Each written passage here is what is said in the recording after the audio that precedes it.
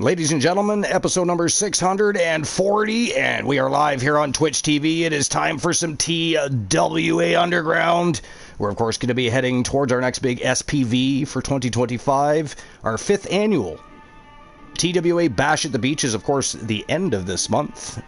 It is going to be an absolute thrill ride, a spectacle, if you will. You certainly don't want to miss it. 3 brands are going to collide, championships on the line all night long. It is going to be an absolute spectacle. So you don't want to miss it, but today is going to be a 9-match event card. As always, we've got some fire matches on the line today. We've got our TWA Underground champions putting their titles on the line. Elijah Archer is putting his submission championship on the line. I believe we have 6 championships on the line today, and we have 3 non-title competitions. It is going to be absolute fire, so sit down with a Coke and a smile, and shut the fuck up. Watch the show of shows. We are the absolute very best in fantasy wrestling excellence, bar none, period, and we're going to kick things off in just a few minutes. I do have to get my dashboard open, though. I don't want to get caught off guard by any of the villains from our community. You never know what Variants of Strife are up to, Ace Haunter. I mean, they hang out with Glenola. The Glenalians, they are a real thing.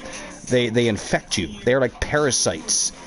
They mess with your mind and make you do things that you normally wouldn't do. Behavioral issues become a very big problem when people are around Glenola and the Glenalians. So we need to avoid that at all costs. So let's see what's going on. Open up the dashboard. Here we go. Jack is in the house. Mufasa also in the house. What's going on, guys? What's new and exciting? What is new and exciting? Mufasa, what do you think about R-Truth getting released? Do you read anything behind that, or do you think it's just a tactic to send him over to TNA and build up that roster? I personally still believe that a lot of the released superstars will end up in TNA, because that partnership, not only is it working phenomenally, it's just getting started. They've said that multiple times in recent interviews, and I think they're going to be looking for ways to better build up that roster, and no way to better do that than to take established wrestlers, especially if they've already been part of TNA in the past, right? Like R-Truth has been champion in TNA, right? So he had a great run in TNA. He's also been an NWA world champion, so he's got history with TNA, and I believe that's a great fit for him. Some people have speculated maybe he goes over and joins the Butthurt Syndicate. That's what I like to call them, because they're just over there whining and complaining, basically, and trying to do the exact same thing they did in WWE with a different promotion. It's weird how that happens, right? You know, you expect maybe new gimmicks, new storylines, new methods of handling their day-to-day business or whatever, but nothing changes. Nothing changes. And even though the AEW fans will try to convince you otherwise, you know, things are the same. Things are the same. But I do think R-Truth, I think Ron the Truth Killings will make his appearance, his presence known, if you will, in TNA, and I think that's a good thing. Cora Jade, she has many options. She's wrestled for AEW and she's wrestled for TNA, so she could go either way. I think it just really depends on their status with WWE at the time their contracts came up for expiration, you know what I mean? I think a lot of people will end up in TNA, and then a lot of people will not, but I mean, obviously a lot of people will not, but I think there's a majority of people, I think, in my personal opinion, that get released or have their contracts expired, quote unquote. I believe they'll end up in TNA. I do believe that, but my sub expired, so ads exist again. Oh, that is ghastly. That is ghastly. Stupid ads. I hate ads. I mean, some people love ads. They get paid to have people view those ads. Now, that's the thing, though. You can't even make money off the ads unless people do view them. How many people do that? I don't know. You know, if you're a big-time streamer and you've got a lot of different viewers, maybe they're watching the ads. Just, I don't know. I don't know what the percentage. I've never really asked too many people how much exactly they're making from ads. I know I don't make anything off of ads. If I do, it's a few cents here and there, type of thing. Speaking of which, I got a message the other day telling me that I've reached my goals for affiliate, and I'm thinking, what in the blue hell? I mean, I've been an affiliate for years. But then Glenola said, I guess there's some new They have, like, you have to have, I think, 3 viewers for 4 days in a row or something like that as part of your goal to meet affiliate status, and they're just sending messages out to say that you've done that. I don't know. It's just weird either way, though. You watch the ads for me. I appreciate that, Life. So how you doing, Life? What's new and exciting? Anything? What is new and exciting? Have you got some time off to enjoy yourself? I know you've been really busy. Mufasa, what about you? What are you up to today? I know Jack is messing with his new computer. Potentially going to be playing some Apex in the background. But yeah, what about you, Mufasa? What's everybody up to? You quit your job 2 weeks ago. Fuck that place. Oh, what happened? Like, was it just a toxic environment, or what happened there? And do you have a lead on a new job? Or are you just kind of taking your time? I mean, it is summertime. If you're able to, you could always, you know, collect unemployment. I don't know if you guys, what the unemployment system is like there, but you could always draw some unemployment for a couple of months, enjoy the summer, then go back to work. Do you have a plan? Or are you already out looking for a new job? But yeah, what happened with that? Ace Haunters in the house. What's going on, Ace? Your friend Hazmat got the same message. I guess the system doesn't differentiate between people who are already affiliate and... Ah, okay. I just found it very odd. It was kind of a strange thing, you know? It was just... It seemed just out of left field. But... yeah. But yeah, Glenola had told me there's new goals you have to meet, I guess, to reach affiliate now. But... I don't really read up on releases, but R-Truth getting released is definitely what the fuck moment, and I'm just relaxing in bed doing nothing. It was kind of a what the fuck moment. I thought R-Truth would just simply be a lifer for the rest of his time there. At the same time, like I said, I'm kind of hoping that he shows up in TNA. I mean, it would make sense, and he does have history there, and with them trying to build the brand up, he would definitely draw some viewers, you know what I mean? But I forgot what I was gonna say. Vince McMahon. So Jack and I were talking about Vince McMahon. Of course, he just sold some more stocks. Actually sold them to Endeavor Group. And, you know, there's different rumors going around that maybe he's trying to buy back WWE, which I don't see that happening. I mean, that company... He would have to come up with some serious cash, because it's worth more now than when he sold it the first time and made his deal with TKO. But I think it's like worth over $25 billion now. So I mean, that's a lot of cash. And then others, of course, think he's just trying to start his own promotion, which is fine. I mean, I don't know who would be behind that and who would not be behind that. My problem with the whole Vince McMahon situation is I personally believe he was in the process of ruining his own company before he even had to step down, because everything that was happening. I mean, wrestling was awful for more than a decade, and it seemed like a slow death experience type of thing. I don't know. My TL targeted me a lot. She wouldn't work with me around my school schedule and kept giving me more responsibilities when others would slack off. I don't have a plan.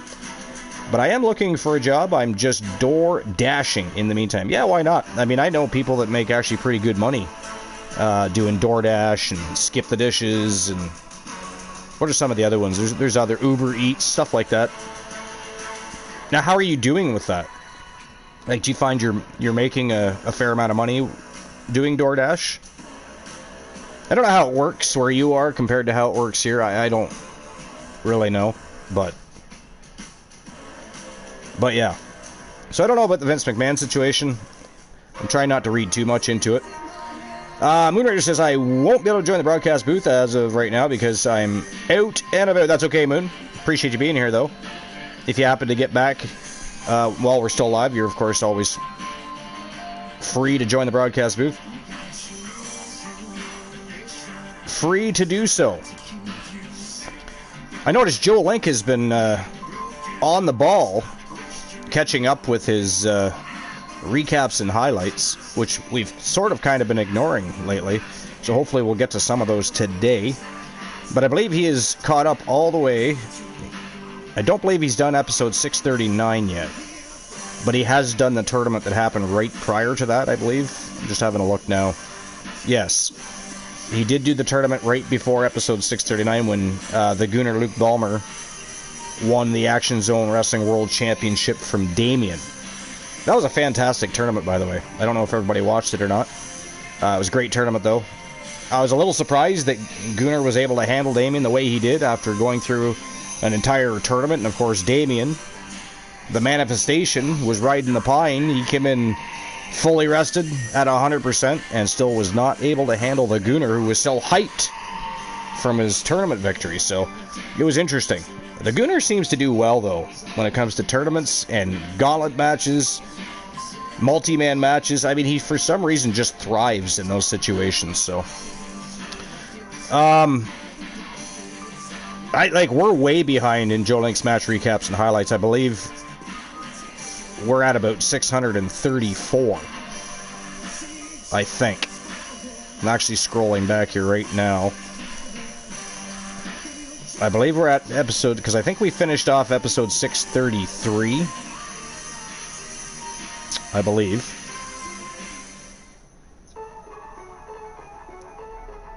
I'm almost, there we go. No, that's the main event. Yeah, we have to look at episode 634. So we got 5 shows, some house shows, and a house show tournament to catch up on. Lots to look at.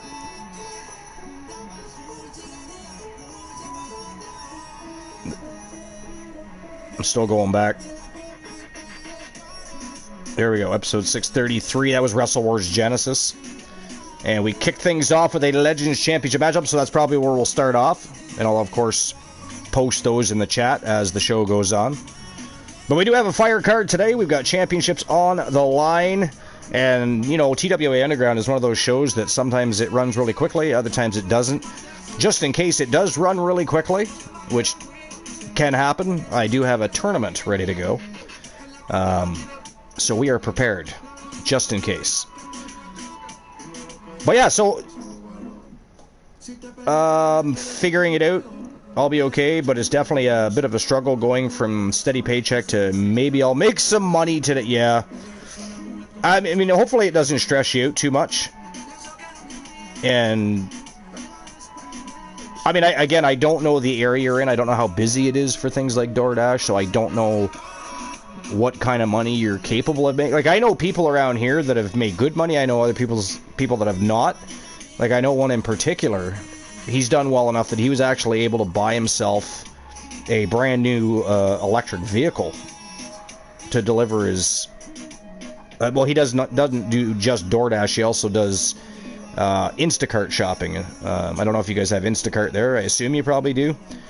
But he also does Instacart shopping, where he goes and gets groceries for people and delivers them. So he's doing a couple different things, but he's doing very well. That's literally his job right now. So, but yeah, so we'll get into Joe Link's match recaps and highlights a little bit right after the tone setter of the day. But while we're talking and getting a bit of a wrap on what everybody's doing today, we may as well get the first match of the show underway. Life says, either way, I'll figure it out. It was better for my mental health, and that's what I need. Yeah, well, that's the thing, right? If you can't have good mental health while you're at work, you really got to question if that's the place you should be at. Because although a job is important, money is important, paying your bills is important, mental health, I mean, if your mental health goes south, then all of that's going to crash anyways, right? So, now, I mean, normally it's probably a better idea to find a job before you quit a job. But at least you have a resolution, right? You are making some money, right? You're doing DoorDash, so you have that as something you a go-to, if you will, for now to make a little bit of money until you find the job you're looking for. But hopefully that moves along well for you. I hope you're able to do well and not get too stressed out in the meantime. And all right, here we go. Let's get the first match of the show underway. And our tone setter of the day is for the TWA Underground Tag Team Championships. And we, of course, from Team Life is Great and Team Glenola, we have the Wolfpack Gals, Jennifer Wolf and Roxanne Riley, taking on Dangerous Amber Extreme, the real deal, the captain, Amber Extreme from Team Joe Link, and, of course, Dr. Britt Baker, DMD, and they are taking on the current reigning defending Underground Tag Team Champions, the Social Outcasts, from Team Boss Apollos, Nikita Davis and Big Farmer Jacksons. It is a a Hell in an Iron Cell matchup. So, of course, there's going to be 3 tag teams going to war to try and score pinfalls and submissions. Which of these teams are going to be able to make it out of that cell with the Underground Tag Team Championships? All are former and, of course, obviously current tag team champions. This is going to be one hell of a war, and that's how we're kicking the show off today. It's going to be an absolutely fire tone setter for the day. So let's get things rocking and rolling, shall we? Here we go. Hell in an Iron Cell. Triple tag team action for the TWA Underground Tag Team Championships. Showtime and go time. Yep, I wasn't making it into work, and when I was, it'd be like a half a day there. Or sorry, half a day here and there. It was rough. Okay. So you weren't always working full shifts either. Is that what you're saying? Or you would go to work and then have to leave? I don't really know. Yo, DC! I'm here lurking, but I know you miss me, so thought I should tell you I'm also making dinner, so going and coming. Fantastic. I appreciate you being here. Thank you for lurking. It's good to see you. It really is. You've always been a huge part of our community, so it's nice to see you when I get the chance to do so. So it's really nice that you have a little bit of time to come in and even lurk while you're making dinner. Appreciate that very, very much. And I'm sure I'm not the only one that misses you. Everybody loves DC. I'd go to work, then get so stressed out I'd have to go. Oh, okay, gotcha. So yeah, that's not a good thing, right? That's not a good thing. Not for you or the company, for that matter. Not that you give a shit about the company at this point, right? But yeah, see, life misses DC too. We all miss life. Or I mean DC. Well, we miss life too, but life is back now. Life was very busy for a couple of months, so she was only able to communicate in the Discord for a little while there. Didn't make too many shows. Watched the VODs. And was on the Discord, but wasn't able to make every show. So great to see Life back. Really good to see DC in here. But here we go. Tone setter of the day. Again, triple tag, Hell in an Iron Cell for the TWA Underground Tag Team Championships. Let's go. Let's go. Time to turn and burn.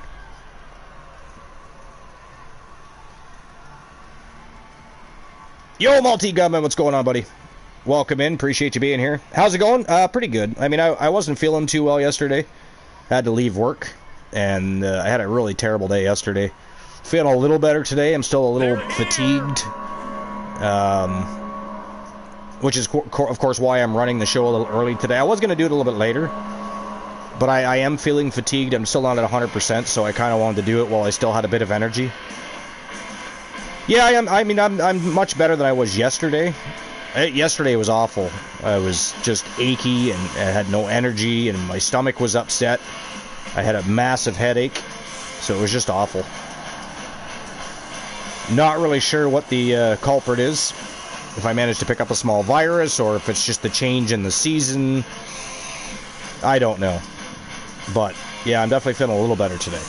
Could be feeling better, but I'm feeling better. Better, but not better enough. But yeah, so I thought I'd better do the show before I wasn't really able to, if you know what I mean. It's hard to do a show when you have no energy, right? So I think probably everybody feels the same way when you got to feel like streaming. Because you got to engage with your audience as well as, and in my case, I got to be able to do a variety of different things. And if you're not at 100% to do so, I mean, I'm not at 100%, but I'm well enough right now that I can run the show. So that's exactly what we're doing. And again, TWA Underground is an unpredictable show. It can either run really quickly, or it can run at a normal pace like our other shows. Just in case I do have a tournament ready. Either way, that tournament will be running, and Multi-Gunman. Randleman Piper is going to be in that tournament.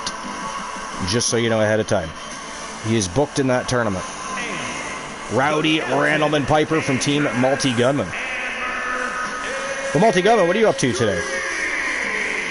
Are you at work? Are you at home? You got the day off? What's going on? What is going on? Good to see everybody coming in. Appreciate it. Not much. I'm at home today. Nice. Nice. Yeah, I'm glad I was off today, because I had to take yesterday off. So it would have been shitty to have to take 2 days in a row off. I got lucky, though, and I was off today. I am feeling better, just I'm not at 100% yet. I'm still fairly fatigued and a little bit achy, but not nearly as bad as yesterday, though, so. But yeah. Got a great show today, and again, if it goes a little quicker than planned, we do have a tournament for backup. And I might say a little now and then. Fantastic.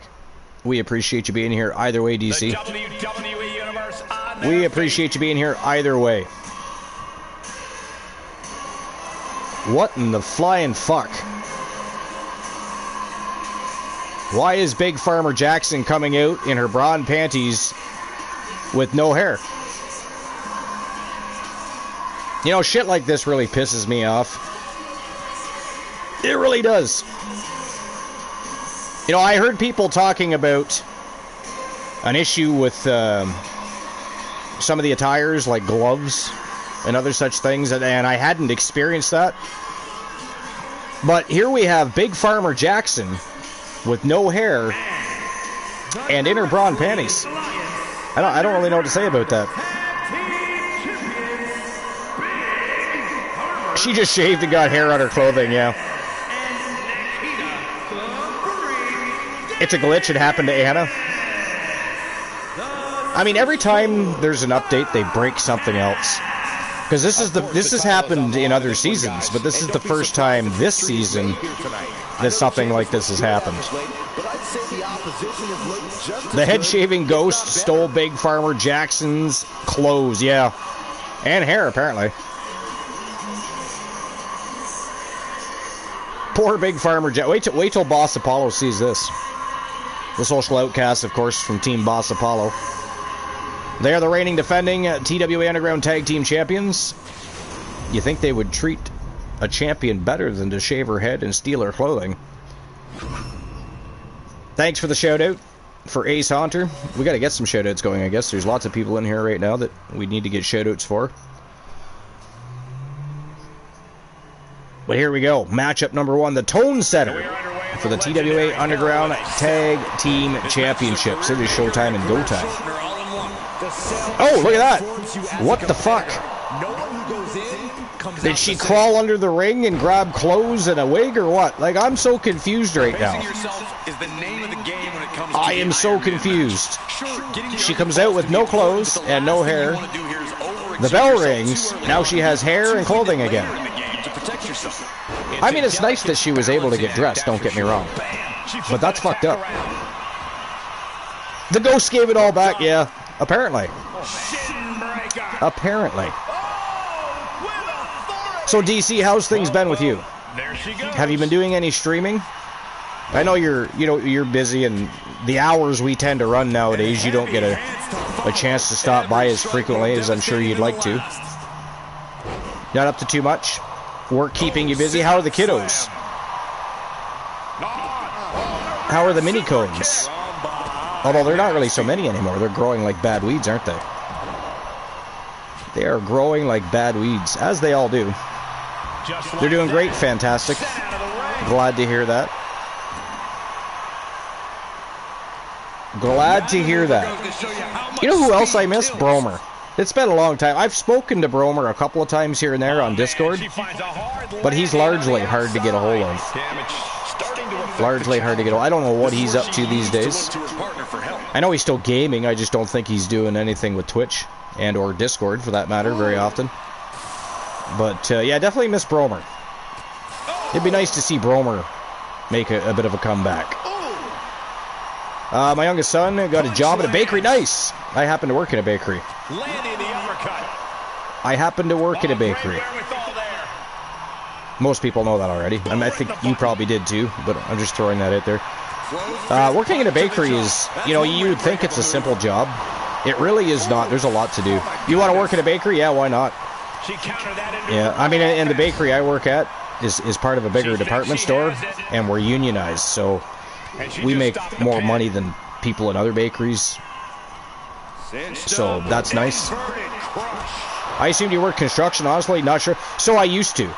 I mean, I started working construction when I was about 11, 12 years old with my dad and family. I stopped doing it when I was about 32, just because I got tired of the life. Money was great, but I was never home. And because I was a mason, and anybody that's ever done masonry knows you got to get up first thing in the morning, get out there and try to get things on the go.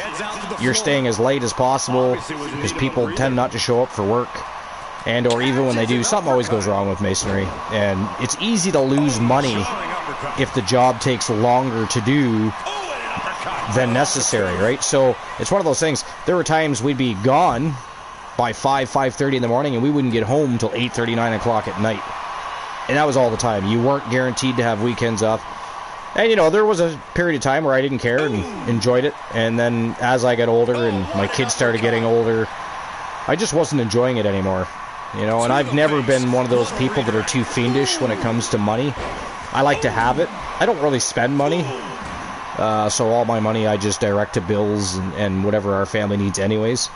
And then, of course, I was teaching martial arts, too, so construction would have been the wrong field to be in while I was doing that as well. I'm hoping to get back into teaching martial arts, actually, at some point. Post-COVID, it's not as easy as you would think to get that accomplished, unfortunately. But, yeah, I did do construction. I was a mason. I dabbled a little bit here and there with carpentry and stuff, but I did not enjoy carpentry.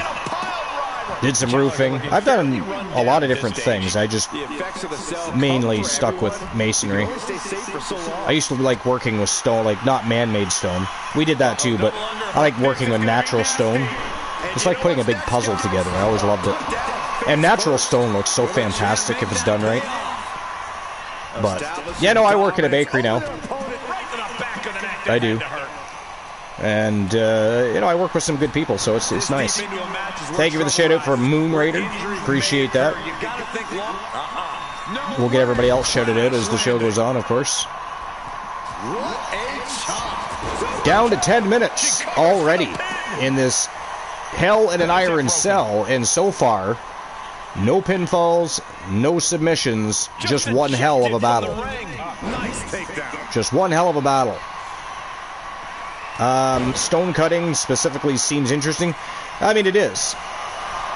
Like, if I had a small, like, I would do another small job here and there if I had that opportunity. Sometimes, actually, you could make more money doing small jobs than the big jobs, but if I was just going to put stone on a wall, or maybe do a chimney, or something to that effect, I would do it, just because, you know, it actually is enjoyable. But it's not something I'd ever go back full-time to doing.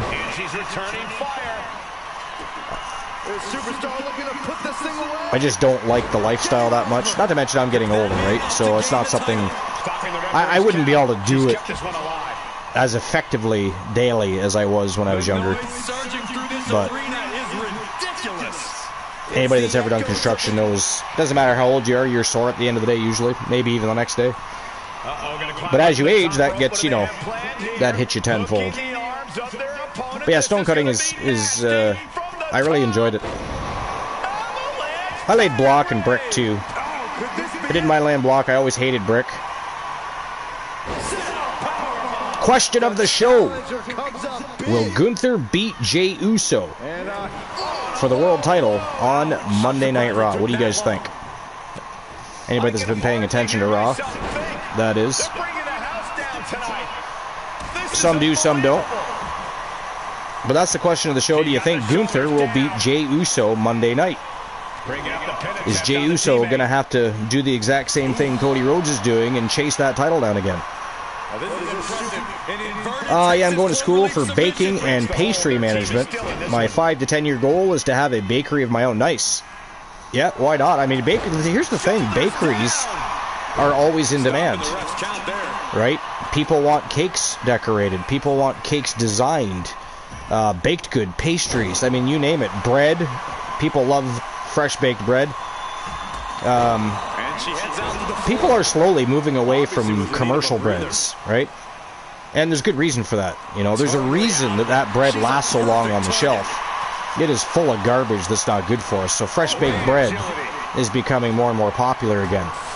I would say we go through close to 200 loaves of French and Italian a day, easily. And if we made more, we'd probably go through that too. Sourdough bread, pumpernickel, you name it. Like, we sell so much of it. Kaisers and panini buns. So yeah. Yo, Luke the Gooner. What's going on, Luke? Broadcast booth is open, Luke. It should work today. I don't know if you're busy at the moment, but it is open if you want to join. Hopefully it doesn't conk out like it did last time. PSN fucked everybody up last time. I don't even think we made it halfway through the show before we lost it, but maybe we might have made it halfway through. It was fun having Mini-Shi on, though. For anybody that didn't make it to the last show or were too late, yeah, my daughter, for the first time, was on the broadcast talking to... Had some heel heat, too, with Luke the Gooner and Mufasa. It was fantastic. Within 30 minutes, she had drawn heel heat from both Luke and Mufasa. So she's definitely my Mini-Shi. But yeah, it was the last show, and she had a great time. She had a lot of fun, and everybody made it fun for her, and I appreciate that. I appreciate that. You love making sourdough? Yeah, I love sourdough bread. Specifically, we have a really nice cheddar and onion sourdough at home. Or not at home, at work. And we use red onion and fresh cheddar. And it just, the flavor just sinks right into the sourdough. It's so nice. Apparently we're going to be taking a ghastly ad break. Sorry about that, fuckers. But remember, you can subscribe or use your Prime subscription to subscribe to the channel for ad-free viewing and some fun emotes. Never a necessary thing to do if you don't mind the ads. Fuck the subscription. Save your money. If you've got them. Yo, what's going on, Luke? Broadcast booth is working today. Gooner's actually, I can't remember if he's on the show or if he's in the tournament. He's on one of them. In our next show, we actually have Mickey James. So she's like third or fourth in line for the Legends title. So she'll be booked on Action Zone Wrestling. So I need to watch a match on YouTube. I haven't got around to it, honestly. I've just been like busy and stuff. Oh, the last one where Gooner won the tournament? No, the Mickey James match on YouTube. That's that match. Oh, right, yeah. Did you watch Gooner go through that tournament? I haven't even watched that yet. No? Oh, fuck, you gotta watch that. It was unbelievable. Like, Gooner just destroyed everybody. I'm always behind when it comes to YouTube stuff. It happens. I keep forgetting your channel, man. I don't know why. It should be. I don't know what it is. I mean, the good news is it's always there, so you can watch it anytime you want. Oh yeah. I don't really care if I don't know the result. I'll still watch it. Welcome back, Life. Not that you really went anywhere, but back from the ads at least. Only 4 minutes left in this matchup, guys, and we've got no pinfalls and no submissions so far. Crazy. Continuing to attack the neck.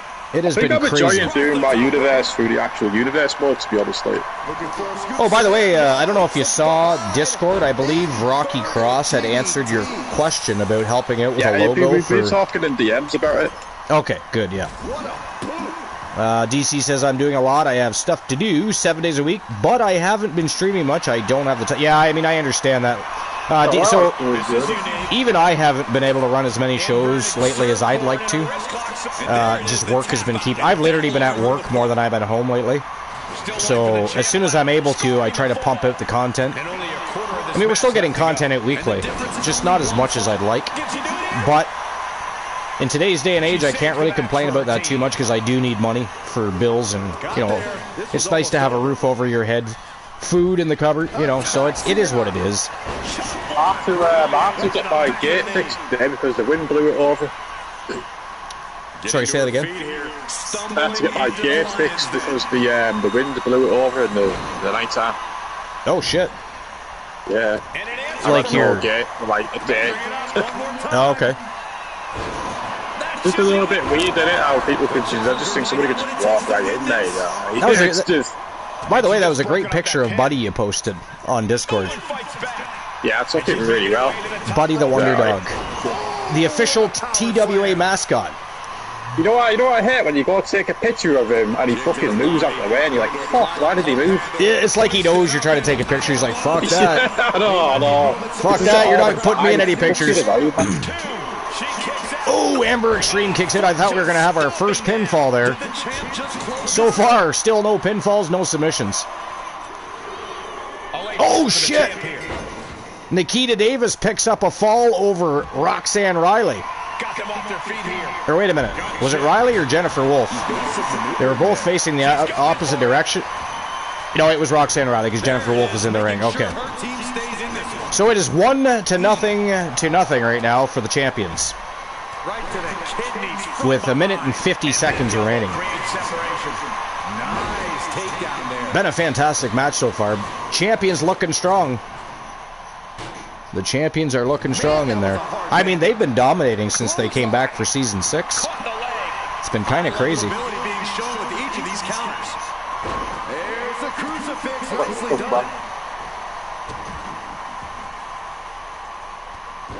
But yeah, Mickie James is going to be booked for Action Zone Wrestling. Yeah. I haven't seen that much on the stream recently. And then we need to get, I can't remember, do we have Alexa James re-signed for Season 6? So we got to get that. I got to get that on the go too. You also need to make my team as well, Country Dominance as well. Yes. We got to put Country Dominance back together. You got Fallon Henry already, so you could. So that's going to be on the to-do list. They got two. They just need Alexis, so that's it, really. We got to hunt down Alexa James. And, or Alexis James, not Alexa James. Alexis the James. entrance that actually really works for them as well. Pretty good, man. Everyone should have been shouted out by now. Fantastic, thank you, Life. Appreciate that.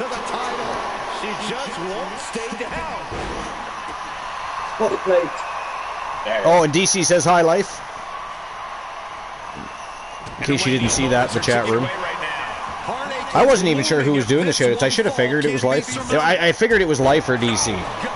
I wasn't sure who was doing it. 15 seconds remaining. Can I ask you a scratchy question? What do you think of Jessie Jane as the NXT Women's Champion? I was just nowhere. It's strange. It smells like really that just happened. Doesn't even really get pushed to the ups. It's just put the belt in. Yeah. I don't know what I think about it, really. But I guess I wasn't completely shocked that it happened. I mean, here's the thing. I do like Jessie James. Yeah. I was just going to say that. I do like Jessie James. I just don't... I didn't realize that she was in line for a NXT Championship push. I don't know how if I missed something... Or... The thing is, Fallon, if you're going to push a Fatal Influence member, right? Fallon Henry has had the North American title, so you'd assume that they might have put the belt on Fallon first before Jessie Jane, Yeah. So, I mean, the problem with Jessie Jane, she might be a good champion. Different, but is it the right decision, though? I don't know. Yeah, that's where I am, too. I'm not sure. The right decision, why didn't you just have Jordan Grace beat Stephanie if she was going to the main roster? That would have made sense. But I think Jordan Grace is going to the roster, too. All right, but anyways, ladies and gentlemen, that is it. That is all for our tone setter of the day. The winner of the match, and still the TWA Underground Tag Team Champions from Team Boss Apollo. It is Nikita Davis and Big Farmer Jackson, who thankfully is dressed and has hair at the moment. I don't know if you were here for that, Luke, but when Big Farmer Jackson first came out, she was in her bra and panties and had no hair. Then the bell rang. Oh, I definitely wasn't there for that. Yeah. Then the bell rang. 2K be fucking around with us, man. Oh, yeah. As always. Every time they do an update, they break something else. But then the bell rang, and suddenly she was dressed and had hair again. What? I know. She it's like close in the middle of the ring, did she? Right? I don't know. Came out naked. Maybe she had clothes and a wig underneath the ring. I don't know what the deal is there, but it was definitely strange. I'm fucking totally that. All right, so congratulations to the Social Outcasts and Team Boss Apollo. Still the reigning, defending Underground Tag Team Champions. Up next, we got to get ourselves a good old-fashioned battle royal. And it is for the Men's Legends Championship. And check out the villains in this matchup. And I was incorrect. I guess Gunnar is booked today because he's involved in this battle royal. But we have Zach Payne, Triple H, Ricky the Dragon Steamboat, Kurt Angle, the Gunnar Luke Ballmer, Carino Sinister Farmer, the Phenom Joe Lincoln, and of course the reigning defending Legends Champion, the defeated the Wolfman Alan Severn, Stone Cold Steve Austin. Championship is on the line, and that is our next match for the day. I'm calling it now. Who's in the ring with Triple H? Fallon Henley is going to beat JC Jane for the championship, Mufasa says. I think, maybe. I mean, I would have no problem with that. Here's the thing. I think Fallon Henley should have been pushed before now. I'm not really sure why they're... It's almost like they're holding her back a little. I don't know why. Fallon Henley's really good. No, not right. That... I'm not saying JC Jane isn't. I actually like JC Jane. Again, I just didn't realize it was in the cards for her to become champion at the moment. You know what I mean? Again, maybe I missed something, or maybe I got to go back and figure things out. I don't know, but it's fine. When they turned Fallon Henry into a heel and then made her put her in this fatal influence, it's done well for her. That really good for her. Yeah. I think I would have assumed that Jordan Grace would have had the NXT Championship by now. I'd have put the fucking. I think here's the thing. I think Fallon Henry should have had a longer North American title run, though. I think than what she had. Yes, agreed. Really good with it. I do agree. But Mufasa, I actually would be okay if Fallon Henley was the one to beat JC Jane for the title. Yeah, I think she deserves it. You know, I think if there's any woman on any of the rosters right now that we could say deserves a push, and a good solid push, is definitely Fallon Henley. I really believe that. So what do you guys... Ring Mac's incredible, man. I love it. She's got some really good moves. What do you guys think about Mariah May signing with NXT? That happened quick. Like, that was quick. I like Mariah May. It's like the Ricky Starks things, wasn't it? When he showed up the next day as well. Yeah. I really like Mariah May. I really enjoyed... That was one of the biggest and greatest storylines in AEW, actually, was Mariah May and Tony Storm. And let me tell you, they tore down the house. It was phenomenal. But I mean, from what I've read, of course, she's also, you know, still involved with AEW and very much behind Tony Khan. So, you know, she still kind of complains about her time in WWE a little bit. But things are different now. I think if Tony Storm were to come back, things would be much different. But I like Mariah May. I think Mariah May is every bit as good as Tony Storm, for that matter. So I'm looking forward to seeing what they can do with her. But yeah, so if Fallon Henley actually beats JC Jane for the championship, I'd be okay with that. I really would. Yeah, I'd be okay with that as well. Yeah, absolutely. I just like how she evolved the character. I like it. She's been better as a heel as she has the face. Yeah. Doesn't lose obvious. So who else would people like to see become NXT Women's Champion? Here comes the Gunnar Luke Ballmer. He is the reigning, defending, and undisputed Action Zone Wrestling World Champion. I'd like Grace to become champion as well. Oh, Jordan Grace will absolutely be champion. She will absolutely be champion. That's another... Man. Jordan Grace is good enough to be on the main roster as it is, though. Well, that's my question next, is she even going to have an NXT Championship run, or is she just going to end up going to the main roster?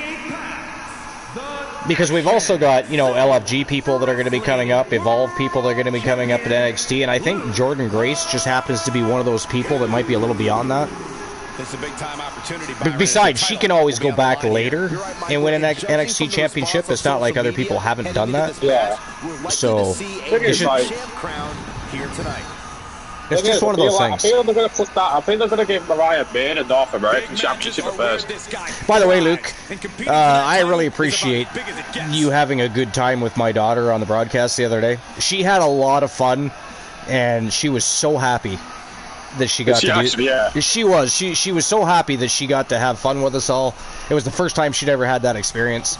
And between you and Mufasa, and of course I was reading what people were saying, so you know, there were variants of Strafe and others that were making comments. She just had a really good time, and I just want to let you know that I really appreciate that, and I know she did very much. So I'm getting a lot better with like kids and that, because when she brings the grandsons and that around, they all come and talk to me, and that granddaughters and that, they all come and talk to me, and that's getting better with kids. When she was trying to talk in a British accent, I just about pissed my pants laughing. How old is she? She'll be 9 in August. She's only 8, but she just, I don't know, a natural charisma, I guess. Because it's like she got on there, and it's just like she knew what to do. It's like, how do you... I guess she's pretty funny. It was funny. And then you're like, get out of here, kid. And fucking that made me laugh, too. And she laughed about it. And it was just a flat-out good time. Life, I don't know if you missed that show, but yeah, Minnie, she was actually on the broadcast booth. And had some fun with Luke and Mufasa. Drew some heel heat her first time on. It was fantastic. So if there's ever a show to go back and watch, go back and check out our last show. It was the very first time that she's ever been on a broadcast with us, or had the experience of being involved in a wrestling show, period.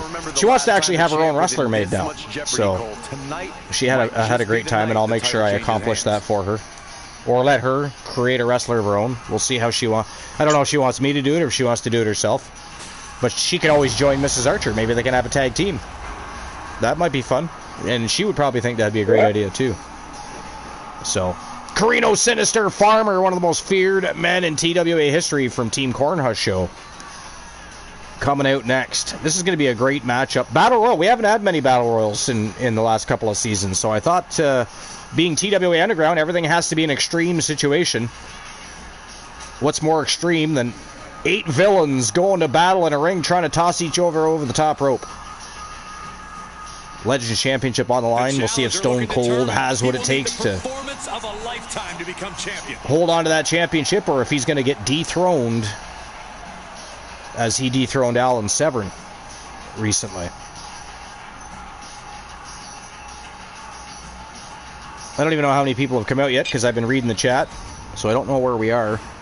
There's 8 villains in total. Like when her grandparents, when her granddaughters come over, like they always come and talk to me, and I always talk to them. So here comes Triple H. Anybody that's watched LCW, we know the history behind the Gooner Luke Ballmer and Triple H. Yeah, they've had a couple of one-on-ones, to be fair. The only thing I'm worried about is them getting too preoccupied with each other and forgetting they have to, throw everybody else out of the ring. Gooner beat Triple H last time he was in the ring with him, so... He did, yeah. He did. Well, I don't know why Gooner's so good at tournaments. I wish you could tell people how to do that. It's crazy, the Gooner. He's one of the most successful wrestlers, especially in TWA history, at tournaments and gauntlets. It's got to be my moveset. It's got to be my moveset or something like that. I don't know, but it's just crazy how he's been able to win. Like, not even just tournaments and gauntlets, multi-man match periods. Like, he tends to do very well. He thrives in those situations. It's nuts. Can take him down. Apparently, we're taking another ghastly ad break. Sorry, Life. Yeah, anybody else? I think I just know how to build a good character. I think that's all it is. Oh, he's definitely a good. Yeah, he's definitely a good character. Definitely a good character. Yeah, I know how to build a good character. That's what I like. Now he's got different attire in TWA, but that's only because I wanted him to be unique in TWA in comparison to when he shows up on other promotions. So he's got Gooner attire. He kind of, like you said, he kind of comes out looking like a superhero. But then he takes that mask off, and you see those scars and the battle-worn fatigue on his face, and you know that the Gooner means business, and he's there to win a fight. That's kind of like a Kane thing going on there. Kind of, yeah. I'm not going to complain that, man. Kane was my first wrestler that I liked, so... Yeah, I thought that was interesting because your dad, his favorite wrestler was Undertaker, and for you, it was Kane. Yeah, I mean, together, you guys, the Brothers of Destruction, were the household family favorites, so that's kind of cool. It was very interesting when the Undertaker used to go against Kane, because like, he used to be competitive. The Phenom Joe Lincoln, the reigning defending TWA 1 champion. And by the way, the tournament that we have, yeah, again, if this is one of those shows that is fairly rapid, which does sometimes happen with underground matches, we're going to run the tournament today. If not, we'll run it a different day. But the new tournament that is set up and ready to go is for the TWA 1 Championship. And what I did was I went back and I looked at some old polls, and I took some of the people that got the most votes on those polls and put them in the tournament. Except for one. There was one that I added, but that's only because he's done so phenomenal since inking a contract in TWA. And that's Rowdy Randleman Piper. And he's never even been in a tournament, much less been able to fight for the 1 championship, so I thought it would be fun to add him in there. Of course, he's from Team Multi-Gunman.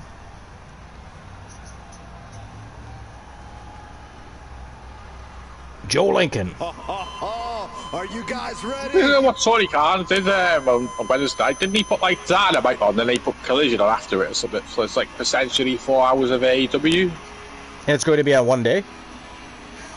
Yeah, that's what he did last night. He had Collision, did he? He had Dynamite, then it went on to Collision, I think. Interesting. I didn't know they were doing Why that. would you do 4 hours though? 4 hours of AEW? Does anybody want to watch 4 hours of it? Like, I mean, I guess it depends who's booked. Because again, TNA, I almost said TNA. AEW, it's the consistency that bothers me. Because sometimes you tune into AEW and it's thoroughly enjoyable. Like, look at their pay-per-views. Almost every pay-per-view they do is very good. Very well done. Entertaining. But then when they go back to their shows, it's like, I don't know how they can run such good pay-per-views and then have such inconsistencies between the shows. I just don't get that, but... Don't have consistency, like a consecutive week after week good Dynamite today. Like, you watch Raw and you go, that was a Raw. That was a big good Raw as well. So now, don't get me wrong, sometimes you watch Raw and you think it's shit, but a lot of times you're like, that was a good Raw. But you don't really do that with AEW Dynamite, so you don't really go, that was a good Dynamite. You kind of go like, yeah, that was a decent Dynamite, but the next week was just shit. Yeah. And Now, to be fair, it wasn't very good at all the next week, you know what I mean? Like, the last couple of weeks, AEW's been quite good. But that's the last couple of weeks. What's going to happen next week? No, I didn't watch yesterday. Last week's Dynamite wasn't too bad. Yeah. Collision wasn't as great as it has been, but Dynamite was pretty good. And I haven't watched this week's yet, so I don't know what happened. But did you watch the shows, or you just knew they were on for 4 hours? No, I've not watched it yet. I've not watched it. Okay. No, I don't know if I'm going to give it a watch. I'm watching TNA tonight, though. Yeah. Who's booked tonight? Do you know? Yeah. Do you know who's booked on the show tonight for TNA? Like, what are some of the matchups going on? I don't know actually. No, me neither. I haven't looked yet. The, Usually I know by now, but I just haven't looked yet. I haven't looked.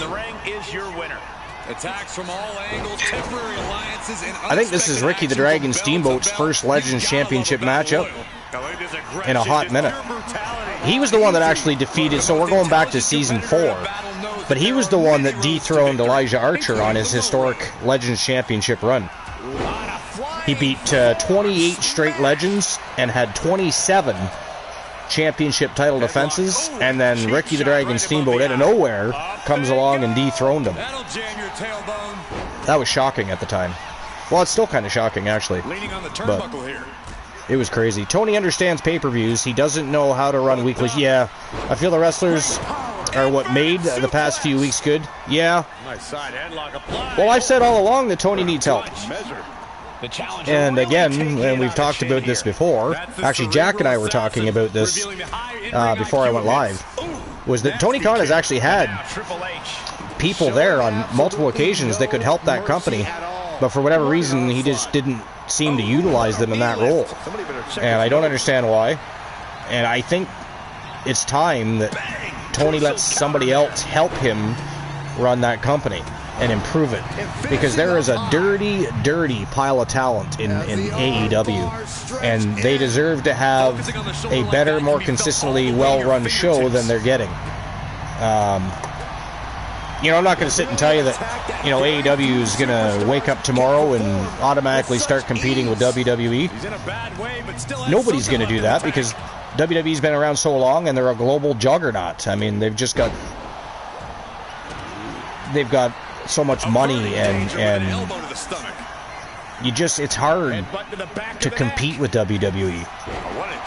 It really is, you know, and people can say,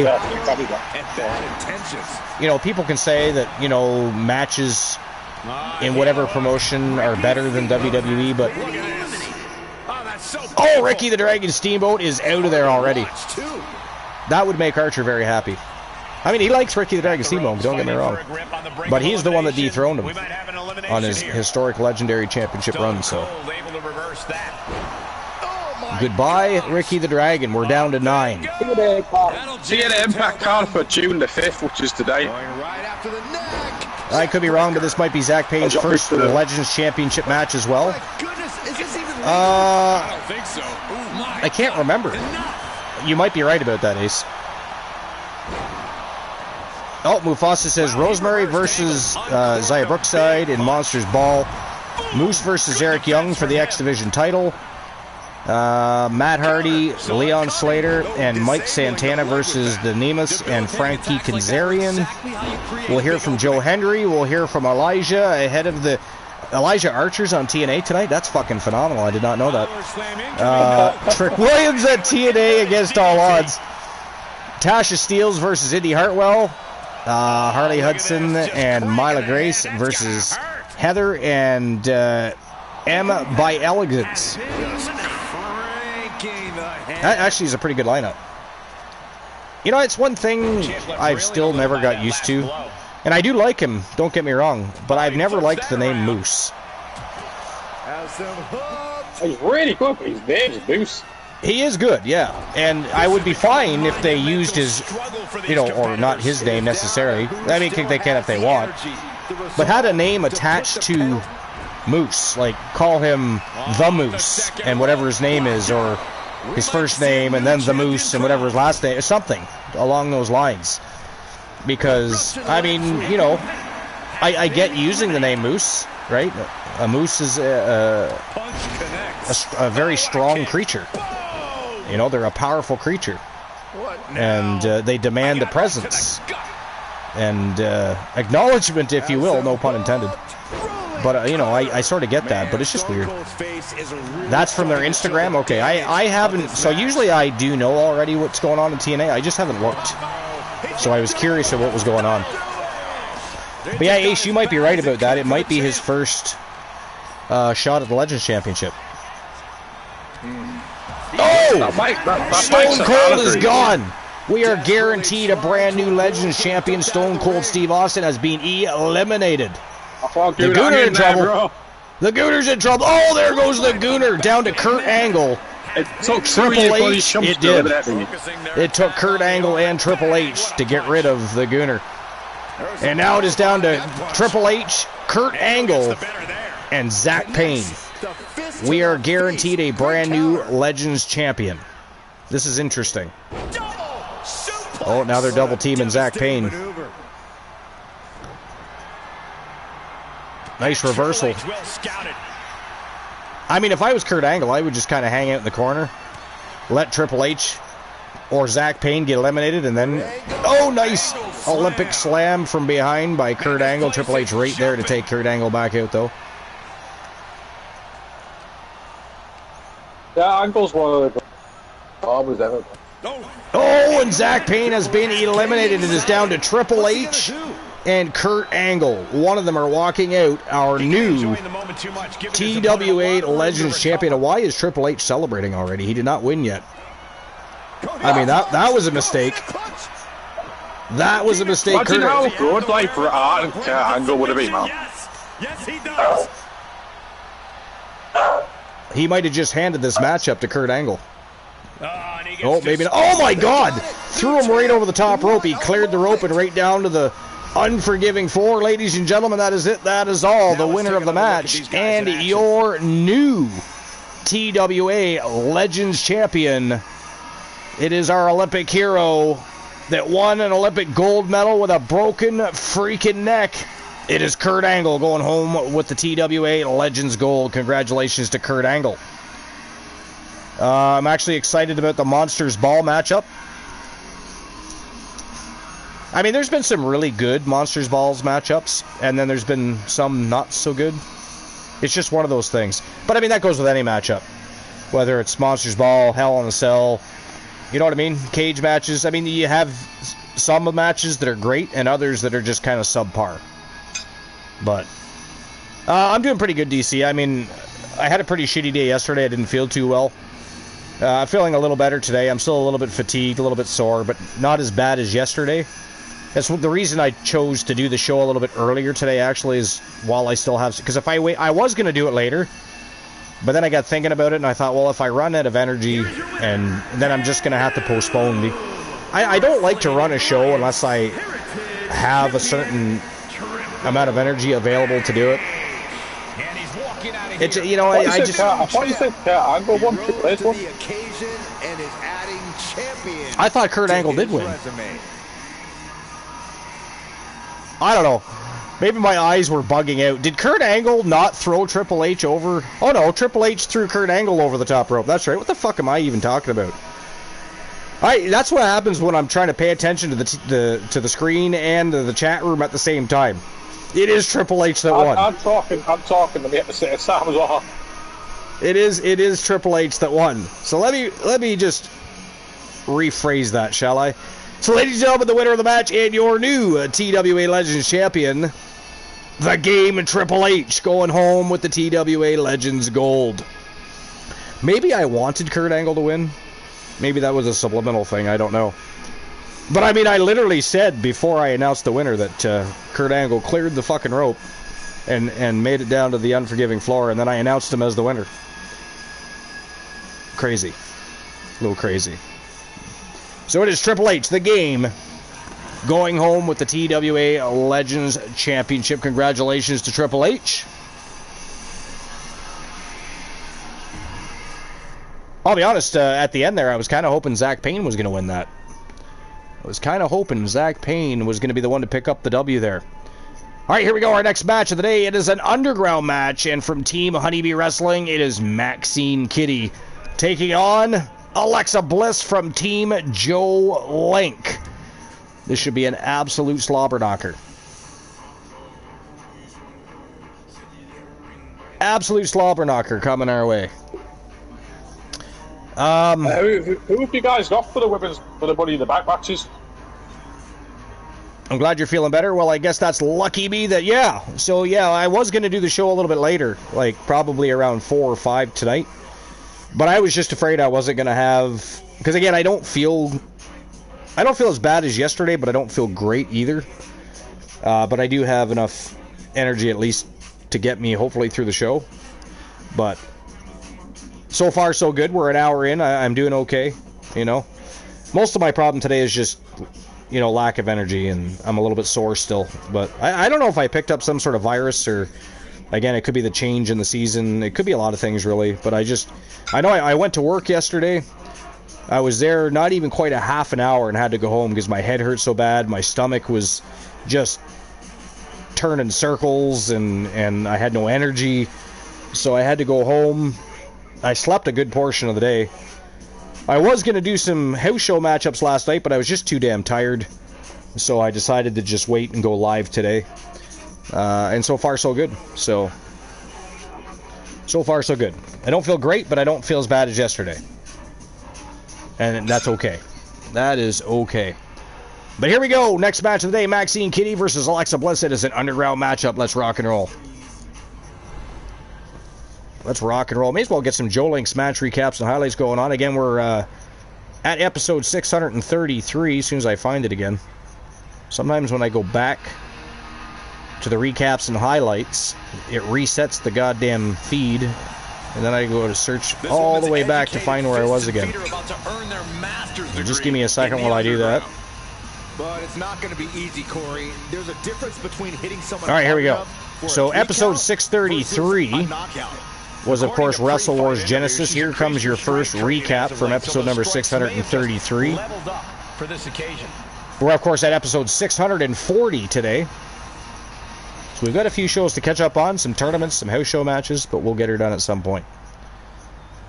There we go. So episode 633 would be Wrestle Wars Genesis. It would kick off with the Legends Championship as Alondra Blaze, who was champion at the time, would defend her title against Roxanne Riley in a Bloodline Rules match. Roxanne would be quickly outnumbered, and Stacy, who is supposed to be her teammate, we're still not really sure what was going on there. As far as we're all aware, Stacy Keebler's still a member of the Wolfpack Gals, but Stacy came out, and we all thought it was going to be in her defense, but would turn on Roxanne with a kendo stick, and of course, sealed Roxanne's fate.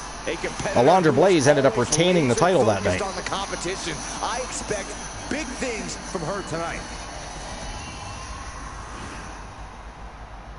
Our next recap and highlight from episode 633. There we go. Next match would be the men's turn to defend the Legends Championship as Elijah Archer would defend his title against Mankind with The Undertaker as a special guest referee. Mankind would take advantage of the showboating done by Elijah Archer. Well, he does that way too much. I mean, he really did. He cost that match himself. He cost himself that match. I mean, he blamed The Undertaker, but really it was him. He even went on to challenge The Undertaker and defeat The Undertaker, but at the end of the day, it really wasn't The Undertaker at all. Undertaker did his job well as the referee. It was the showboating for sure. But took advantage of the showboating. Elijah Archer took him down and pinned him for the 3 count, becoming the new Legends Champion. Moon Raider. Insult to injury. I mean, what's up, Moon? Oh, what's that? Well, Moon Raider put Archer with an exclamation point. I wasn't really sure what was going on, so I just got a Gadley ass break. I said ass break. I totally meant ad break. Well, I'll have to decide the title. I mean, yeah, right? I mean, I hope Moon Raider doesn't have an ass break. That could be painful. Moon, you don't have an ass break, do you? It's an ad break, not an ass break, right? Your, tailbone or your colon doesn't hurt or anything like that. I think it's about time they changed the commentary in this game. It's always the same. But Brian Saxton does not do commentary anymore. But well, and, I'm okay with that because he sucked. He sucked, but why is he the commentator on the game? I mean, did anybody really like Brian Saxton on commentary? I don't even know. I mean, maybe some people did. I didn't. I didn't think he was very good. I don't like his voice at all. It's not script. I don't know. I've just, even when they paired him with Michael Cole there for a little while, I just found like Michael Cole was completely outshining him.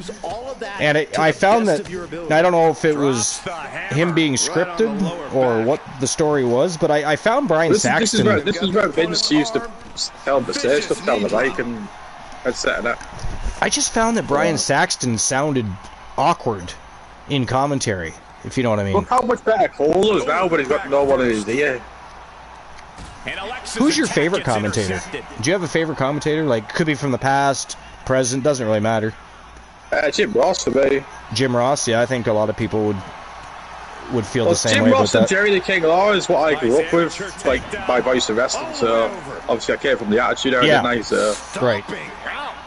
And now we're a commentary team for a long time. So to me, they are my commentary team. But a commentator team that people don't. I mean, going by now, I think TNA Impact's got the best commentary team. Brilliant. I wish Schiavone would come to WWE. Yeah, I like Tony. I always like Tony off the thing. A commentating team that is always, for some reason, underrated is... nice to see Tony Schiavone and Jim Ross do commentary at the same time, mate. Yeah. Yeah, absolutely. Absolutely. But you know who was a good commentator team?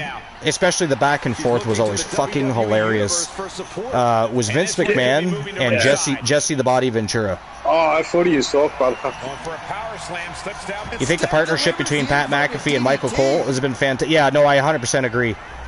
100% agree. I think I don't like Pat. Hey. Do you not like Pat McAfee? I think he's annoying. I find him annoying me when he shouts all the time.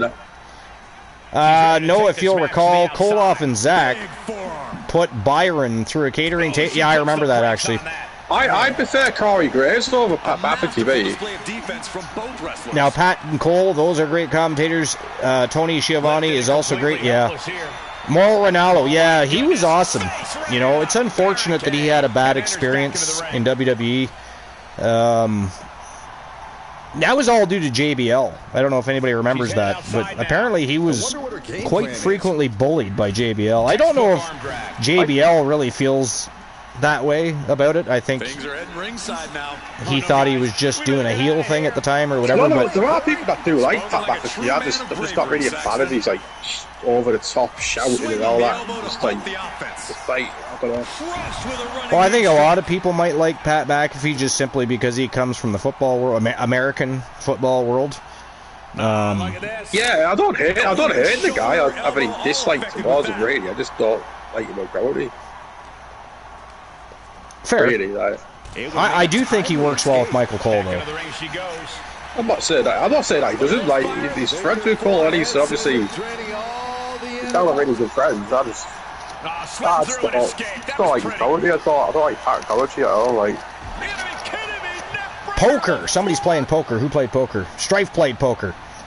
McAfee is fantastic at promos. Yeah, he is. This one's heading to the outside. I do agree with Luke a little bit, though. I think his over-the-top shouting, and I don't mind it like in certain situations, but he does it all the time. You know. Does it in all the matches as well. Even when Smith it's not even that good. It's like he's out shouting. It's like, yeah, I do agree with that. I think he should calm down with the shouting, but. I'm glad WWE hired Joe Tessitore. Yeah, well, I mean, I have to agree with that. I would have to agree with that. Yo, Livid, what's going on? Welcome in, Livid. I'm Joe. How are I you think today? Joe's alright. He's got a lot of improvement to do, but he's alright though. Like. Welcome into episode number 640, Livid. Appreciate you being here. This is TWA Underground. It's actually one of our newer shows. We have 3 shows, 1 on YouTube, 2 on Twitch. Our oldest show and our most, I guess you would call it our flagship show, much like a Monday Night Raw. Wrestle Wars Genesis, then we have Action Zone Wrestling on YouTube, and of course TWA Underground is also here on Twitch, obviously. I can call you Olivia. Well, I mean, it says Livid something. Livid. There's times where Pat's so I went with Livid. But if you'd prefer to be called Olivia, that's fine too. We can do that. Great counter by Livy or Olivia. Okay. Oh, it's Livy. See, I saw Livid, like Livid, so I just assumed Livid. So Livy or so what do you prefer? Olivia or Livy? And how's your day going? By the way. Either way, we appreciate you for being here. Thanks for coming on in. We always like having people stroll in and get acquainted with our fam jam. We have a fantastic community, so you'll have a good time here. I mean, there's villainy from here from time to time. Oh my God, that is it. That is all, ladies and gentlemen. The winner of the matchup from Team Joe Link. It is Alexa Bliss with the big W over Maxine Kitty. Wow, that was a fantastic match too, actually. You know, I really have enjoyed the Underground matches. There hasn't been, I don't think, an Underground match yet that wasn't good. And that I like. And specifically because it's different, right? I really like the Underground matches. I hope that's not something they ever remove. You know, because 2K is infamous at giving us things that we want and then taking them away again. So. And advertise them as new features. But yeah, would you prefer Livy or Olivia? Livy. I like Livy. We should go with Livy. Here is your winner, We should go with Livy. 3 and a 5. I actually forget what the dice number... I mean, it'll come up. I forget what the poker hand is, and I forget what the dice are for the day. Did it pop up yet? I'm just scrolling back low. So it's a pair of aces and a pair of nines. 7 highs. So you got to beat a pair of aces and a pair of nines. And or tie it, obviously. And I don't remember... I want to say that the dice is a pair of 3s. I'm not bothered. Call me whichever. I mean, I don't really want to call you whichever because that seems weird. I prefer Livy or Olivia. I mean, even Livid was better than whichever. I'm just kidding. That's fine. We'll go with Livy. We'll go with Livy. Either way, we appreciate you being here. Thanks for coming in. Thank you very much for being here. Can we get a shout-out for Livy, please? Either DC or Life or somebody. Can we get a shout-out? Even if, Livy, even if you don't stream, we still acknowledge people that come in and take the time out of their day to come and enjoy the shows with our community. We have a fantastic community here, a lot of very brilliant people. I mean, we have nurses and doctors, and we have security guards, we have people that are in the process of starting their own businesses, and they're acting, and we have musicians, and just a lot of brilliant people, some really great streamers. I don't consider myself a streamer. It's a story that everybody else has heard 1,000 times over, but we don't play here, right? Everything is completely 100% controlled by AI. There's no human interference. So I literally just create content. In some cases, I create wrestlers. Other people have wrestlers, and I simply download them. I put together shows. I build arenas and belts, and then I put on a show, and that's what we do. So I consider myself a broadcaster, not a streamer, because there are far, and I mean this, there are far better people in our community than me at playing video games that actually are variety streamers and or actually stream games and play them for people. So I don't like to put myself in that same category because that's like a slap in the face to some of the really great streamers that are in our community. So I consider myself a broadcaster, not a streamer, and I know that's almost the same thing before you say anything. Yo, Rocky Cross is here. How you doing, Rocky Cross? Rocky Cross, guess what? Rocky Cross, guess what? Don't make me wait. How dare you? Say what? Luke, he's got me he's got me waiting for an answer here. We might have to AKO Rocky Cross if he doesn't answer us soon. Don't leave us hanging. How dare you?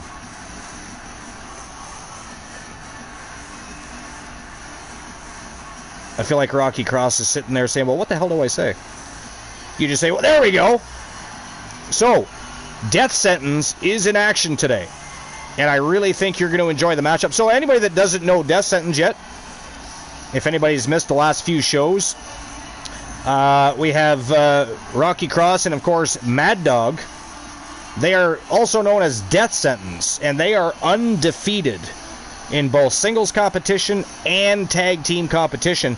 So Rocky Cross, today, here on TWA Underground, Death Sentence is getting a shot at the TWA Underground Tag Team Championships.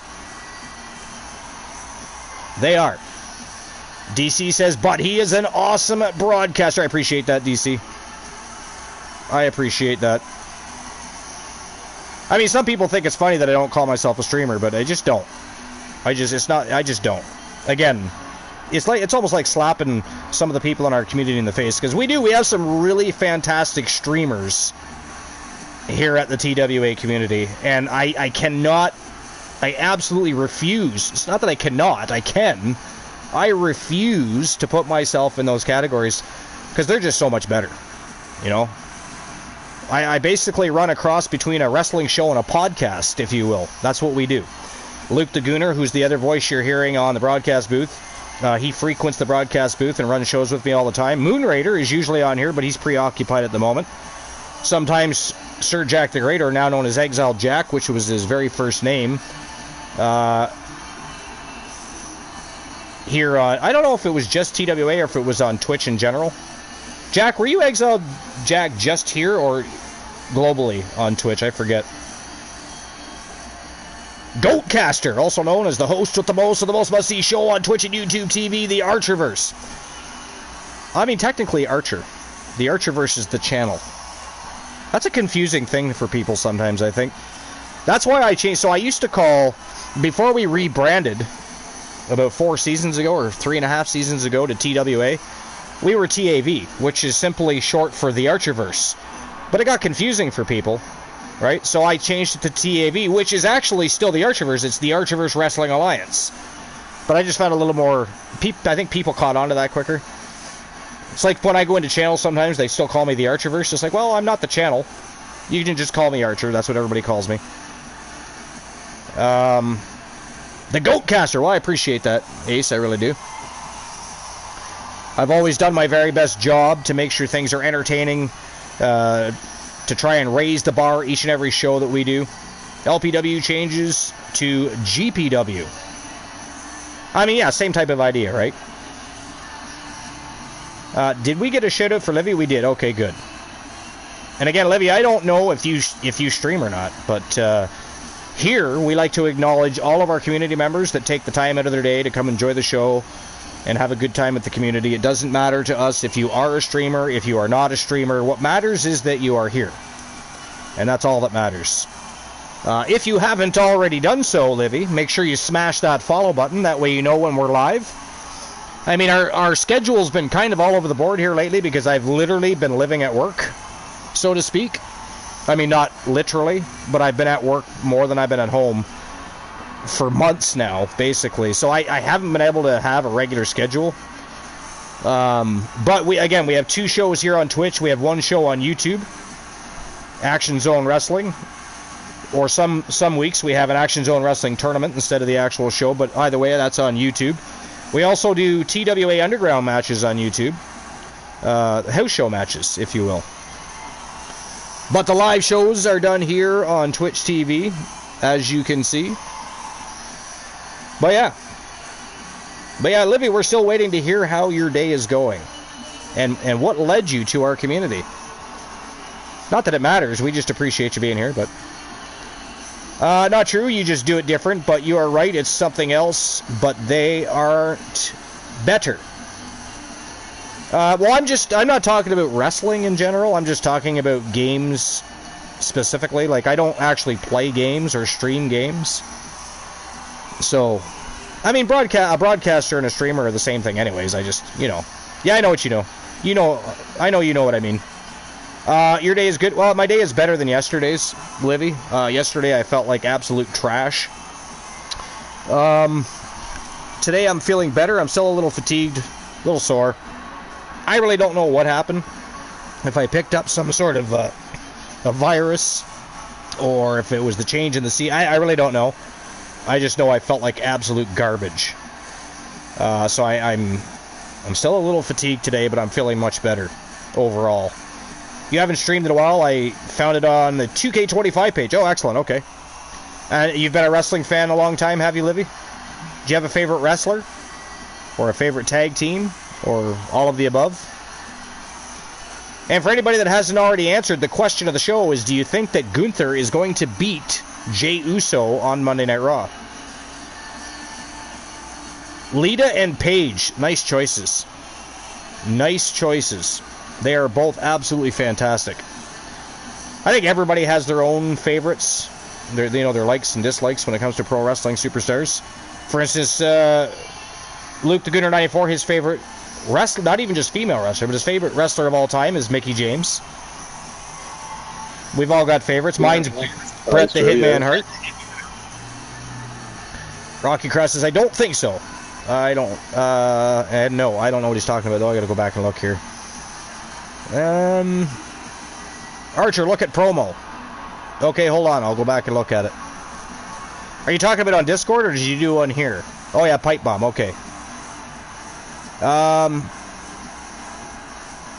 Death Sentence, me and Mad Dog have set a 500,000 bounty on Archer. Whoever pins Archer will become our 3rd member of Death Sentence. That is ghastly. How dare you, sir? How fucking dare you, sir? Put a bounty on Elijah Archer like that. I mean, that is not a way to play nice. I'm sure he won't appreciate it. I don't appreciate it. How dare you, sir? That is ghastly. TDL versus Death Sentence. Yes, TDL versus Death Sentence is going down today. Speaking of which, let's move on to our next match of the day. Here we go. Next match of the day. This is a rematch from our last show, which, by the way, main evented between the coldest bitch on the planet, January Ultraviolet from Team Infinite Oni, and the great B. Jackson from Team Honeybee Wrestling. Of course, B. Jackson came in and dethroned January. Now, to be fair, January had just gone through one hell of a battle. She challenged, and is the first person to ever challenge, the Wolfman Alan Severn. So we had Legends Champion versus Legends Champion. No titles on the line, obviously. It was January versus the Wolfman Alan Severn. January beat Alan Severn, one of the most feared men in the company's history. One of the toughest men in the company's history, and beat him. Beat him. It was fantastic. B. Jackson came back, challenged January, because of course she was absolutely tired of hearing about how fantastic January was. January's accomplishments. And everybody was overlooking B. Jackson and the accomplishments she's had. And she, of course, came back, whooped that ass, defeated January, and took her Legends Championship to become a two-time Grand Slam champion. Two-time Grand Slam champion, four-time Triple Crown champion. She is, without a shadow of a doubt, the great B. Jackson. They're going to fight it out again today. This time it is underground rules, so anything can and will happen. That is our next match. Let's turn and burn, shall we? This is a very interesting matchup here. It is a very interesting matchup. They got a lot of history together, both as allies and foes. Of course, everybody knows they were part of one of the most infamous tag teams of all time, Winter Swarm, where they won every championship in the women's division on two different shows. January Ultraviolet, of course, became the very first and still only sextuplet champion, holding 6 championships at the same time. B. Jackson now currently holding 4, but she's done that twice now. January's done it 1 time. B. Jackson has also been a 4-time Triple Crown champion. They are both phenoms in the industry, and their prowess in the women's division is well documented and well noted. So this should be an absolute barn burner. But here we go. Next match of the day. The great B. Jackson versus January Ultraviolet. There is no championship on the line today. This is a grudge match between January and B. Jackson. Let's rock and roll.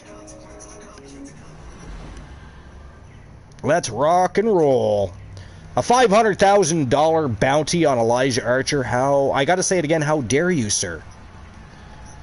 How dare you? I don't think TKO likes Gunther for some reason.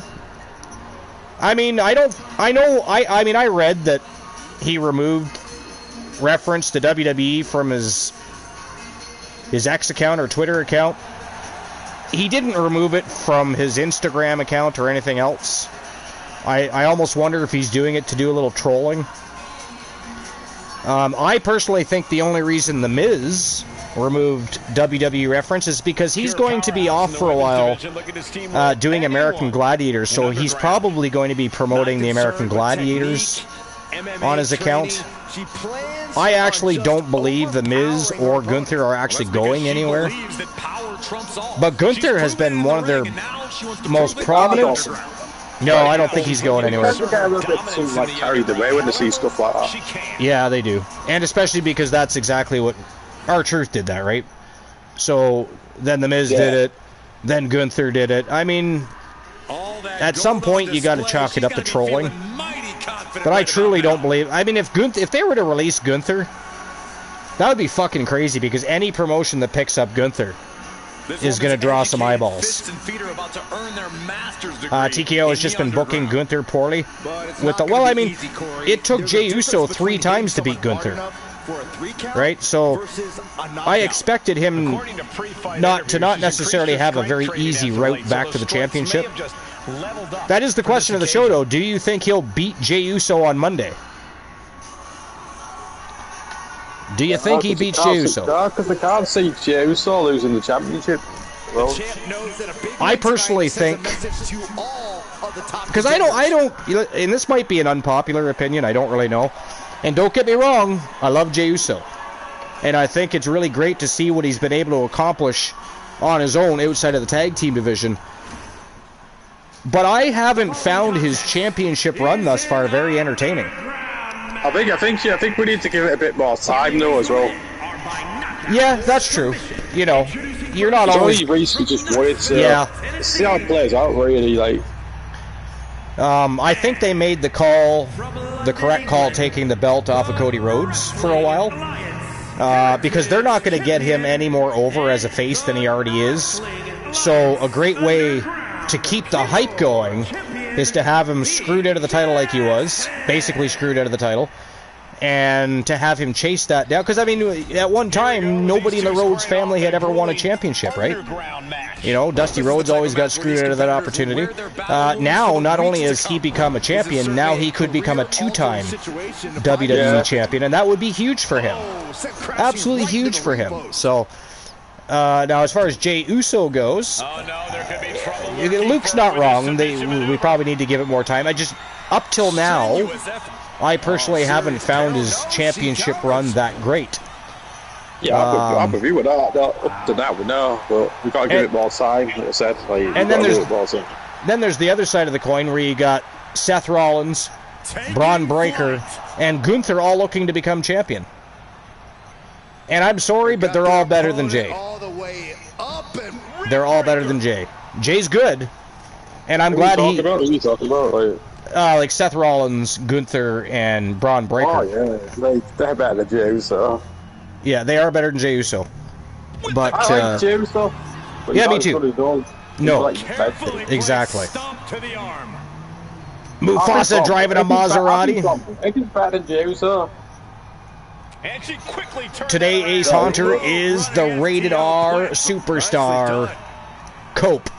I had to do that, sorry. I hate that name, I really do. What a stupid name. You know, to go from some of the great monikers he's had to now he's just Cope. Like, what? Oh no, I feel... And why is he Is he just called Cope? I don't know. And his AEW run has been ghastly too. And I personally don't think that has... I'm not gonna lie, I don't think it has anything to do with AEW, because I'd almost be willing to bet they're allowing him to have creative freedom. So in my opinion, it's all on him. I can't blame Tony Khan for this one. I really can't. Today I'm edging. Yeah, that's what I was saying. And you're also a seal today. You are a seal. Somebody drove in a dump truck. Who did that? Ace Hunter driving around in a dump truck. Today, Luke the Gooner is Big E. You know, I miss Big E. When Big E first came onto the scene, because you had Ezekiel Jackson and a whole bunch of others who were almost all the Big E fan, but that dude is so good. Great wrestler. You gotta like Big E. I think he's fantastic, and I was super stoked that he won the WWE Championship even. What's pissing me off to this day, though, is that Xavier Woods has not won a championship. And the funny thing about that is, because I've been watching him a long time, ever since he was Consequences Creed, right? In my opinion, I don't speak for everybody else, but in my opinion, Xavier Woods is the better wrestler out of both Kofi Kingston and Big E. Yet he has not been... I always thought Kofi was the best wrestler of all. I mean, Kofi is good. Kofi is good. I just think... if you've watched Consequences Creed in TNA and watched even the work that he's done in WWE, Xavier Woods is always spot on in his matches. He is very, very good. And I believe he deserves a push. He won King of the Ring, though. Yeah, he did. It's too bad they dropped the ball with it. And can't blame him for that. That wasn't his doing. Ace says, Mufasa, at least someone understood the joke. I mean, I didn't say I didn't enjoy it or understand it. You know. Today, Rocky Cross is Randy Orton. Strife says Jey will win. Cena will beat him up. Someone will cash in on Jey. Then The knee right to the goes gut. after what? Then they go after Cena. You know, Beautiful. I think that That was pretty. wouldn't it be weird if John Cena decided to take that title too?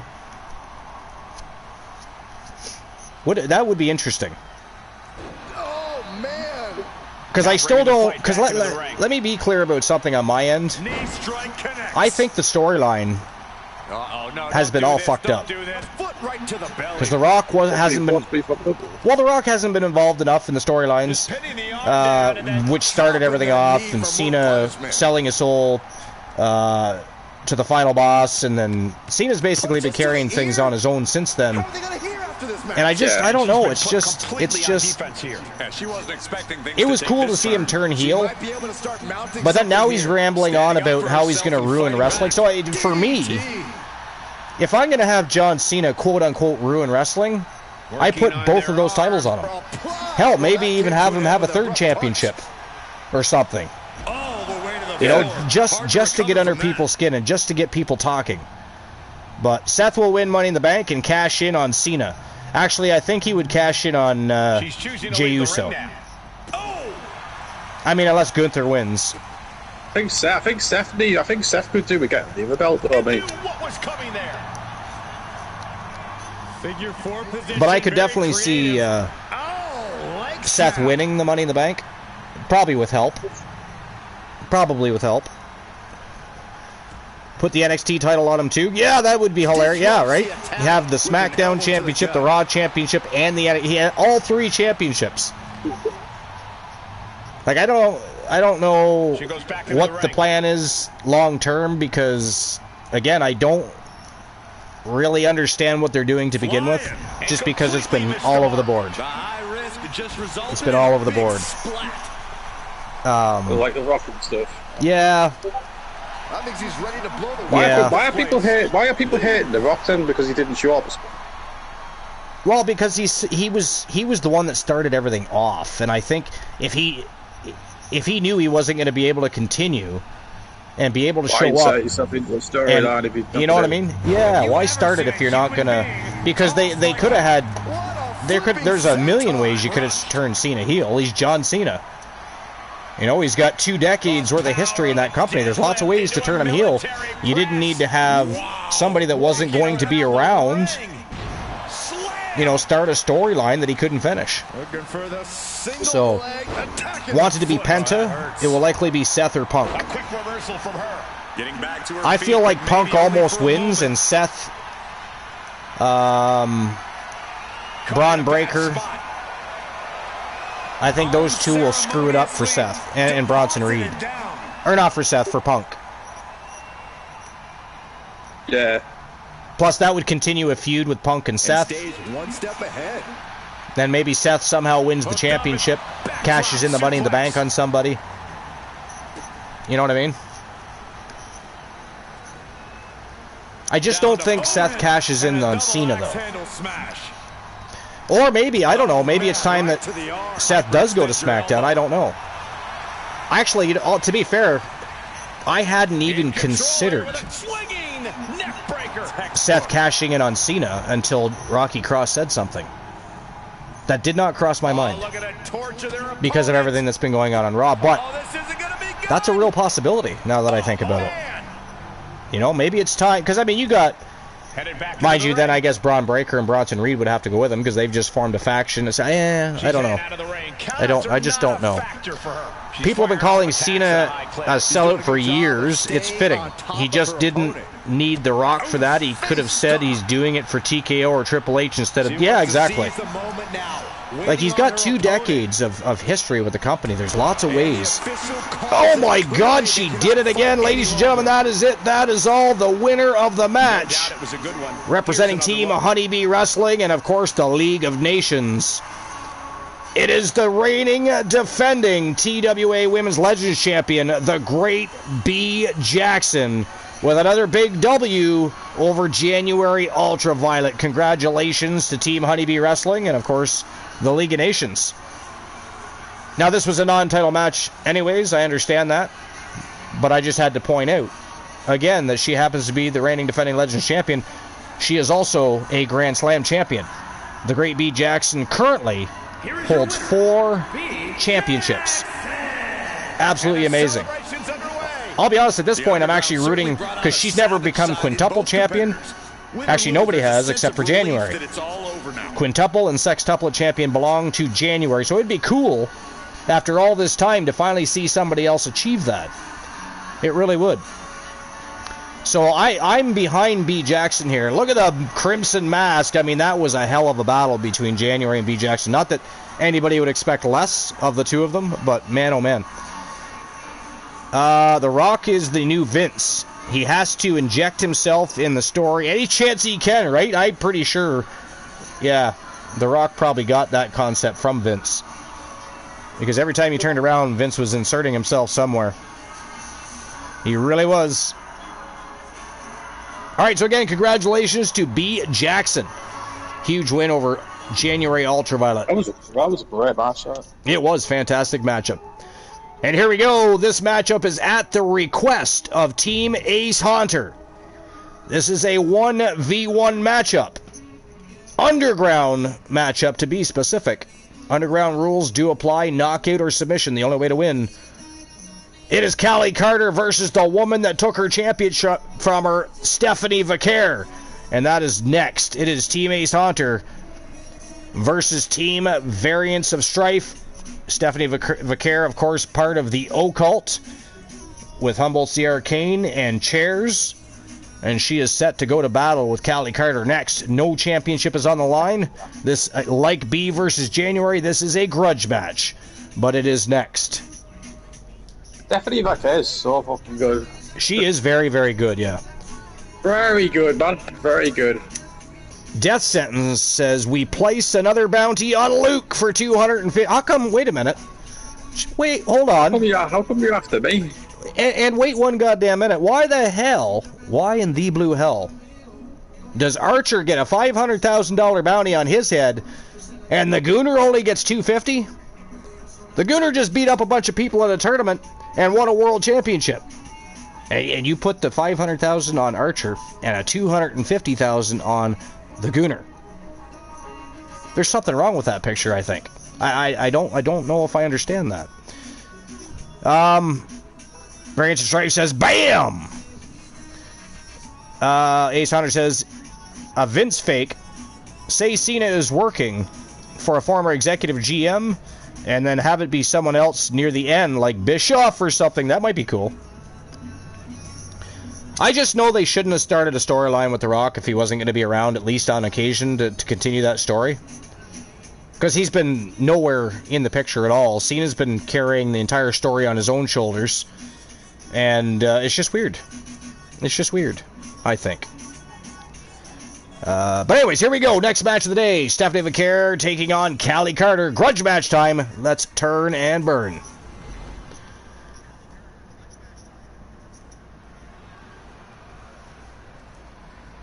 Big WWE superstar. Topher?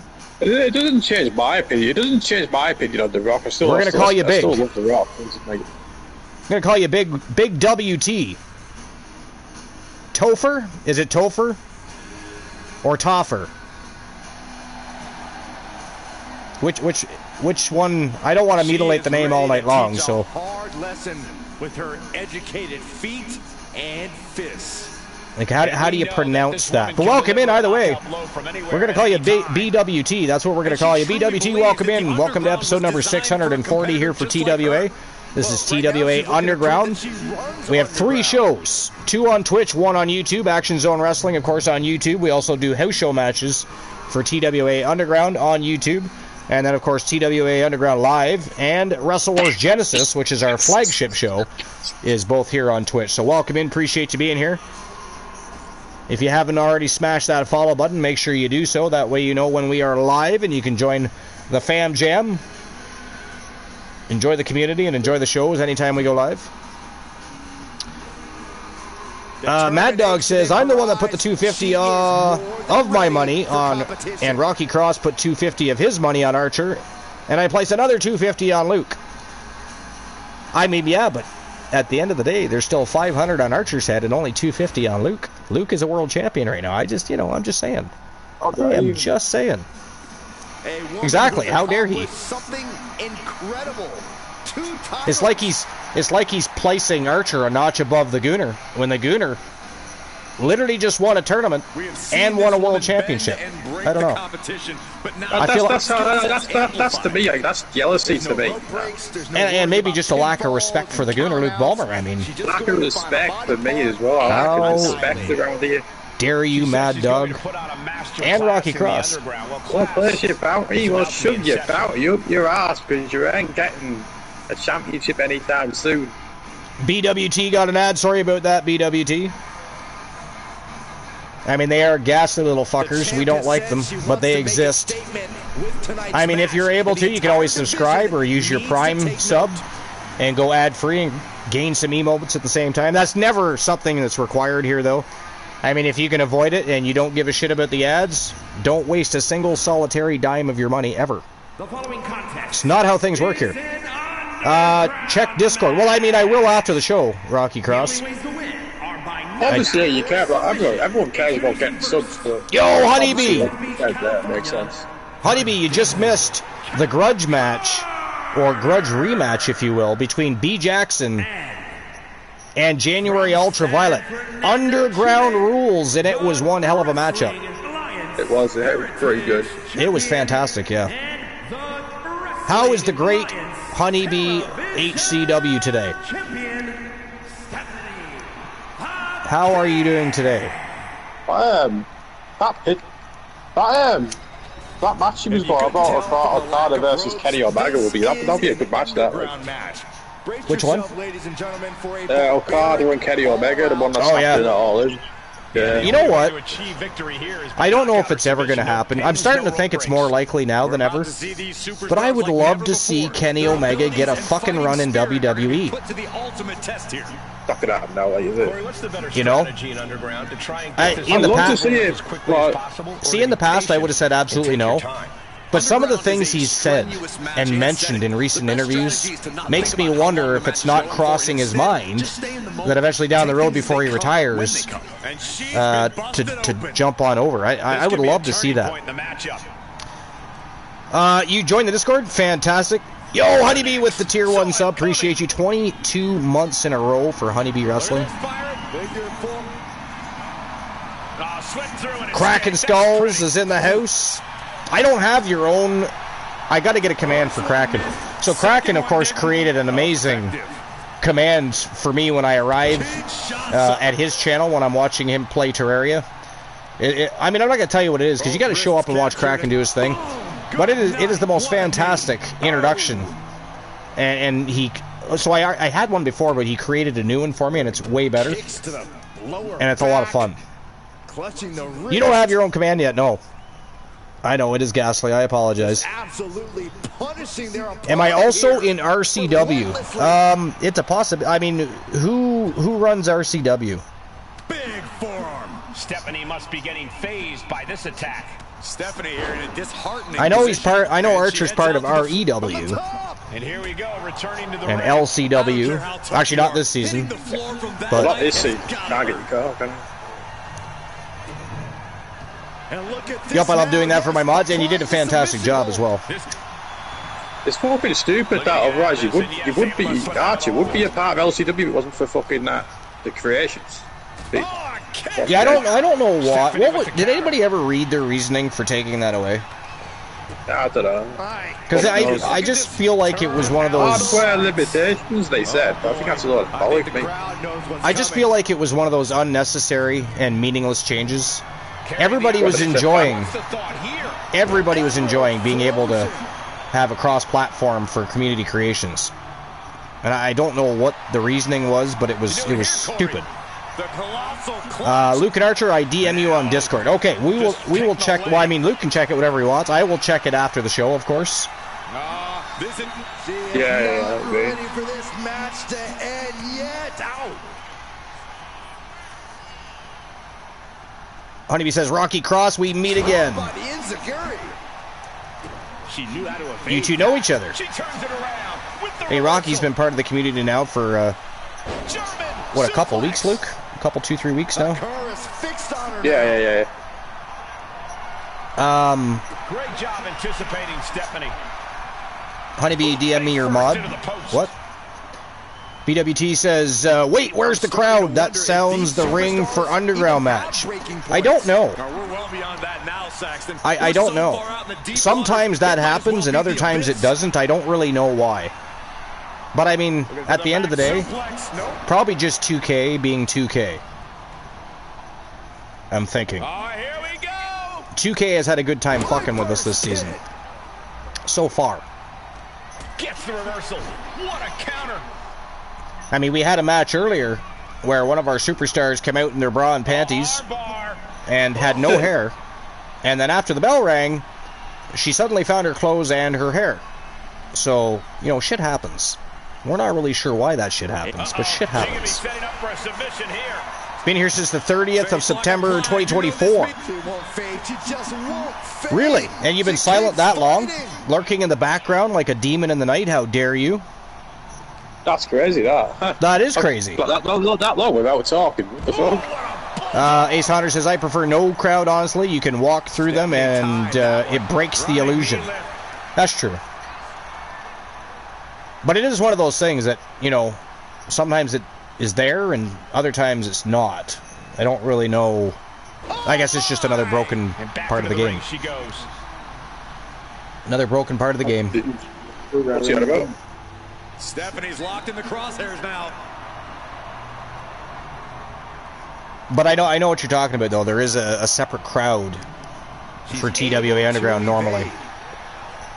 Or, well, for Underground matches in general, not just TWA Underground.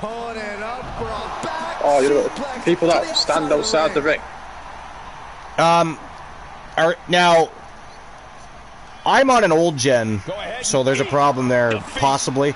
I'm sadly still on a PS4. So if you're on PS5 or anything else, I won't be able to get your superstar. Oh, look at that. That is it. That is all, ladies and gentlemen. The winner of the match, representing Team Variants of Strife, it is Stephanie Vaquer with a big W over Callie Carter. Congratulations to Strife and Stephanie Vaquer, who, of course, just recently joined the Occult alongside Humboldt, C. Arcane, and Chairs. It'll be very interesting to see what that trio does down the line. But a big victory over Callie Carter. Oh my god, I didn't even see that. That was absolutely savage. A bulldog from the apron to the unforgiving floor, and somehow Vaquer was able to withstand that punishment. I'm surprised she has teeth. Well, that's perfect. Then I have on PS4 version. Okay, there you go. So upload that, and we'll be able to ink your wrestler to a contract. Here is your winner, Stephanie wins here quite impressively. Normally speaking, you do have to be here for a little while and enjoy the shows and the community, because there's actually a redeem for inking a contract. And, you know, some of the prices seem high, but I've made it so that it's easier to earn TWA coins or points than other channels. So it's very easy to accomplish. But Rocky says, I will play 750k on Luke. God damn. Your bounty just went up on Luke the Gooner's, or sorry, on the Gooner Luke Ballmer's head. He's got bounties going on Archer and Luke. 500,000 on Archer and now 750k on Luke the Gooner. How rude. How unwarranted and unjust. I can't say that I agree with what is going on, that is for sure. Basically almost killed each other. What a... Yeah, no, it was a fantastic matchup. I mean, that bulldog from the apron to the floor, I mean, I would have thought that would have been it. I mean, Stephanie Vaquer ate the floor and still somehow came back and won that match. That's phenomenal. That is phenomenal. But again, congratulations to Team Variants of Strife and Stephanie Vaquer. Big win over Callie Carter. that matchup, of course, came about because Stephanie Vaquer, of course, took Callie Carter's title, but she did not beat Callie Carter to win the championship. So Callie Carter, of course, wanted a rematch. Didn't care what the matchup was, just wanted a rematch with Stephanie Vaquer, and that was, of course, granted. But that was a fantastic match. Fantastic matchup. Yeah, Stephanie is worthy of Prince Devitt exit. Yeah, she's undefeated so far. Yeah, she is, yeah. I don't think Stephanie Vaquer has lost a match at all so far in this season. Honeybee says, Archer, I DM'd you something urgent. Okay. I'll take 2 seconds here because you said it's urgent and check it out. Hold on. There we go.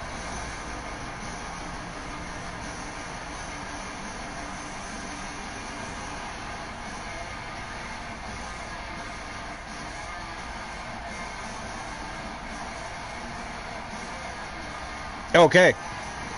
Noted. Noted. And of course, Honeybee and you of course have the keys to the kingdom, so if anything needs to be done, you do not need my permission. Luke, did you get the same DM I did? I think so, yeah. I think what you're referring to, I don't want to say it on stream. Right, yeah, absolutely. But okay, so I mean, we've got those that are necessary, keeping an eye on things, and we'll see how things work out. But again, this is not a channel where we put up with any sort of villainy unless it's created by us ourselves, of course. Unless it's created by us ourselves. Well, I mean, we're a bunch of villains. We are professional trolls, if you will. But we do not allow certain things, right? So there's people put in place that are capable of doing things that do not need my permission, that will not be overturned, nor will I question anything. That's just, it is what it is. Yeah. That is written in the TWA rules, not to mention, so. Yeah, Luke, can you copy that and send it to Kraken? Or Honeybee, one of you, send it to, do you want me to, what, the message that I got on DMs? You want to what the message I got on DMs, Archer? Modview can't make up its mind if I have access to it, or I know, that happens to me too when I'm in other people's channels. But yeah, so. And DC, of course, says it's Archer's channel. I'm not surprised. Did you want me to, were you on about the message I got on DMs to copy and paste that we were about? Yeah, just copy it and send. Oh, Honeybee already did, never mind. Oh, okay, yeah. Thanks, Honeybee. Well, Rocky, Honeybee already filled us in. Honeybee already filled us in. Moonraider is already on the broadcast booth, snuck right in. Didn't even say hi. My feeling is now hurt. But it's fine. I understand. Come into the very best in fantasy wrestling. Excellence, bar none, period. I offer you the host with the most of the most must-see show on Twitch and YouTube TV. I don't even get a hello. Luke did not get a hello, but it's fine. Yeah. Whatever. Moonraider just sitting in the background, laughing at us as we continue talking about him. Still hasn't said hello, by the way. But it's fine. Hello. Oh, there we go. Hey! Moon, what's going on? I'm just been chilling on the... What were you, I know you were out and about, so what were you doing, like, did you have a to-do list today or something going on? I went to, my family went to this place. Oh, okay. Retailer. Yeah, this electronic retailer called Curry's PC World. Oh, okay. To get what's it called, a Mac? Because as the other computer is fucked, basically slow as hell. So, like, what happened to it?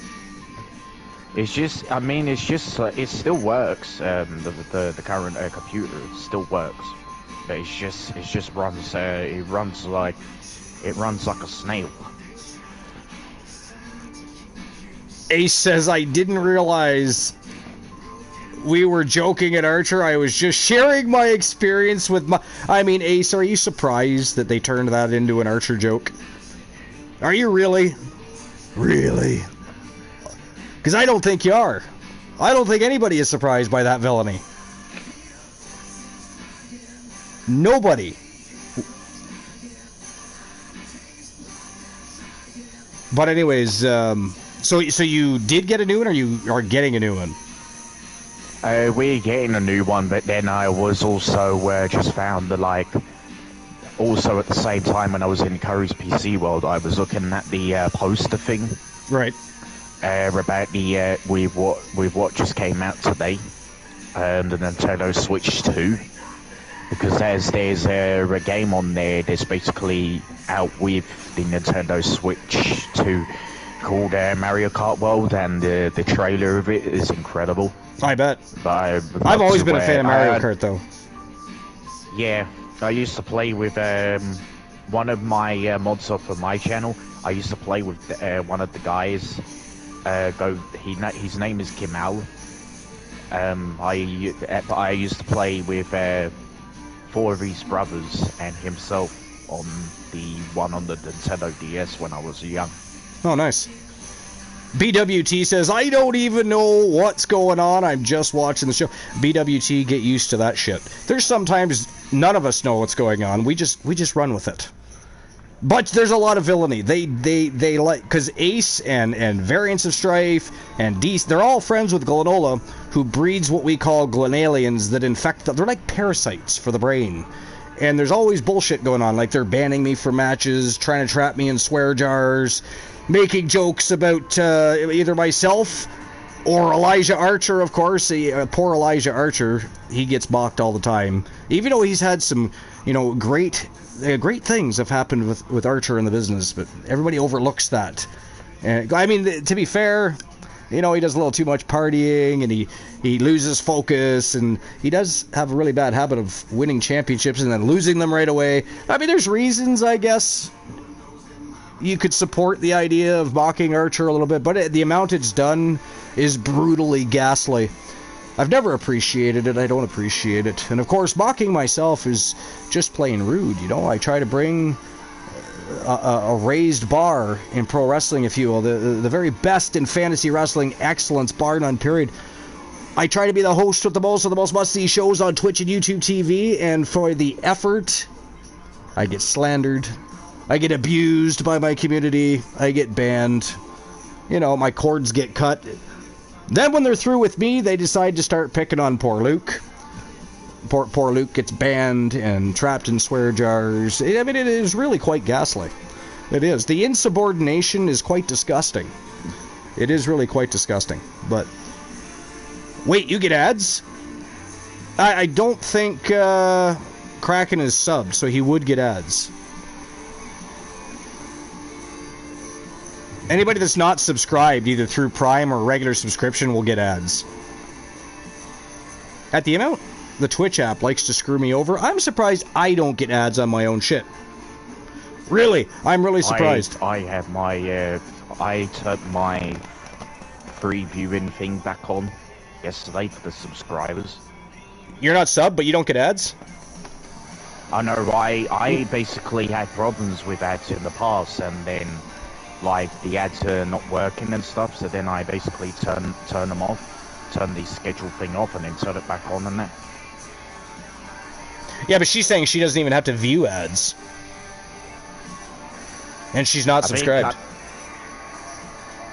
I'm not really sure. No, me neither. I'm lost for words on that one. But Twitch is weird, right? Twitch is fucking weird. Alright, before we continue the conversation, next match of the day is for the TWA Underground Tag Team Championships. We've got the absolutely phenomenal Dangerous Lions in actions, Mufasa and Eric Dangerous, also known as TDL, multiple tag team champions. They have been Triple Crown tag team champions. They are about as good as it gets, but they today are putting their titles on the line against two absolute beasts, savages, if you will. Rocky Cross and Mad Dog, both undefeated in tag team competition and singles competition. are next in line for a shot at TDL. So the titles are on the line. This is a TWA Tag Team Lockdown. 4 sides of steel. You want to win, you got to pin, submit, or knock out your opponents. One of these teams are going home with some championships on their shoulder. Who's it going to be? Is it going to be Death Sentence? Or is it going to be TDL? We're going to find out right now. Let's turn and burn.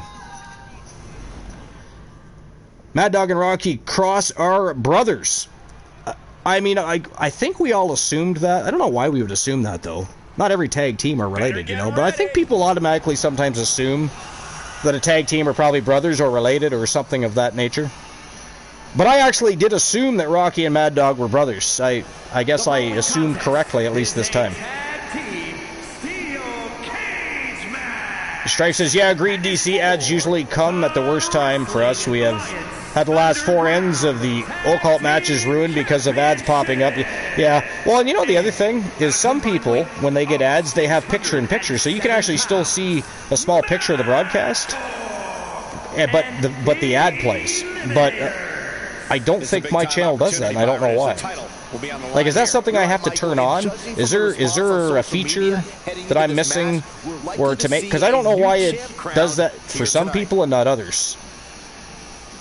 Does everybody know what I'm talking about? Luke or Moon, have you been on a channel where an ad comes up but you still see the broadcast in the picture-in-picture? What do you say? I'm not following what you said. Okay, so you know how when people get an ad? Yeah. Some channels I've been to, when the ad comes up, they have like a picture-in-picture, so you can still watch the broadcast while the ad is playing. Yeah. Some do that. But I don't understand why. Like I said, is there a feature we can turn on to fix? Like, can we get that too? Like, why is it only certain channels? I don't know. I believe so. Like, it's weird. But I think it's a good feature to have. So the ad is playing because people are more likely to still watch if they can at least still see a piece of the broadcast. Then some would be more apt to, like, not everybody. I know not everybody does it because people are still participating in chat. But some people probably change the channel, even for a short amount of time, until they think that ad is gone. You know what I mean? I'm not like everybody else, Cole. Where with the picture-in-picture, they at least still have that. So there's more likely chance, and people would probably make more money off of ads as well if picture-in-picture was. What's that? What happened, Moon? I just had to turn the Alexa down because the music was kind of loud. Oh, gotcha.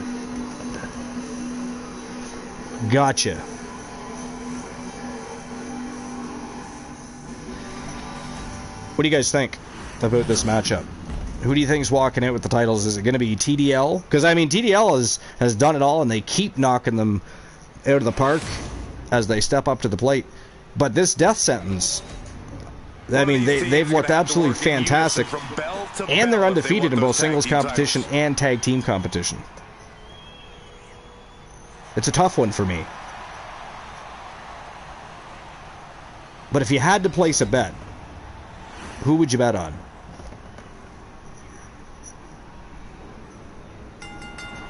Kraken says, I wish I could. Don't make anything from it at all. I even turned them up to max for a while and nothing, so I turned them all the way down. I'm not sure where mine are set. I should check. I should turn mine all the way down. Does that help? Does it even matter anymore? Because, I mean, it's just like a video game. There's some features that you use and it doesn't fucking work, right? It's just the way it is. That showed a complete lack of respect for your competition and for our sport. Humboldt says, so Chairs and I will gladly take on the winner of this match. However, we want blood for the disrespect we have gotten from both of these teams lately. So now, by blood, are you suggesting perhaps a Crimson Lockdown? Or a Hell in a Cell, or something of that magnitude, TLC, tables match. I mean, there's a lot of ways to draw blood. That's for sure. So the options are definitely there. Looked it up. What's next? And gets out of trouble by fighting out of that one. Ace Hunter had said that, nope, not every single tag team are related. Zach Payne is 100% Dom's fifth cousin, twice removed. I'm totally not making this up for the joke. Sure you're not. But at least we have some more backstory there. Because I did not know that that they were cousins. Twice removed. The challenger enduring the punishment. Which would make them what, like fifth cousins? Because nothing past third cousin supposedly matters as far as biology goes. Knees meet face. He could pin his opponent right here. BWT says, we want tables. Oh, wait. They can't exist in the cage. No, they're locked inside the four sides of steel, so unless the referee or some villainous member of their faction decides they're going to throw a table over the top, that'd be quite an impressive thing to see, too. Could you imagine watching somebody toss a table up over the cage wall? And would they get it on the first attempt? You know what? If that was a possibility, I would start a betting line. Just how many times will it take to get a table over the cage wall? Yes, Tornado, Crimson Mask, Eliminator if you want cage or cell. This is just more I can twist around their heads. Fair. Savage, but fair.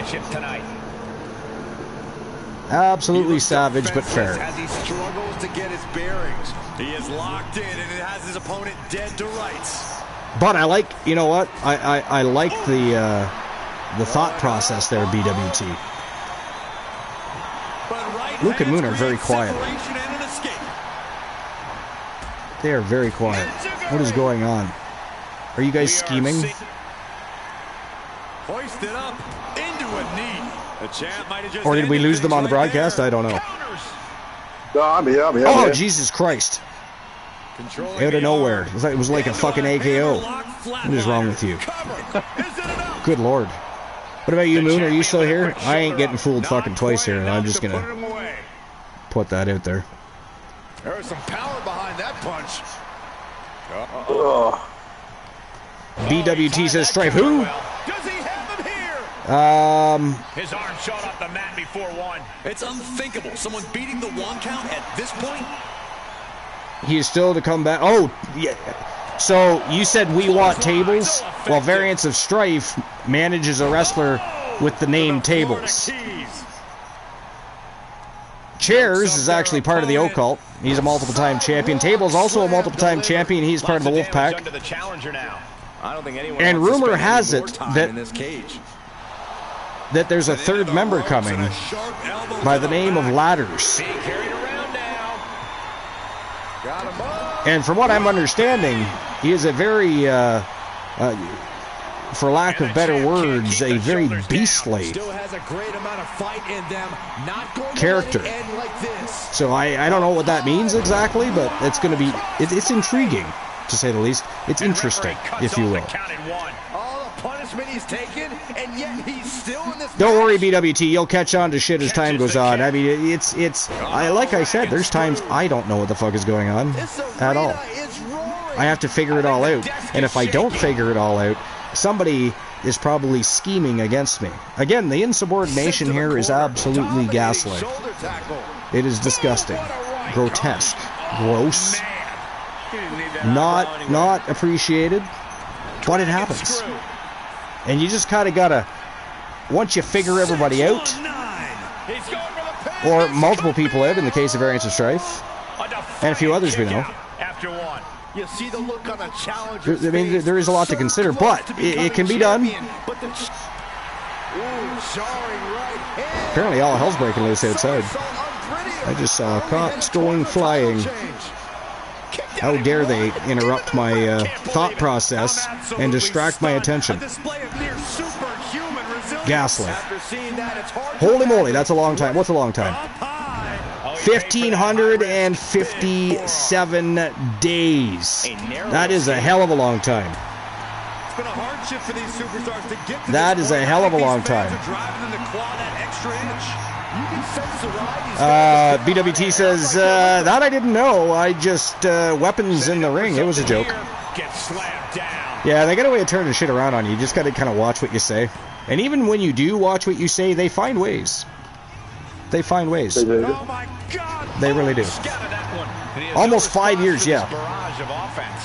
He needs Yep. to figure out a way to You be can do more that yourself, aggressive. Kraken. It'll tell you how long you just exclamation point At this point followage. in the match, there's no time to recover. The damage is done. Stone Cold Stunner! It's over! That's got to be it. DC says a little over 4 years, to be exact. That's weird. That didn't work for you. He refuses to stay down. Pure instinct. Interesting. Punch right in the head. Oh! Wrapping the arm over that top rope. Did I change it to follow, maybe? Ooh, and he manages to reverse. Oh, impressive cartwheel floats. There we go. I changed it to follow, apparently. Slam. Ouch. So Kraken Skulls has been following the Archverse for 4 years, 3 months, 4 days, and 18 hours. I don't know when I changed that to follow. It's always been followage. That's fucking strange. What else has changed? Hold on, I'm gonna see. Let's try this. He may get the 3 count right here. Nope, that's still the same. He made the save. Mufasa, 1 year, 10 months, 12 days, 16 hours. He's approaching the 2-year mark. 3% World Championship worth. Yeah, that's a tough one to win, Rocky. It's been around for quite some time now. We've literally had, I think, 3, maybe 4 people win that. You got a better, your luck is better to go with the 1 championship and the tag team championships. Not that you shouldn't play that too, because you never know. But Nice Japanese arm drag. The champion taking even more of a beating here. Taking on so Stripe says yesterday was our 2-year anniversary. 2 years and 14 hours to be exact. But he's able to score a fall here. Yo, there's a fall for death sentence. It is 1-0 death sentence.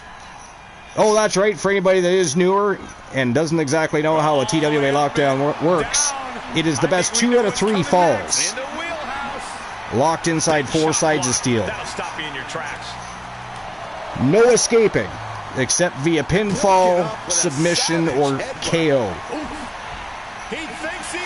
Ooh, 95%. Getting closer there, Rocky Cross. I thought the champ had it. You gotta believe that some doubt is creeping into the champ's head. This just might be more than what the champ wanted for. Now it's followage. Never mind, my bad. Follow. Yeah, I don't know. I don't even remember changing it to that. It was followage. It was followage forever. Now might be a good time to regroup. No idea. This was the moment to capitalize on. I cannot explain it. Almost just lights out on their championship dreams. Let's see if that kick out was a spark. Rocky Cross is 78% tag team championship worthy. Getting closer. With all 60% world championship. That might be the highest of the day. I'd have to go back and look. But I think that might be the highest percentage of the day for that. Hits the mark. He's got him here. He's got him up. And sidewalk slam. I think the dead silence is going to win this match. And into the turnbuckle. You think so? Yeah, that's what I was thinking. Oh, God. Well, death sentence is up 1-0 currently. A-Town death.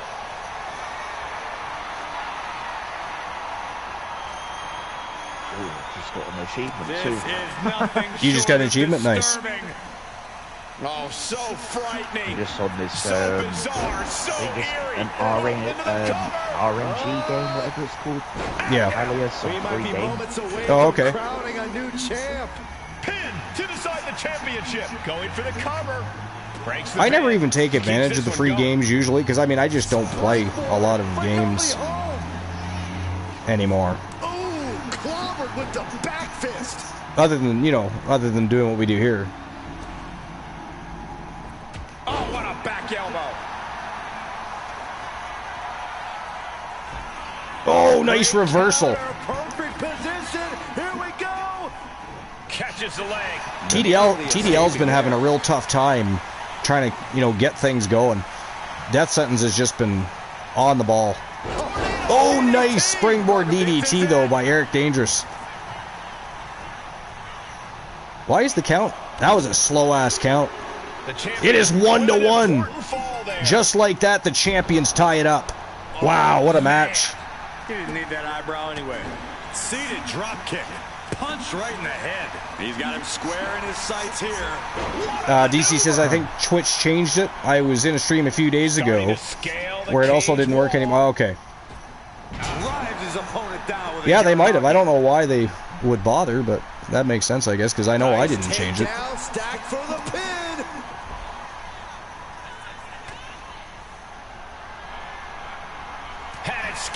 Wow. Now can capitalize and got away with that. Mad Dog all over Mufasa at the moment. The champ kicks out. One count only. This is what Mufasa gets that left shoulder up. Tables and chairs are twins. Hatched from the same egg. Ladders did not hatch for several years after. Humboldt actually thought he was dead inside. Tables and ladders have never gotten along. The scars tables and chairs both have are mostly from ladders as a child.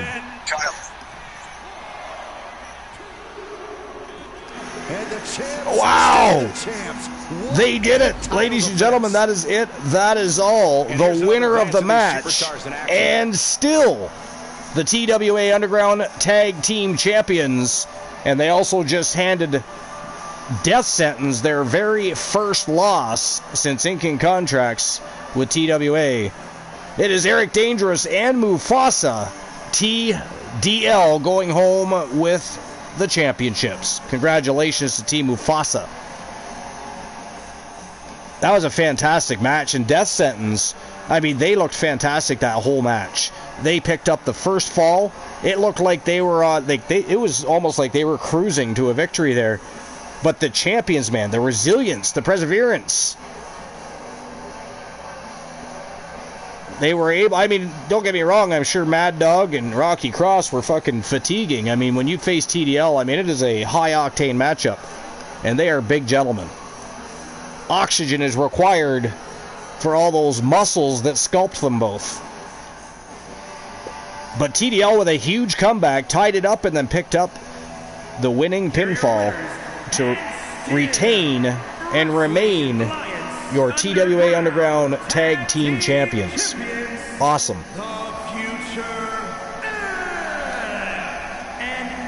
Rocky Cross is now 100% Tag Team Championship worthy. Well, there you go, Rocky Cross. Make sure you screenshot that and put it in the challenges and redeem section on Discord. It takes a ton of teamwork to keep things together in a steel cage, but you're looking at the team that way managed it the best. That is official.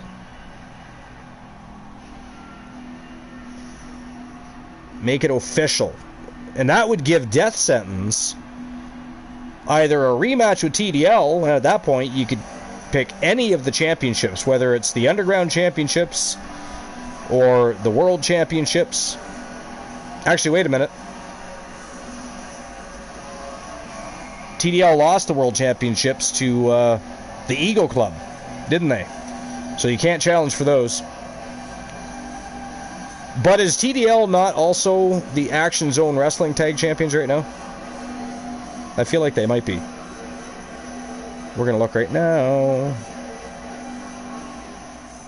We are going to look right now. Rocky Cross has already got that and redeems.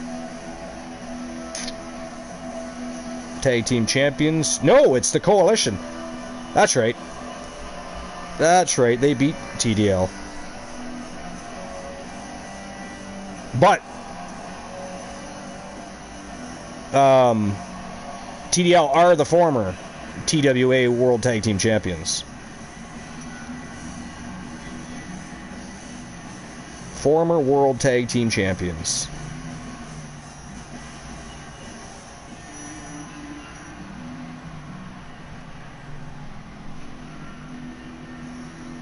I'm just trying to look back. TDL have been 3-time champions. They lost them to Pretty Deadly, and then it was Rocky Cross and Mad Dog, or Death Sentence, that dethroned Pretty Deadly. Or, sorry. I got Pretty Deadly on the mind now because they just finished a match. Zach Payne and Dominic Mysterio, the Eagle Club, dethroned Pretty Deadly. All right. Okay, let's move on to the next matchup. Again, congratulations to Team Mufasa and TDL, and we are also at the very beginning of the betting rounds. So you guys will get a chance to earn some TWA coins betting on the matches. Let me get a betting line open. Our first match in the betting lines is for the TWA Underground Submission Championship. It is Damian Angel from Team Kraken Skulls taking on the one Elijah Archer. It is a submission matchup, so submissions only. Damn. A 5-year ban, over 450k in unpaid taxes. This darts player just been handed a 5-year ban. Holy shit. His name's Rob Cross. His name's Rob Cross? Yeah. He's from, I think a certain part of, certain part of the country. Not sure where. I think one of the least popular, as of now, I think one of the least popular darts player, like where he doesn't get like a big reaction, because the one who gets the big reaction is Luke Littler, this teenager guy who's won the world title with darts, Premier League of Darts last year. And sorry, what did he get the ban for again? Unpaid taxes of 450k. Wow. Interesting. Get a league ban for owing tax money.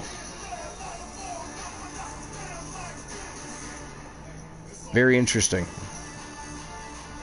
All right, here we go. Betting lines are open. So open those big fat wallets. It is the first matchup of the betting rounds. It is Damian Angel from Team Kraken Skulls taking on the one Elijah Archer. TWA Underground Pure Submission Championship is on the line. Let's turn and burn.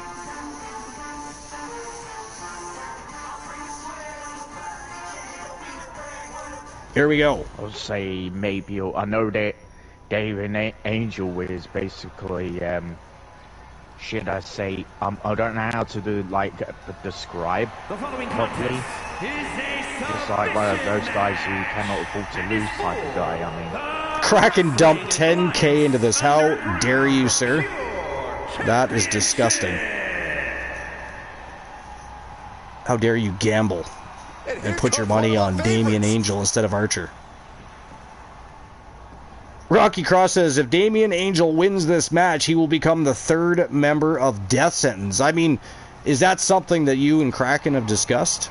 Not that I'd be opposed to that. That would be very interesting. Damian Angel working with Mad Dog and Rocky Cross. That's very interesting. Remember, guys, but ladies and gentlemen, he is the TWA World Champion from Team Kraken Skulls. Here comes the manifestation, Damian Angel.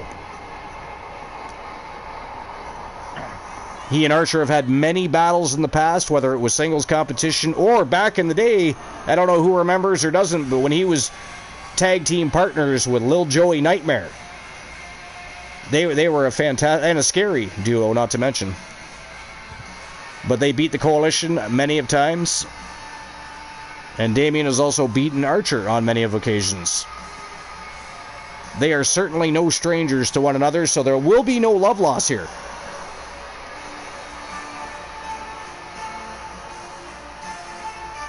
TWA World Champion versus the Pure Submission Underground Champion. Champion versus champion.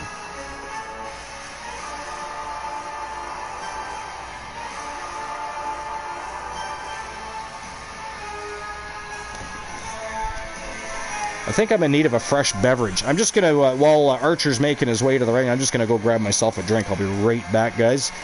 You are sailing the ship till I return. Keep your eye on Ace Haunter, because he's, it's getting later into the show and he's had no villainy shown yet. So I'm expecting something to pop up out of nowhere at some point. You know how it is. But anyways, I'll be right back. yeah, I am pumped for this guy. I think there may be a win for Archer, though. I think.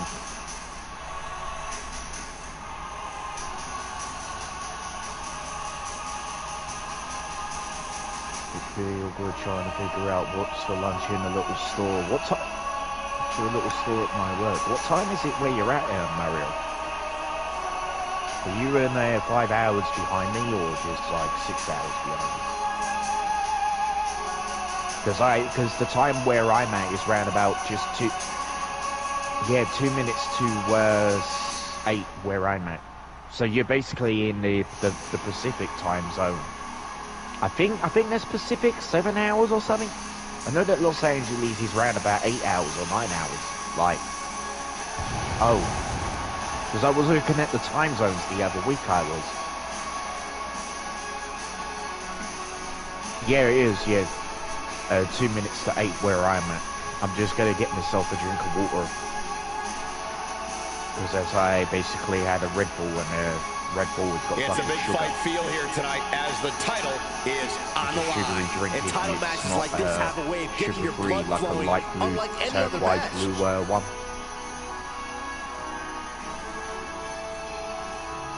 Just finished the last part of it on what was left in there, I think.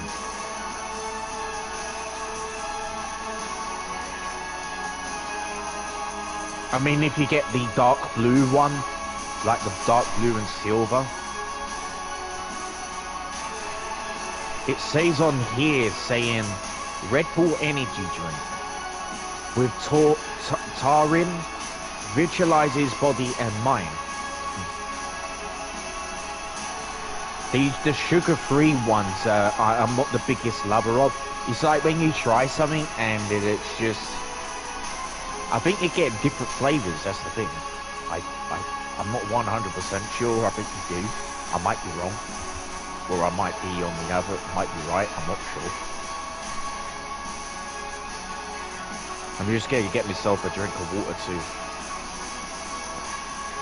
Or is our Archer, who is the? I'm just also commentating on another on what I'm seeing right now. This is for the pure submission title. Yeah, I will be back in a minute myself. And just Arizona Diamondback run score trailed the Braves 10-8, 8-10 in the top of the 9th inning. So that game could go into overtime if they get 2 runs or 3 runs. That's the final inning. That's it. Quite a busy server on fucking Palia today. Made a friend on there as well yesterday, thanks to the people that gifted me the fucking stuff that I requested to get this quest completed. Yeah, Mario, if you're still watching, just to remind you, I basically completed the quest, as you can see. The house thing, the upgrade house, whatever, the finish off house thing, I finished off doing that. I'm glad that I got that annoying quest out of the way. Got to go through fucking YouTube. Jesus Christ! I went and made a coffee and used the facilities, and Archer is still fucking coming out to the... Why is his goddamn entrance so fucking long? What the hell is wrong? Why do they even allow that shit? That is crazy. Like, is it the same year? It's not 2026, is it?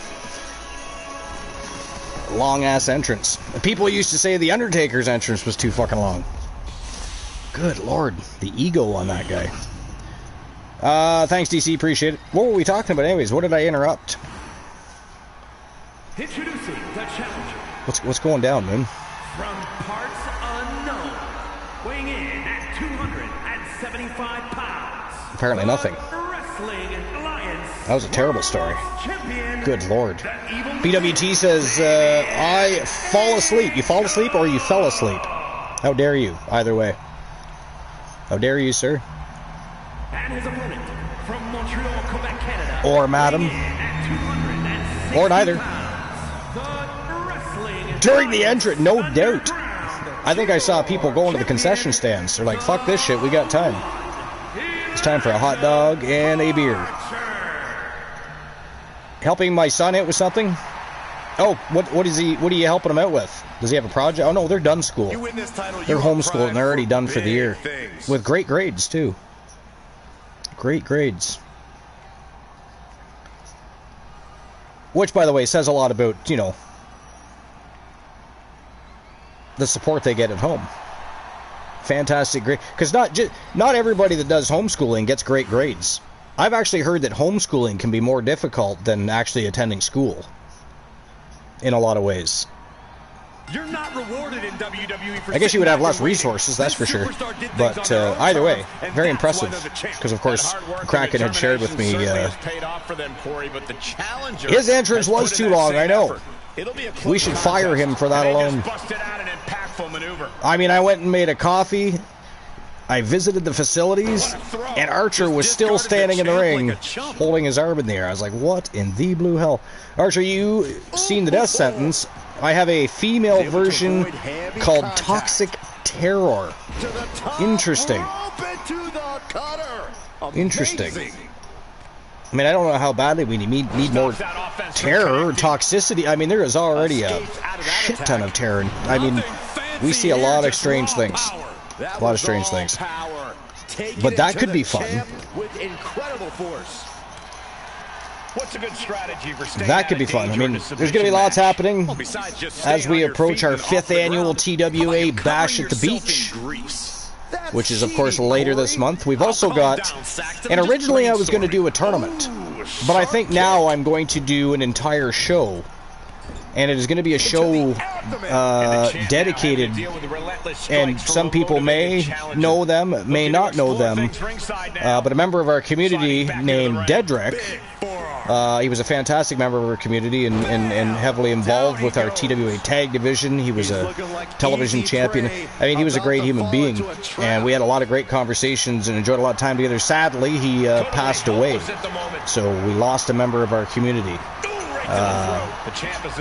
Very sad, but we are going to do a show in dedication to Dedrick, and so it is going to be an absolute spectacle because we all know that Dedrick, he loved hardcore, and that's exactly what we are going to do. We're going to have extreme matches, whether they be TLC, cage matches, cell matches, doesn't matter.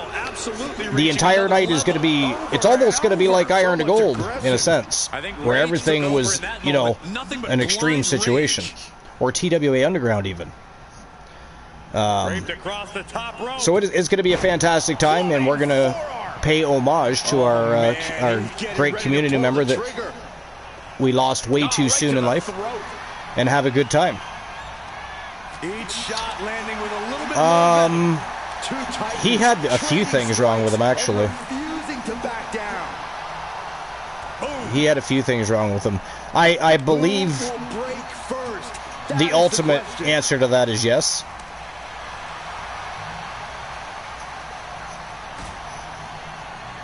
I don't know if I want to go on this trip, guys. No, Red Hulk is Damien. It's the final time, the last ride. No, it's not the Red Hulk. But he may as well be. He is an absolute monster, and I don't really care for what's going on right now either. I think it's disgusting. Toyahachi Joe! Thank you for the lurk, my friend. We appreciate you. Thank you for taking the time to stop in. He's out. Thank you very much. And by the way, Toya, while you're lurking, Tucker Pollux is in action today. Tucker Pollux is in action today. He is main eventing. And he's been doing absolutely sensational in the squared circle. I'm sure he can feel the target on his back here. Manages to reverse it. Can we get a shout out? He lives in Germany. Getting out of harm's way. Or is in Germany, but he's from Germany. And he's an absolutely brilliant human being and a brilliant streamer. So if you haven't ever been to his channel before, you definitely want to go check him out. Shoot him a follow. He's got a fantastic community. It's always a welcoming and good experience on his channel. Slides under the ropes, back into the ring. So if I could get a mod to shout him out, that'd be great. Thank you very much. Do it now, goddammit. I'm just kidding. Well, I kind of mean it. A little bit. Twitch just gave me a soundless ad and let me keep listening to the stream. Nice. That's awesome. I just wish that everybody had that picture-in-picture ability. Thank you for shouting out, Toya. Also, Archer, I won't be home next weekend, so HCC will not happen next week because I'm dog sitting for myself. Well, I mean, you know what? Responsibilities and family come first anyways. We will be there for your show, don't worry. Whenever that may be. At a time of your... Listen, I know better than anybody that schedules can be a hassle. I used to have a schedule, but I mean, life took over. Life took over. I just got to roll with the punches and make sure I'm putting out content. Luckily, most of our community members watch the VODs, whether they make it to the show or not. So it's really not that big of an issue. That's what I need to do on for only Shinobi. Oh man! Yeah. So I missed my Queen Dusters. I think she was part of this match on match number 3. Looks like he's got something in mind for ringside here. Tag team match. That's yours in your head. With Exile Jax's women's core of Kelly, and also not sure who the third person was. The other person was. I know Queen Dust is one. And gets tossed back into the mat. Kraken Skull says, helping my wife build guinea pig cages. I'm listening. I mean, are you actually building guinea pig cages, or is that like one of your fucking strange codes for I'm banging my wife in the bathroom? Or I'm tearing off her lingerie with my teeth? I mean, you never... No! God damn it! Fuck! That is it. That is all. Ladies and gentlemen, the winner of the match and your new TWA Underground Pure Submission Champion. He is also the TWA World Champion from Team Kraken Skulls. The Manifestation, Damien, with the W and going home with the championship. Good God. I mean, he did ragdoll Archer quite a few times in that matchup, so I guess I shouldn't be too surprised, but god damn it. I mean, to be fair, Archer did defend that championship once, didn't he? Did he defend that title? I'm trying to think now. I feel like he might have. If he didn't, then that is ghastly. Look, he even AKO'd Damien. More than once. AKO'd his big ass, and his big ass just kept getting back up. It is disgusting. It is downright disgusting. Yeah, no, he definitely did it at least twice. In a row. They just showed it on the goddamn replay. But no, Damien's got to get back up. Like some sort of fucking zombie. Frankenstein motherfucker he is. How dare he? Death Sentence, well done for winning 500,000 and membership to join Death Sentence. It's your choice, yes or no.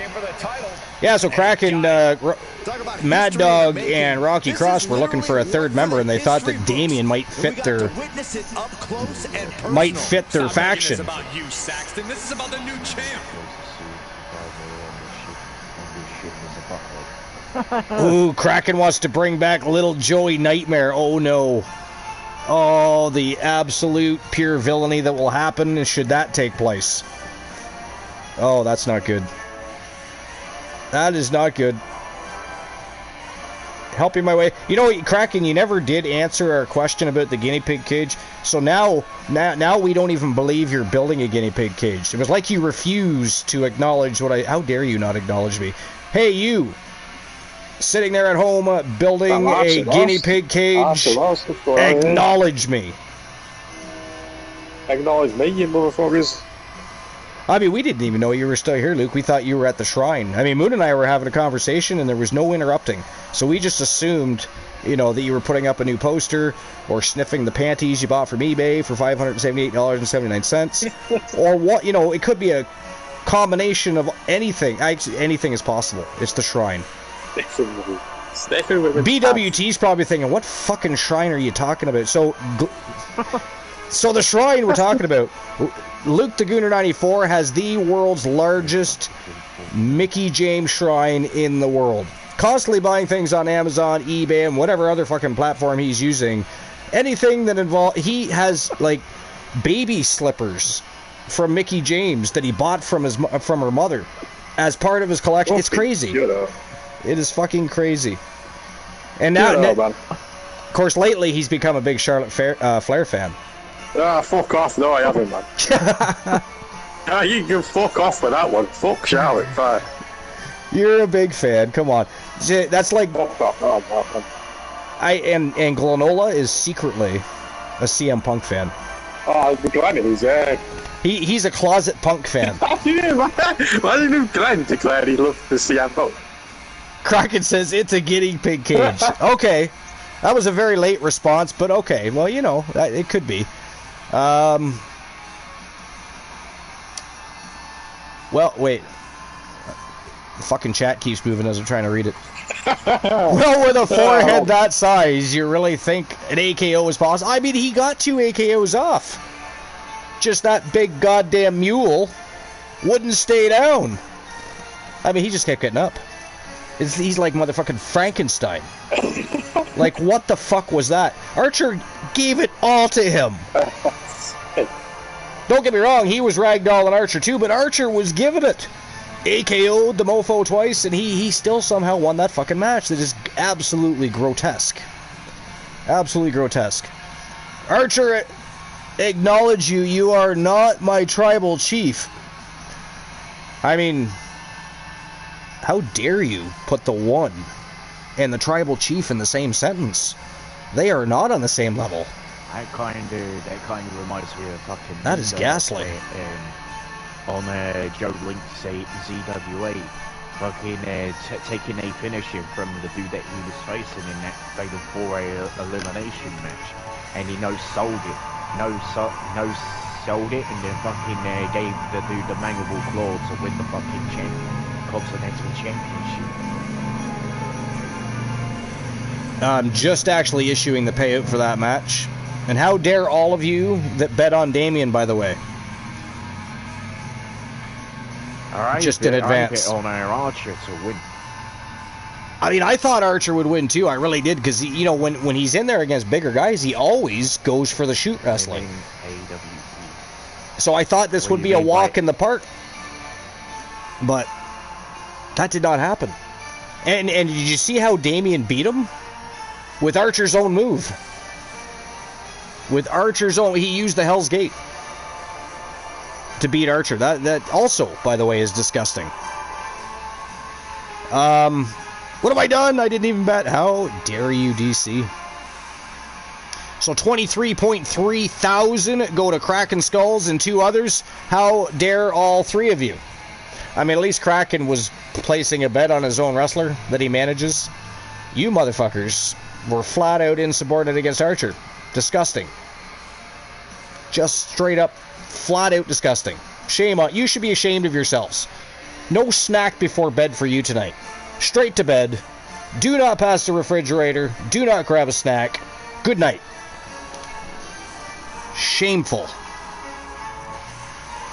BWT says my PS4 version is still downloading right now, and I don't bet on anyone. I'm just watching. I mean, that's fair if you're not a gambler. Plus, you're still kind of getting used to everybody, so who the fuck would you bet on? The guy that should be renamed the Red Hulk? I mean, or the guy with the ego that just lost to his own move? I don't know. How the fuck would you know? We bet for Archer, hence why we lost. Well, I mean, you know, that probably is why. Strife, why would you do that? You don't bet on Archer. That's like Glenola betting on Archer. When Glenola bets on Archer, either the card did not go his way that night, and he's feeling, you know, sentimental or emotional, which, you know, it's a Glenola. That's not happening. You got to really start to question, like the mental stability in the moment. Why are you betting on Archer? How dare you? You jinxed him. You placed a curse You and your damn occult placing curses on shit. You probably cursed Archer too. Made him lose his championship.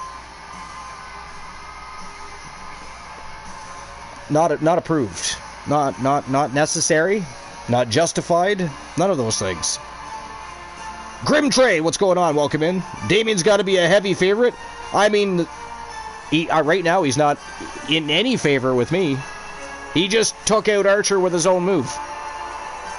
Took out Archer AKO'd him twice. That big bastard just kept getting back up. I watched the first ever like a episode fucking of zombie. TNA He just kept coming. See, Archer should have chopped his head off. That's what it is. That's I what watched it the is. first ever episode of TNA, like TNA Impact last night. Oh, did you? Yeah, it was pretty good. TNA was good History right there. Until Hogan and them came in. They slowly started the tank TNA from there forward for a little while anyways. Dixie Carter is full for bringing in Hulk Hogan. No, that. Lou Foster says, I bet on Archer, 730 down the drain. Oh, yeah. That was Dixie Carter's fault for bringing in Hulk Hogan to put his. Oh, Rocky Cross. Damien says he works alone, but yet he wants to bring Lil Joy Nightmare back. But he wants to bring Lil Joy Nightmare back. Tells Rocky Cross. Damien works alone. What? I mean, were you sniffing some glue while you were building that guinea pig cage? That's not computed. The math is not adding up there, Kraken. The math is not adding up. But anyways, all right, here we go. Co-main event of TWA Underground is next. It is next. All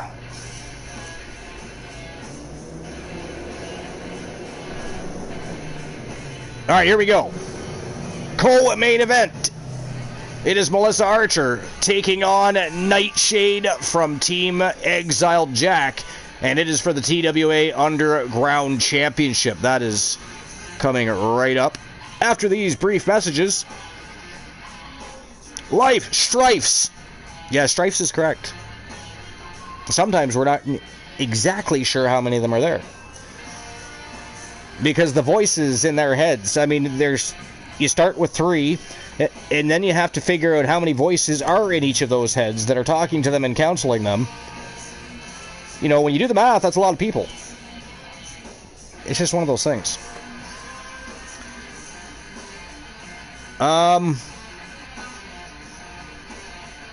Alright, so I'll get the next betting line open.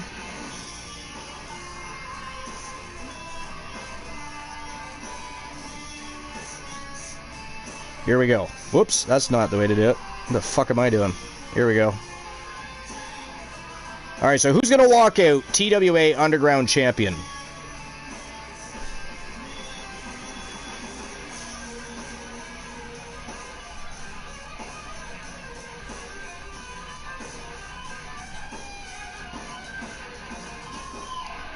Is it going to be Melissa Archer?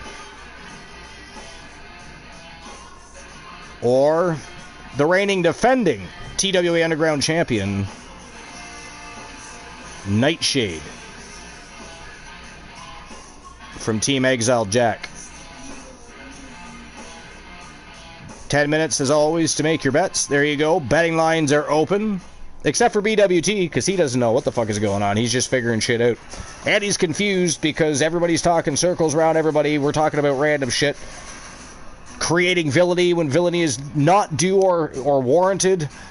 You know, his head is spinning. He's like, what in the fuck channel did we come into here?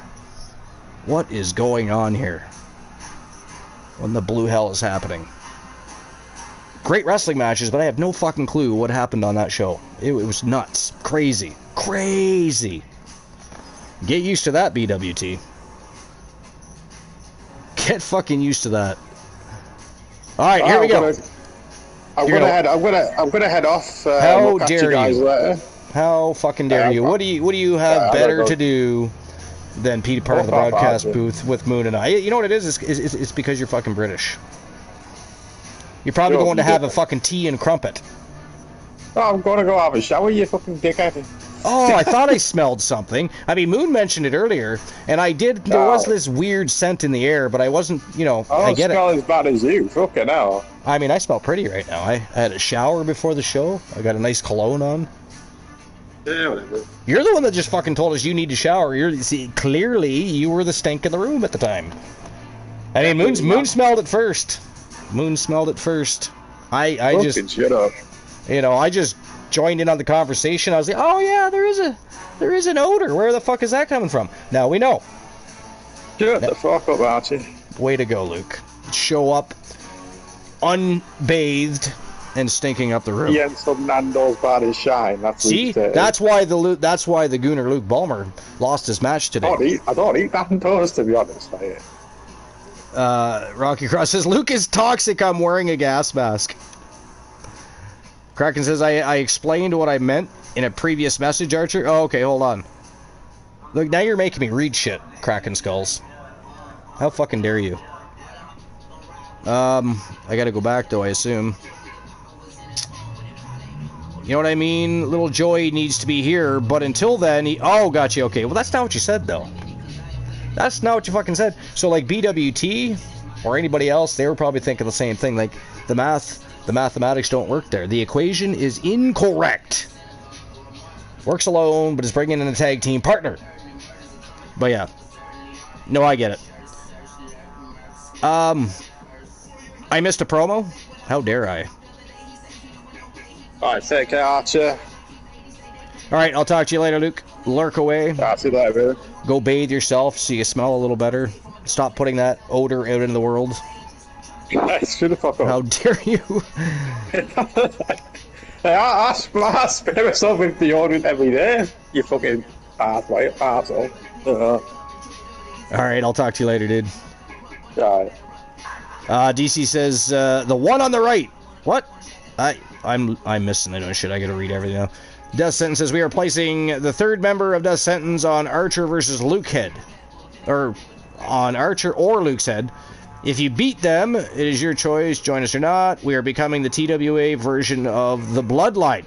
So it's like an open fucking challenge on the Gooner and Archer's head now. That is absolutely rude. Ghastly, if you will. So anybody that beats Archer or the Gooner gets the option of joining Death Sentence, if you would like to do so.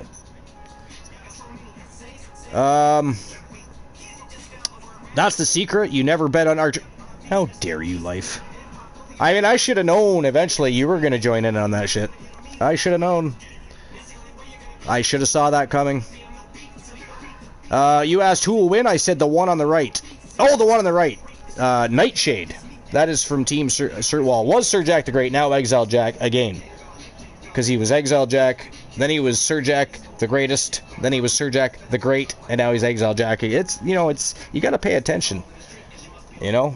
He changes names more than he changes females in his life. It's kind of nuts. But wait a minute, that you're betting against Melissa Archer? That is ghastly. How dare you? I just put two and two together there. Replying to Kraken, welcome back. I didn't even know you went anywhere. Leaving without notification, how dare you? Oh, please, I'm still one of your favorite mods. Rocky Cross says, never bet on the name Archer, male or female. Always lose. How dare you? How... Somebody should AKO Rocky Cross. Somebody should AKO him. I smell an AKO in the air. I believe that to be true. Yeah. I mean... You know what? I'm not even going to indulge that. I refuse to allow myself to be dragged down your goddamn rabbit holes. Okay? I get battered and bruised up enough. No. Nope. I'm not doing it. How dare you? No, I did not. I mean, I was interested. It was intriguing because it's a fucking big ass hole. But then I pulled back. I was like, you know what? It's just a hole. You know, I'm not that interested anymore. I withdrew from the rabbit hole. I did not agree with you. I did not agree with... What? I did not. I absolutely did not. Ooh, Rocky Cross got hit with an AKO. 60-second AKO. I mean, he had that one coming. How dare he slander the name of Archer. Disgusting. Okay, here we go. Co-main event, it is Melissa Archer versus Nightshade. TWA Underground Championship on the line. Let's turn and burn. No, I did not. How don't you... you know what? Nope. You guys can converse all you want. I pulled myself out of that conversation. I will not indulge it. I will not acknowledge it. I will not be involved with it. I will not. How dare all of you. How dare all of you.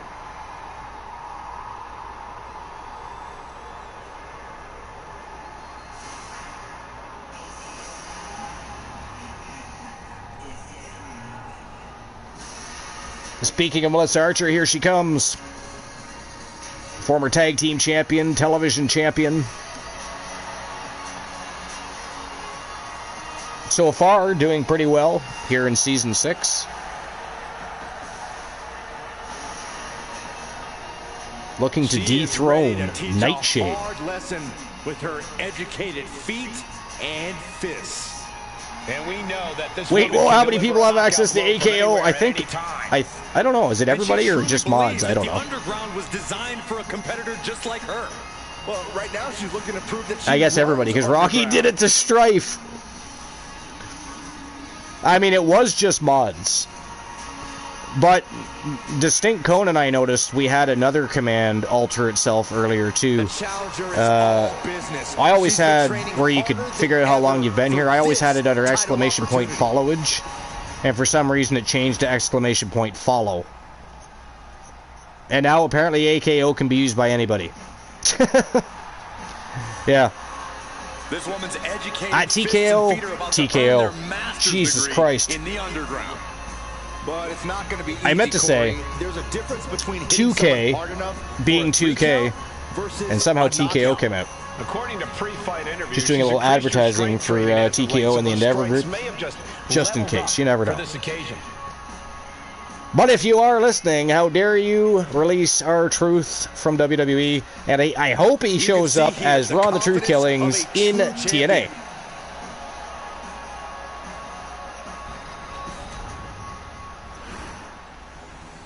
To be fair, I think that's exactly where he's going. Love to see him become... it would be great to see R-Truth go over there and win the World Championship. Introducing the challenger. From Montreal, Have him win the championship. The real deal, Melissa Archer. Ooh, drop kick from Variance of Strife. And her opponent, from the edge of reality, the Wrestling Alliance Underground Champion, the Anarchist. Something I haven't done to Jack in a while. Sorry, Jacko. Jacko. Jackie. Jacqueline. Jacqueline. You can see it in the eyes of each individual. Only all of the above. Sharp focus when this much is on the line. How dare you, sir? Apparently that changed too, because literally I was the only person that could do that. An underground match is unlike any other in WWE. Man, they've changed a few things for whatever reason. You're in for a fight to the bitter end. And with a submission or we need an Archer to look at the chat redemption. All right, hold on. What am I looking at? What did I miss? I thought I was paying attention. How dare you? That's right. For some you can't AKO me. I'm invincible. No, I can't. Yeah, that's true. Nightmare. Returning to the ring now. Oh man. That is true. Oddly enough, I didn't think you could AKO VIPs either, but apparently you can. Oh God, drilled right into the post. 33% World Championship worthy. There's the dice for the day. Pair of threes. Nobody's beat that yet. You gotta either tie it or beat it. Gets out of the way of that one. Oh, what a knee lift. If you tie it, I'll roll the dice. If you beat it, you're in the lead. She's struggling to get back up, but she's about Of course, you got to get a pair of fours or a pair of threes to do so. Quick way to respond with the reversal. It's exclamation point roll. What's the most important Life. thing to remember How when dare you enter an forget underground match? such a simple little This is command. a situation where chaos thrives, Cole. You really have to embrace that every chance you get. The lack of rules really lets you use the whole arena to your benefit, so use it. There you Do go. whatever you must A to 1 make and a your opponent 5. tap or nap. Straight aggression rained down with unbelievable Mufasa says I rolled the force, dice and this earlier, could got be a pair their of sixes. path to Oh the shit! title. You I know missed that. So you guys she's got thinking she to can either end it all tie. here. Actually, that's the only thing you can do is tie. There's the You got to tie for a roll off. A pair of sixes. Good luck though. We are gonna see it. No, went down Although I low said with a that one headbutt. time in Strife, was it you that like rolled a pair of sixes Well, that is a sign that definitely gets the point across. when somebody else had just done it? Oh, now she's looking to apply the pressure. Yo, with a submission maneuver. Rocky Cross, pair of sixes. So you two have to do a roll off. Stomps on the foot and elbow to You guys follow. have to do a It roll worked. off. Whoever has the higher dice, Cut them off with a shot regardless to the of what they are, that will be the new dice to beat. Bang! Snap suplex. Just a non-stop attack from her here. Right now, she's uncovering all of the fractures in her opponent's Yeah. game. Oh, look at this. German You did it twice? suplex. Oh And shit! not done yet. How'd I miss that? Another German. A trio of wicked German suplex. So anyways, you and Strife have to roll Head to the again outside. to see who's gonna lead. Oof, had it scouted and met with a back elbow. Oh, what a roundhouse. Because you're both at a pair of A sixes. chain of reversals here. Every motion getting cut off. We're locked in reversals here. Neither competitor 4 and a intimidated. 3. Strife, you got to beat a 4 and a 3. If not, that's the new On the lead. shoulders and a slam. Which is a shame after getting a pair of sixes, but it is what it is. And it is about to going for the home run. You got to have that tiebreaker. Got her with quite the shot there. Oh, man. And I think that Oh, it was just Mufasa? Okay, busted her Mufasa. open. Once again, our women's division is putting the We need you to whole roll. industry on notice with a match like this. Rocky got 4 and a 3. Oh, man. Looks like she's heading back into the ring. 4 and a 3. Oh, wicked kick to the lower back. She had that scouted. Ooh, pair of ones. That beats the 4 and a 3. There you go. So now you guys have to beat a pair of ones. That's not so Looking for difficult to escape, do. but she gets it. Crucial Although, counter. you know, pairs aren't exactly overly common either. But It's just insulting. And now she's being overwhelmed Wow. by this attack. what the hell? Now you guys got to roll off again. Ooh, one step ahead there. That's crazy. I know. OMG is correct. That's fucked up. I can't believe you guys just tied again. Soaring. Good Lord. Taking flight. Took a leap of faith. And Pair of connected twos. Perfectly. This could be just what they needed. Whoa, she retaliates. Oh, you might have to do it again there, Rocky. Flutter reversal. From out of nowhere. Twitch be fucking with you. There you go. Whoa! What? What? Oh, what's coming here? What in the blue hell? Ankle lock is in deep. That's crazy. Again. Letting go of her hold here. Good lord. She thinks enough damage has been done. That is absolutely insane.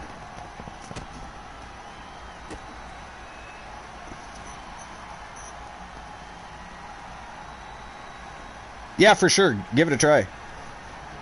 See what you get. Nobody's beat the hand of poker yet either, I don't think. We're still at a pair of aces and Taking this 9-7 fight high. Back into the ring. She's amped and ready to show. 5 and a she's 3. not one to be messed with. So that's just crazy. Powerbomb position. Fighting out. Hammering away with punches to the face. Pair of sixes for life. Pair of threes for Mufasa. Ooh, double axe handle. Mufasa's now had a pair of ones, a pair of twos, and a pair of threes. Some serious damage to But the Life has a pair of arm. sixes, but she doesn't count hers, so pair of threes would be the leader. Expertly applied triangle. So you got to beat a pair of Interesting threes. play. Needs to find an escape route. 4 and a 2, that won't do it. So Mufasa's now in the lead with a pair of These threes. superstars have toiled away endlessly, and this crowd is on their feet in full appreciation. An incredible sight to see. Going up high with the punch. A lot of damage being piled 44% on the world champ. championship She's worthy. really taking a beating tonight. I don't think Pair she's of got much ones. left. Close but no cigar. Ooh, 98%. At least you didn't get 99. She'll take things That's always a into the ring. piss off. That's always a piss off. Oh no, that was a rough fall to the ground. So far, Melissa Archer and Nightshade putting on a spectacle here. Shoulders and a slam. Lining But her Nightshade up perfectly. currently I would measuring fear what's Mrs. coming Archer up. next. Oh, nice reversal. Big knee. AKO out of nowhere. AKO out of nowhere. Hold on a second. Could be a matter Picked of her time. ankle. Submission being locked in. She picked her ankle. Ankle lock. Oh my God. And look at her giving up. She's quitting, but it doesn't save her from the hold here. Hey, wait a minute. How did that It's been a submission struggle not for score the these victory? competitors to find an end to this match. But the struggle's worth it. Submissions With every count move in you an make, underground you match. hear this capacity crowd Melissa Archer just got following you on screwed that by the journey. ref. I know! That's what I'm saying. Melissa Archer just got screwed by the ref. And she's out of the ring. Remember, no Oh, count. went for a spear. Evasion by the champion, though. Back into the ring now. They're both tired and can barely stand. Look at them. She wants. Oh, another AKO, and that is it. That is all. Knocked her ass out. She had to beat her twice because the ref screwed her. Tapped her out with an ankle lock. Ref didn't make the call. And then delivers a second AKO to pick up the victory. So, ladies and gentlemen, the winner of the match and your new TWA Underground World Champion, it is Melissa Archer going home with the championship. Congratulations to Mrs. Archer. I don't know if she's watching. She is at work, but she might be busy with clients. If not, she'll find out when she gets home. Either way, she'll be excited. It would have been a shame, you know, no offense to Team Exile Jack. It would have been a shame, though, if Melissa Archer had lost that match after being screwed like that. You can win a match via submission in an underground match. Oh, no, there's no ropes because it's an underground match, Life. You guys tied again? Holy hell, you and Mufasa are just going back and forth. That's insane. Wrestling Alliance Underground Champion. That is insane. Melissa Archer. She's done it. So Melissa Archer, your new TWA Underground World Champion. She kicked it into that other gear just at the right time. Tonight, I'll a issue new the payout for champion has that. been crowned, and she deserves all of the credit.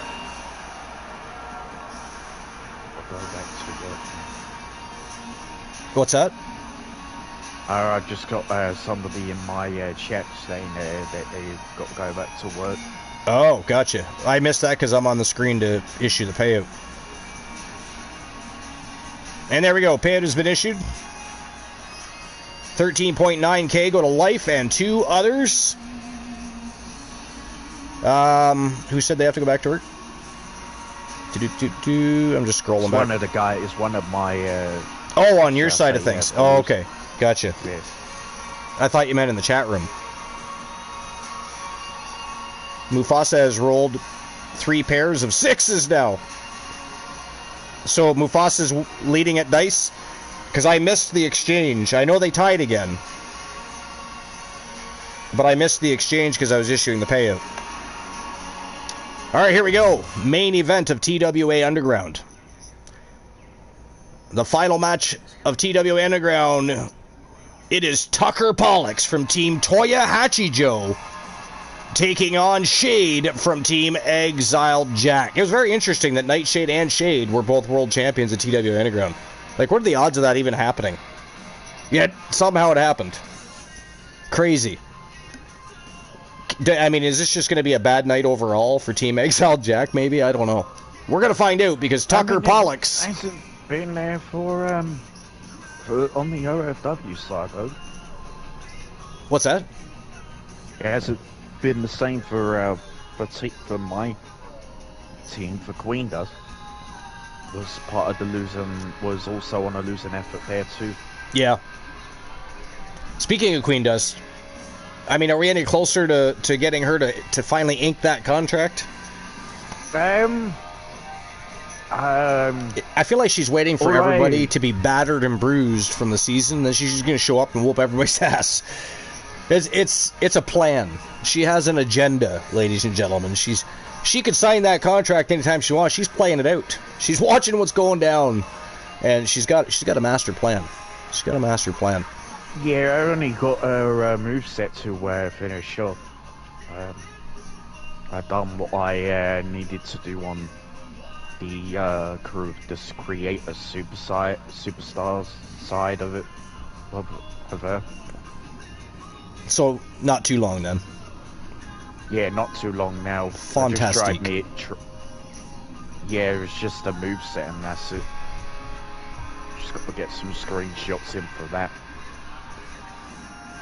So, like, copy. Alright, so who walks out?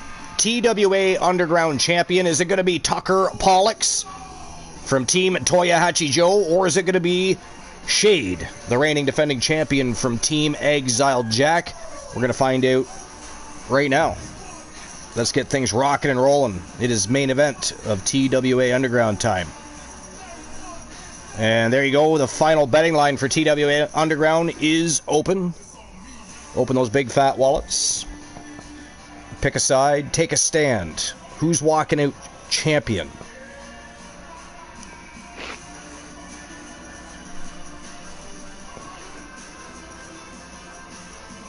You know, I've still got some time. I'm thinking maybe we do at least the quarterfinals of the tournament today. Because we can always finish them for Genesis. After Genesis. Or if it's like our last tournament and it disappears like it never even happened. That was crazy, wasn't it? That whole tournament. Where Nightshade... Was it Nightshade that won that tournament? It wasn't the last tournament we did where Gunnar won. It was the one before that. And it went so fast. It was just like bang, bang, bang. Matches were over. There was no... Like nobody was there to play. It was just all business. Craziness. So if it's like that again, I might even consider doing the whole thing. But I say instead of doing a go-home happy match, why don't we do the first 4 matches of the quarterfinal? You think? I think that would be a good idea. Yeah. Alright, here we go. Main event of TWA Underground time. Again, from Team Toyohachi Joe, it is Tucker Pollux taking on Team Exiled Jack's reigning defending champion, Shade. Let's go. I've actually been looking forward to this match. I mean, I was looking forward to Archer's match too, but, you know, a fucking zombie beat him. Goddamn Frankenstein. He did not fight no Damien Angel. He fought fucking Frankenstein. Beat the shit out of him, AKO'd him twice. He kept getting up like he was a goddamn undead. It was insane. 'Twas insane, it was. Mufasa AKO's Rocky Cross. I gotta go back and fix some of those settings though, because like only mods and VIPs were supposed to be able to do that. And then my one for Jack was literally, it was set so only I could do it and drop a house on Jack, or anybody else I wanted to really. And now everybody can use that too. It's weird. And it changed the follow thing. Right? To see how long you've been following the channel for. It changed it to just follow. Made for the underground. It's weird.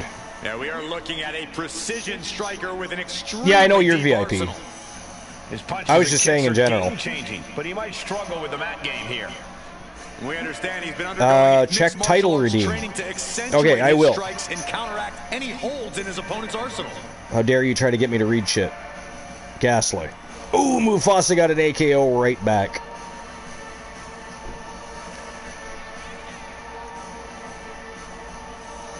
I don't know if I've listed. I don't think I've updated the commands. Or maybe it doesn't work at all. Some say he's the underdog tonight, but Life is Great has been following for 3 years, 3 months, 24 days, and 14 fantastic hours. Awesomeness. Oh, sugar. AKO party on Rocky. Oh! What?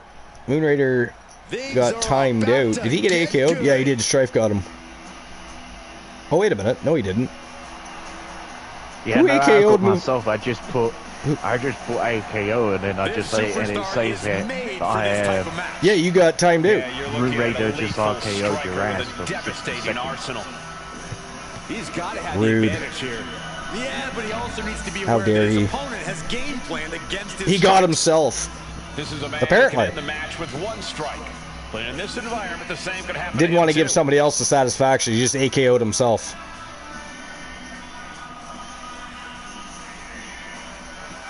Yeah, 3 years, yep.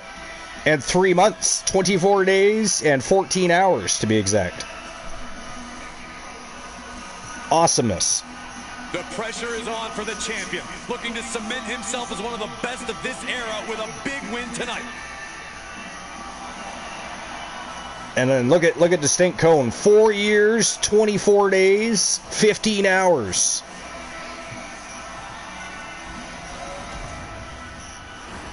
Variance of Strife has actually been here longer than it would say if he did that, because he went under a different name at one time. He's been here a very long time. Oh, Strife got AKO'd. I don't know why the fight command command is not working. I didn't update it yet anyways. There's things you can do now that aren't already on the list, but it would have given you an idea. Because, I mean, you can also do this.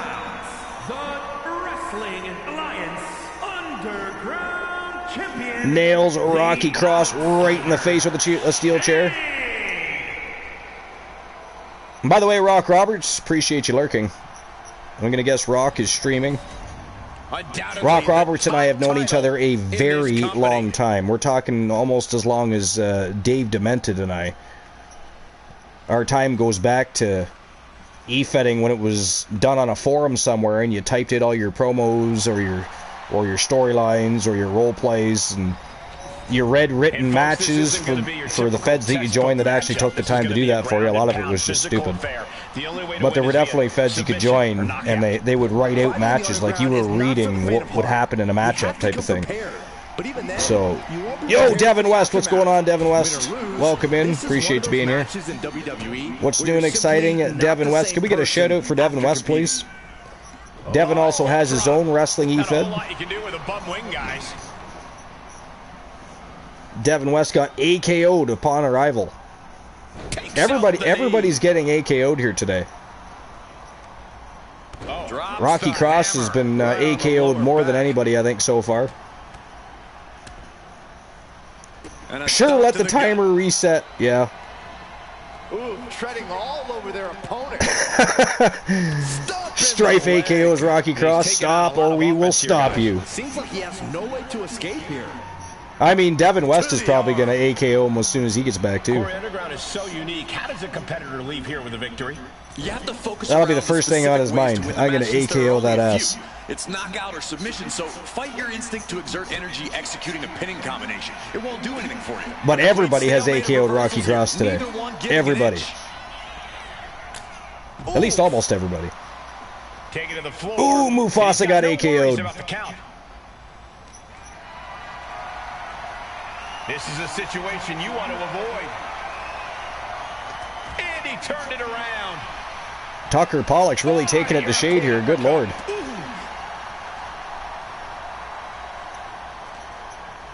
I mean, he's really giving it to him. Turns it around. Ooh, nice reversal by Shade. Wow, he didn't even budge. Didn't even budge. Tucker Pollock's is a beast. And hit him with a shot to the face. An absolute beast. Glad to hear it, Devin. Did we get a shadow for Devin yet? And he retaliates. Thanks for shouting out Rock Roberts, by the way. Appreciate that. He's probably streaming, and then he probably has me up in the background. By the way, Rock, we really appreciate that. Now heading back inside the ring. But yeah, if you haven't checked out Rock Roberts, definitely go over to his channel, check him out when you see him live. I can't believe what we just saw. Thanks for shouting out Devin West. I can't believe that didn't miss. Muchly appreciated. What are we about to- Oh! That was your last AKO. Who'd you get? Oh, you got Strife again. Not a good spot to be in. Turns that in his favor. Of course, Devin. Got to shout you out. It's got to be done. Oh! You're a member of the Fam Jam, sir. You must be acknowledged upon arrival. Sharp elbow to the gut turns that one I mean, there's around. just a lot of villainy going on tonight, so it was, you know, difficult to do. People are getting AKO'd all over the place. Oh, that big boot. Big boot. There's a timer between shit. Yeah, I know. I wish they'd get rid of that. Adrenaline can make It's so you do stupid. Crazy things. Exhibit A right there. What are we going to see here? Who won the race? Tis stupid.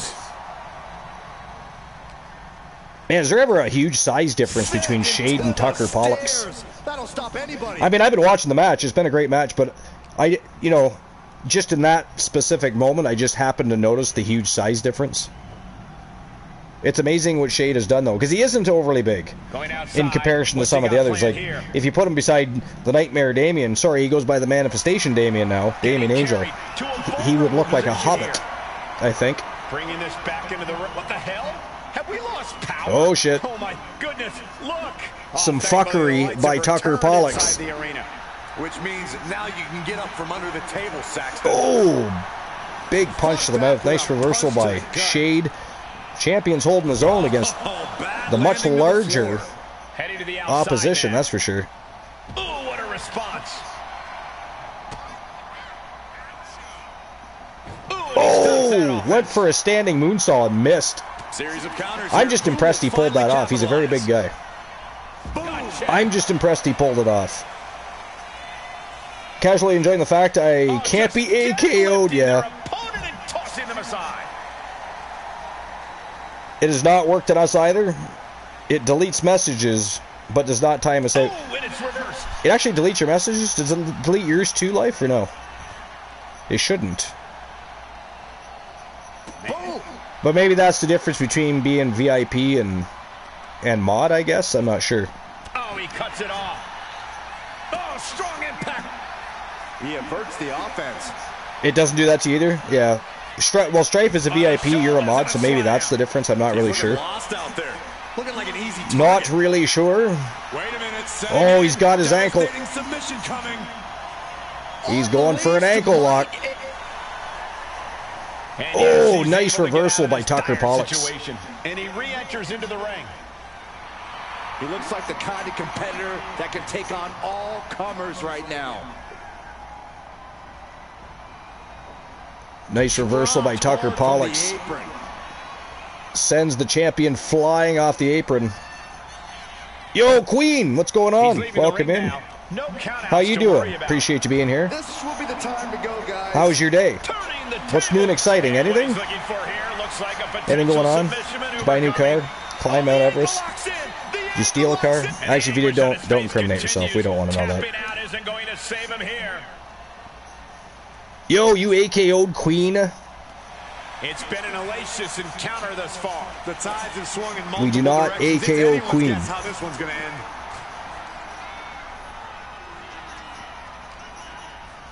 Can't AKO? Yes, one can, just not mod. Yeah, no, yeah, mods can't do it.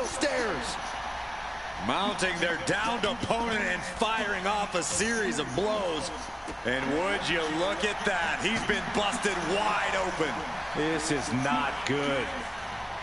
Gun check. Oh my goodness. Just give me 1 second. I'm just reading something here.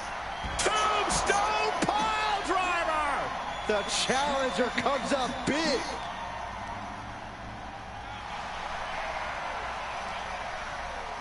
Oh, gets blasted into the steel steps.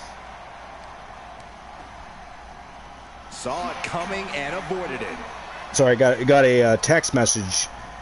My daughter was apparently not being well behaved in school He today. wants this fight on the outside. Or at least on the schoolyard, we shall say. Sit straight into the barricade. Picked up and being carried around now. They've been a bunch of villainous bastards today. They really have. Drops the hammer. Right on the lower back. And look at this now. Bad intentions coming with this hold. This could be it. We could see a tap out any second now. Going to take a lot of fortitude to get out of this. He lets his opponent out of the submission. Yeah, but I'm good. Thank you for asking. Of course. Yeah, absolutely. We appreciate you being here. Got to see how your day was. Right to the kidneys. Golly. Make sure you're doing well. I was just curious if anything was new and exciting. Who knows? You might have won the lottery. Went hiking in the Andes Mountains. Somehow became a self-made god. I don't know. Who knows? Unbelievable athleticism. Queen says, all good, understand. Yeah, Queen's not exactly new to what goes on around here. She knows there's a bunch of insubordinate trolls around here. Ghastly people that like to cause villainy. Usually it's to me, but, you know, whatever. Today it's to everybody, apparently. And ladies and gentlemen, that is it. That is all. The winner of the match, and still your TWA Underground World Champion from Team Exile Jack. It is Shade going home with his championship. Congratulations to Team Exile Jack and Shade. Still your world champion for TWA Underground. All right.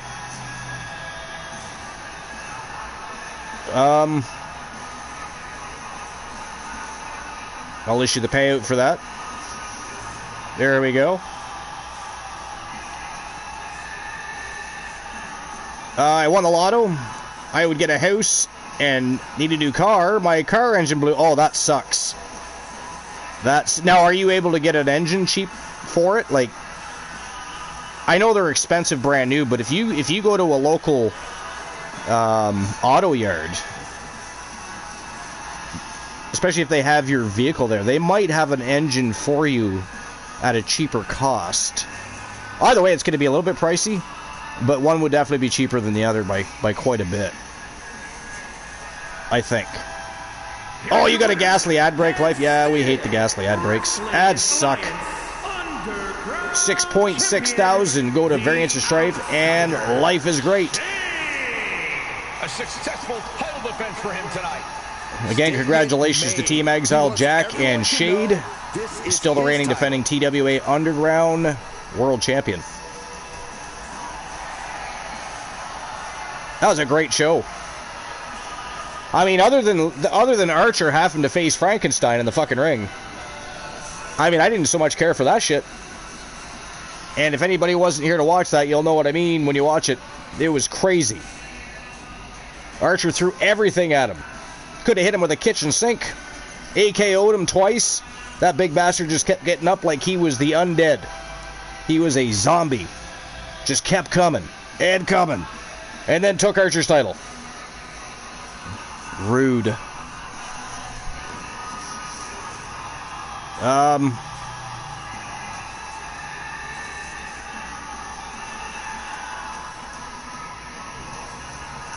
Just give me 1 second.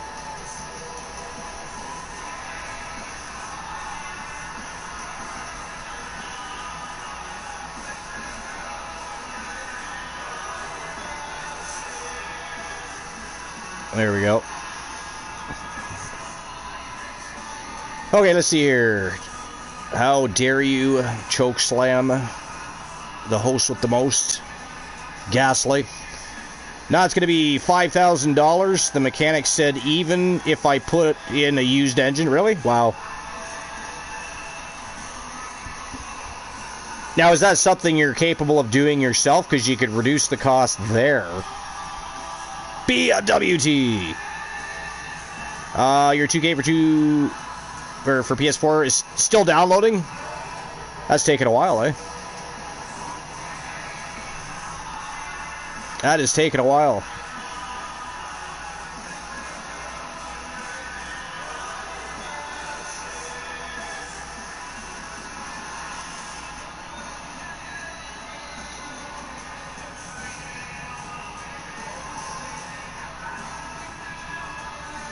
It is crazy. Yeah. I mean, the cost of everything is crazy right now, but I mean, that's insane. It's a little insane. All right, here we go. Let's have a quick look at what went down today at TWA Underground. First match of the day, it was a triple Hell in a Cell. Actually, it was actually a triple Hell in an Iron Cell. I don't know why it doesn't copy over to... It gives you the generic version of whatever the match is instead of giving you what the custom match is supposed to be. There, anyways. Not at the original screen when you're first starting your match. But it just... I don't know why it does that. It's so stupid. But we had the Wolfpack gals, Roxanne Riley and Jennifer Wolf, taking on Amber Extreme and Britt Baker. They are, of course, the Outlaws. The Social Outcasts, Big Farmer Jackson and Nikita Davis, put their championships on the line, but it was Social Outcasts picking up the big W and going home with their championships. Up next, it was an 8-villain battle royal for the TWA Legends Championship. Currently, well, it was held by Stone Cold Steve Austin, who had taken out the Wolfman Alan Severn for the right to hold that championship. But today it was Triple H going home as the TWA Legends Champion. Next, Maxine Kitty was taking on Alexa Bliss from Team Joe Link, and it was Alexa Bliss, after a brutal matchup, picking up the victory over Maxine Kitty. Next, it was a grudge match between two they've been allies, they've been foes, they've been tag team champions together, they've at one point held every championship in TWA. They've got a huge history, huge backstory. B. Jackson come back and was tired of listening to all the ramblings about January. Challenged January to a match and dethroned her to become the new TWA Women's Legends Champion and a 2-time Grand Slam champion. Today, January challenged her to a rematch, a grudge match. No title was on the line, and it was B. Jackson winning in the Underground match. Next, it was Callie Carter looking for vengeance against Stephanie Vaquer, who took her championship from her at Wrestle Wars Genesis, but did not beat her for it. But it was Stephanie Vaquer that would stand tall and defeated Callie Carter. Next, it was Rocky Cross and Mad Dog. They are known as Death Sentence, taking on Mufasa and Eric Dangerous. They are TDL, a.k.a. the Dangerous Lions. And it was a TWA lockdown matchup, which Death Sentence started out winning. They were taking Mufasa and Eric Dangerous from corner to corner, pounding them into the mat, picked up the first fall, but TDL made a huge comeback and picked up 2 straight falls to defeat and give them their first defeat as far as Death Sentence goes, and TDL are still your reigning and defending Underground Tag Team Champions. Next, it was the one Elijah Archer taking on the Manifestation Damien for the Underground Pure Submission Championship. Archer put his belt on the line, and it was Team Kraken Skulls Damian Angel picking up the W and going home with the belt after tapping Archer out to his own move, Hell's Gate. Next, it was Melissa Archer taking on Exile Jack's own Nightshade for the Women's Underground Championship, and it was Melissa Archer picking up the big W, and she went home with the new Underground Championship. Last but not least, it was Tucker Pollux and Shade going to battle in the main event for the Men's TWA Underground Championship, and of course, it was Shade picking. It was a very hard-fought victory, back and forth. It was a great match, but it was Shade from Team Exile Jack picking up the W to be and remain the TWA Underground World Champion. So congratulations. Alright, as I have a bit of time to play with, I was going to do a go-home happy match anyways. I figure why not do 4? Let's start our tournament. We'll make it through the quarterfinals, and we'll finish the tournament at Wrestle Wars Genesis, which is our next show, as you can see. Pay no attention to that matchup, that won't happen. The final boss trying to insert himself into the picture as always, that's not happening. Ignore it. How dare he? He has no power here. He already lost to the one Elijah Archer. Alright, here we go. Tournament time. Quarterfinals time.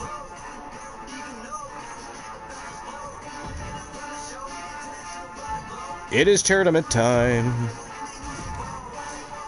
for the TWA 1 Championship, currently held by the Phenom Joe Lincoln from Team Joe Link. And have a look at the quarterfinals. Starting in the first leg of the tournament, we got Humboldt's the Arcane from Team Variance of Strife taking on Sami Zayn. Next from Team Boss Apollo, it is Joe Davis taking on Logan Paul. From Team Ace Hunter, it is Zach Payne taking on Glenola's favorite wrestler of all time, CM Punk.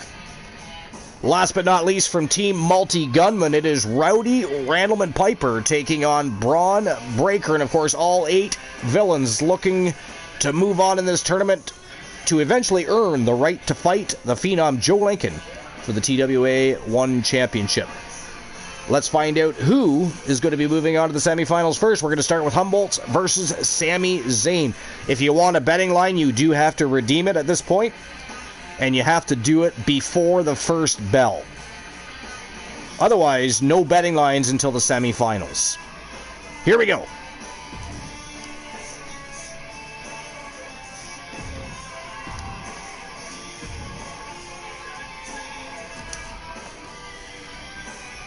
Quarterfinal matchup number 1.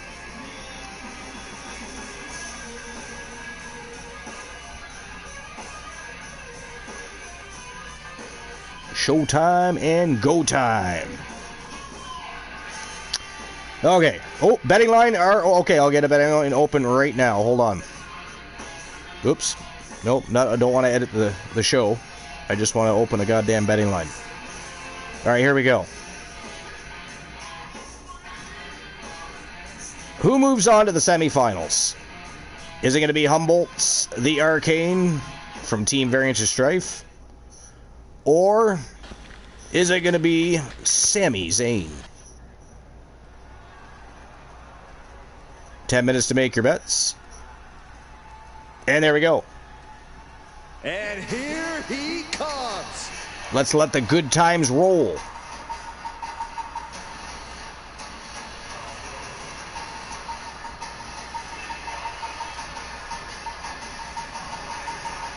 And here he comes. A former TWA World Champion, Tag Team Champion, Television Champion. Many accomplishments does the man have. Of course, some don't consider him a man at all. But a sorcerer. A wizard. Or, as the announcer just said, a witch doctor. Name your cliche. One of the baddest men on the planet. He's looking to move on to the semifinals and ultimately looking to face the Phenom Joe Lincoln. But he's going to have to go through Sami Zayn first.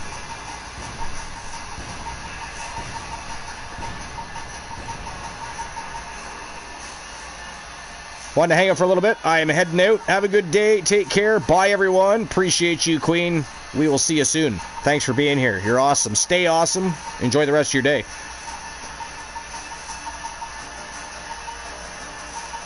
Enjoy your day. Always a pleasure.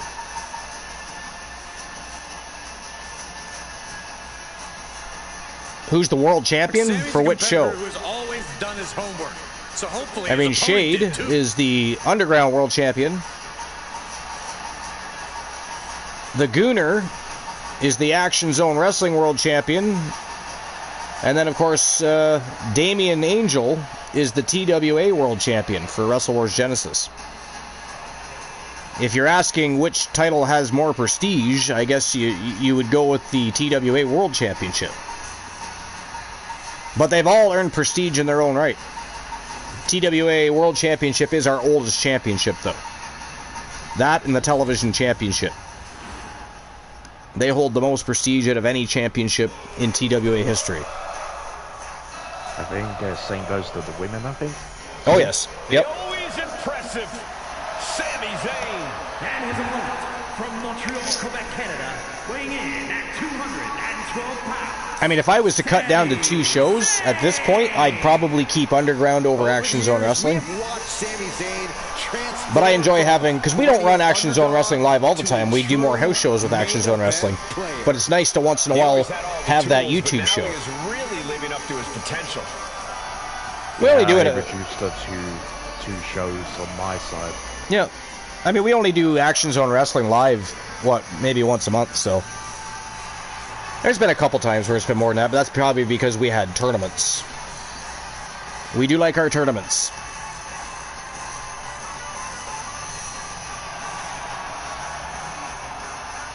I'm going TWA World Champion using Mad Dog. Did you win are you championship worthy? Is that what we're going with here? I gotta go back and look now. The WWE Universe is on their feet for Sami Zayn. I don't see anything. Yep.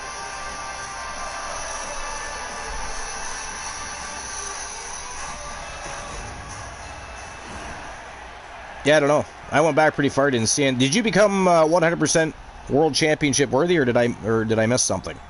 Because one does not just openly challenge the World Champion. There's a process. Ousted from the event moving forward. Isn't a warlock just an evil sorcerer, or am I mistaken? Yeah. Yeah. Sorcerer gets magic from bloodline. Warlock, that's true. That's true too. All the impact brought to the knee. Caught that in the Rocky got 100 on both world and tag. Wow. That's crazy. All right. So I guess you're challenging Damian Angel. Collar and elbow. Makes the move to get out of the compromise position. Damian Angel from Team Kraken Skulls. The one that just beat Elijah Archer, actually. Not that I want to keep bringing that up, but, you know, it did happen. You posted both on Discord? Okay. Perfection. Arm drag. I knew he was tag team championship worthy. Trying to find a way out and does so into but Rocky Cross, all you got to do to find out is go to Discord, go to the champion section, click on whichever show you're inquiring about, and look at their champions. Or at the top of the Discord, you can find former champions too as well. Going for a quick cover. There's a full roster there of former champions and current champions. So Kick out by Sami Zayn. He's not going to go down. we also have a Hall of Legends. Oddly enough, we never ended up doing any awards. We inducted people into the Hall of Legends last season, but we never ended up doing awards. We got to make sure we do that this year. To be fair, it was a very tough season too, though. Season 4 was rough. So to try and pick award winners, it was a tough thing. Oh, look at this. So I'm not surprised we didn't get that done. But we'll make sure it's done this season. It's the only season where we didn't have award winners. We only had inductions. Legendary tag teams, management teams, and our inductees in general. What power! Oh, Humboldt with a tombstone. Put a stop to Zayn. And quickly into the cover. Might be in trouble. Wow, Sami Zayn kicked out. I cannot believe that Sami Zayn all right. wants to prolong this fight. I mean, not just anybody does that, but apparently Sami Zayn does. How am I going to be able to end That's this? crazy. A little bit. Rush on Sami Zayn. A little bit crazy. Yeah, Sami's defensive instincts need to kick in. Is the correct spelling of Undying? Koloff is possibly coming back from the dead. I probably won't ink him this season, but he's returning to life. That is terrifying. That is absolutely terrifying. Oh, Sami Zayn is just getting the stuffing beaten out of him. And his body has to be in extreme amounts of pain. Apparently we're about to take another ghastly ad break. Elbow drop. Piercing. How amusing. He's got that look in his eye. If you haven't already answered the question of the show, will Gunther beat Jey Uso this Monday? This coming Monday. Uh-oh. Half and half suplex. He goes for the pin. Could this be it? I'm not going to lie, I hope he does. Kick out just before 2. Shows that this is still anybody's match at this point. I hope he does. I like Jey. I just think Gunther was a better champion. Turning it into the pin. I think if Jay keeps doing his thing, you know, he's just going to get better and better. I think he will accomplish that. I think his next championship run will be more entertaining. He just seems so odd. Y'all, every time you see Jey Uso in a ring, when he's about to do a promo, whether it be with Gunther or whoever, it looks like he's constipated. And to me, that takes away from everything, because I don't really know. It looks like he needs to take a shit. Camel clutch locked in. I don't know. I just can't. It just, I don't, and I know it's early on, but his run hasn't been overly great either, so I mean. Who do you want to tell a joke? You have your pick. Of anybody in the chat room, anybody on the broadcast. I mean, Moon Raider's here, I'm here. I mean, who's telling a joke? Or are you telling a joke? No, you said tell me a joke. All right.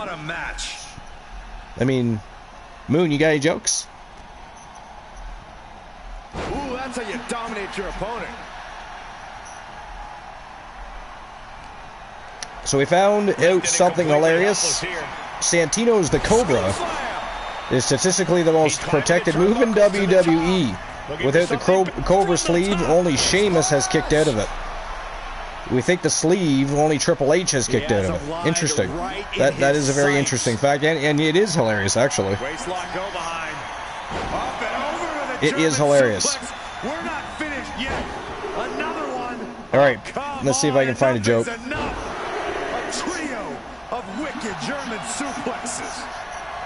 Makes the cover. Let's see. Constant barrage from each of these competitors. Almost a hazardous amount of punishment has been dealt. It's got to be concerning. Clearly, neither man. All right, Life. Why did the hairdresser win the race? Superhuman. Sammy can't find a foothold in this. Why did the hairdresser win the race? Mufasa and Anna both went quick last season, so both of them were fast rising stars, same as Eric Dangerous. Yeah. I mean, TDL, without a shadow of a doubt, are Hall of Legends bound. Life says he took a shortcut. That is correct. It is correct. Has Sammy in a pinning predicament. Now, Life, you should tell us a joke. And there we have it, ladies and gentlemen, the winner of the match. And moving on to the semifinals of this tournament, from Team Variance of Strife and representing the Occult, it is Humboldt's the Arcane with the W. Congratulations, Strife. Congratulations to Humboldt's as well, because, I mean, he made fairly quick work of Sami Zayn. I was a little surprised, though, earlier on when Sami Zayn was able to pretty much get right back up after the tombstone. I was like, what? The fuck he do? That's as bad as Frankenstein beating up on Archer earlier. I make my mind up, and I am going for... Oh, okay. You wanna fight for both Action Zone Wrestling titles? So, for the Action Zone World title, that is Luke the Gooner. And the tag team titles are held by the Coalition, which is MJF and Joe Hendry.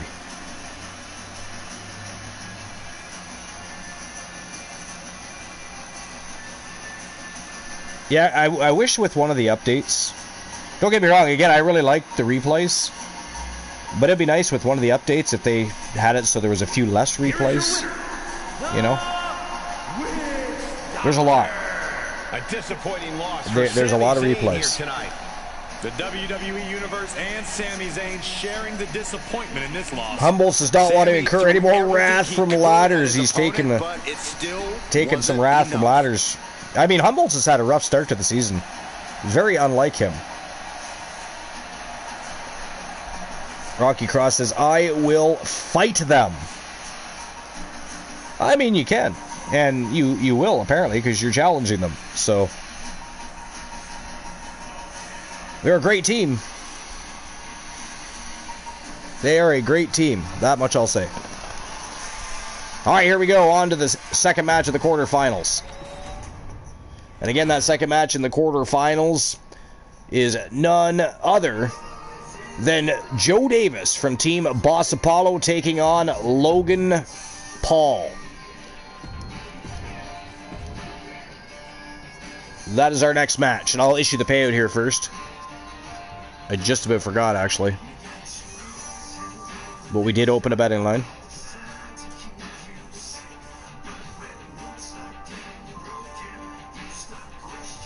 Oh, did I forget to open the betting line? I thought we opened the betting line. I'll refresh it, see what happens. Oh yeah, okay, there it is. I just had to refresh my screen. So the winner was Humboldt's the Arcane.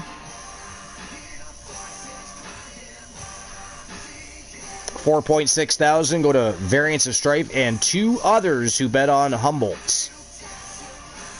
Alright, I'll get the... I know there's 4 betting lines open, so I'll open up the next betting line. Alright, so who moves on to the semifinals? Is it going to be Joe Davis? 1/2. What are they called now? The Authority, right? They've changed their name so many times. The Public Enemies... They were the Ascension. I mean, goddamn. But they are, in fact, I think the Authority. But anyways, Joe Davis from Team Boss Apollo takes on Logan Paul. Which one's moving on to the semifinals? 10 minutes to make your bets. And there you go. Let's get the show on the go, shall we? Joe Davis, Logan Paul, next. Who moves on to the semifinals to face Humboldt's the Arcane?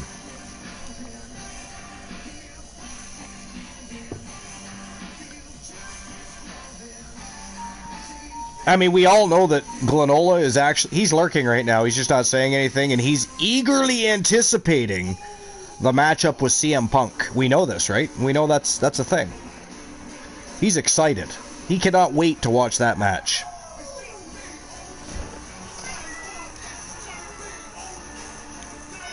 Hi, Comet.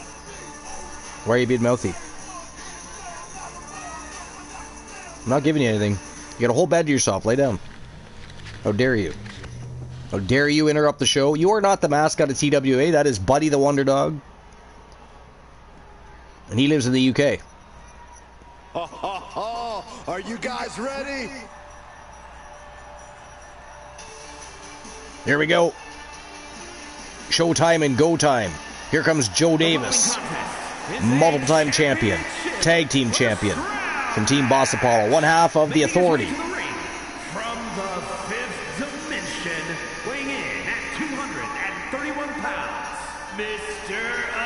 Amazing, Joe Davis! Some would say this superstar thinks a little too much of themselves, but the tape doesn't lie. Rocky Cross got 2.5K. Fantastic. Heck, maybe even lose a match once in a while. Fantastic. Anna 1, Anna 2, Anna 1, 2, 3, 4. Good Lord. Under the pressure of all the new eyes watching. We got like a musical going on in the chat room, apparently. Of Logan Paul's followers. Zach Payne says CM Punk is going to end up in a stretcher. Sorry, not sorry at all. Not Archer missing the joke. I mean, I didn't miss the joke. I saw the joke. I mean, you know. It just seems to be like there's a musical going on. You're leading the way. Variants of Strife is joining along, riding your coattails.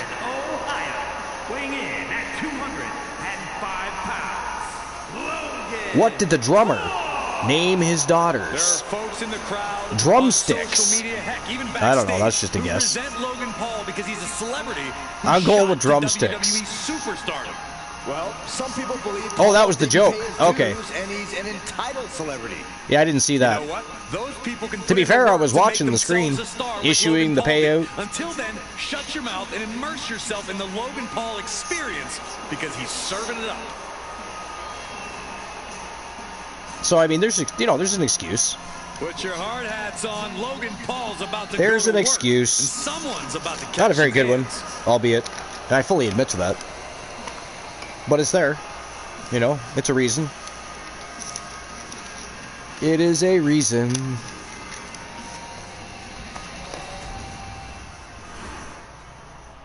We all know Life likes her musicals, stage plays,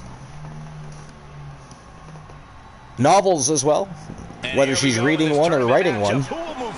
And yes, I did say writing one.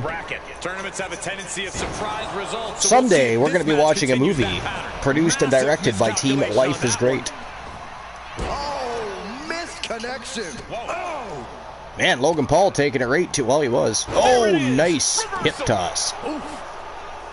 Fantastic reversal by Logan Paul. He's able to dodge out of the way. Ooh, big boot right to Joe Davis' face. For taking on an athlete in top physical condition like Logan Paul. Well, Logan has the physical tools, but his in-ring Joe Davis is skills are big, still he is work in strong, progress. he is quick. I reach deep This into will my be bag no and try walk to in the take park this for match Logan in Paul, a but man, oh man, is he technical doing well right direction. now. Paul will be out of his element. Look at that. He even backed Joe Davis up to the corner. I mean, I never would have thought he'd overpower Joe Davis. Mistake made by Logan Paul. Uh-oh. Face first in the turnbuckle. Logan Paul eating some stuffing. Clubbing blow. And not the kind you stuff a bird with. Oh, solid contact there. Even highlighted the joke. Pretty sure Archer needs the old man glasses. How dare you, sir? Gaining some more control here, pushing their opponent to the corner. I do, but Archer doesn't sing. I mean, Escapes but and you can sing. establishes a waist lock. Strife would probably attempt to sing, Turns it around with a chin lock. shattering every window in the room that he's singing in.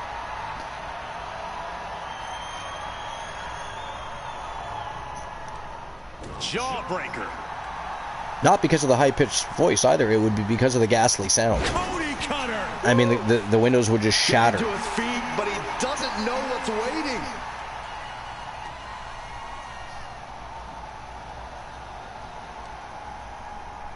You thought it was clever? I mean, I did not say it wasn't clever. Belly to belly. I did not say it wasn't clever. For all his abilities, Logan Paul looked overwhelmed by that move. I can agree that it was clever. Climbing up the corner. Flying all the way to the outside. The 1-2 punch of high risk, high reward. Man, Joe Davis with a high-risk Who won the race? maneuver there. I mean, you don't see that very often from Joe Davis. Could take you out for good. He likes to remain grounded. He wants to batter, bruise you, and twist your limbs off in the ring. You don't very often see him go upstairs. That was very interesting. And Paul is being picked apart here. Yeah, Logan Paul is a little out of his element here. We can sing fairly well, thank you. So long as it's metal. Yeah. I mean, depending on the metal song, Just refusing to quite give often it up. can sound more like Continues screaming fighting. than it can singing. But I do like metal though. He's starting to feel the results of this pounding. We did get our notes back from the editor, so now we're saving for part 2 to get edited. Nice. BWT says 76% of you are assholes. Ha! I agree. I think it's more like 100%. But, you know, whatever. We can run with BWT's number there. 76. Listen to the impact. Pops up their opponent. But I'm assuming he was trying to become championship worthy at some point. Let's see. Man, this might be it. Shoulder up before 3. I'm not sure if he's foolish or courageous, but Logan Paul keeping himself. I'm still here with 52 minutes left of the download. Big move, but it's still unable to end this. Time to end this. I thought maybe he had played the championship worthy game, but no, he did not. You just said 76%. Into the cover. I'm talking about my download. Oh, okay. Well, that was random, sir. How dare you? Logan Paul showing why you just can't underestimate him in this game. He's got that insatiable hunger. He's got that never-ending gas tank. That was a good. I mean, I thought you were talking about the chat room, the community. The opportunity presents itself again. Life is random. So much Life is great. been absorbed by these men already. I mean, I don't see a life is random. I just see life is great. Still ready for more. I don't know what you're talking about. Calling people assholes, making up names. What's wrong with you? Have you been hanging out with Glenola? Do you know Glenola? Stay away from Glenola. Lift it up. Corrupt the mind, he will. Introduce you to very bad people. Man, right to the esophagus. Logan Paul looking helpless to Glenola, he's a big member of the. He's a longtime member of the community. Leader. He runs the Wolfpack, which is TWA's longest running faction. Wow, that is it. That is all, ladies and gentlemen. The winner of the match, and moving on to face Humboldt's the Arcane in the semifinals from Team Boss Apollo. It is Joe Davis, one half of the Authority, moving on. Congratulations to Team Boss Apollo. Look at that flying shoulder tackle. I mean, that was crazy. I didn't expect him to do that. Joe Davis was actually very impressive in this matchup because Logan Paul was kind of all over him in the beginning, the first few minutes of the matchup. Joe Davis turned up the heat. Turned up the heat.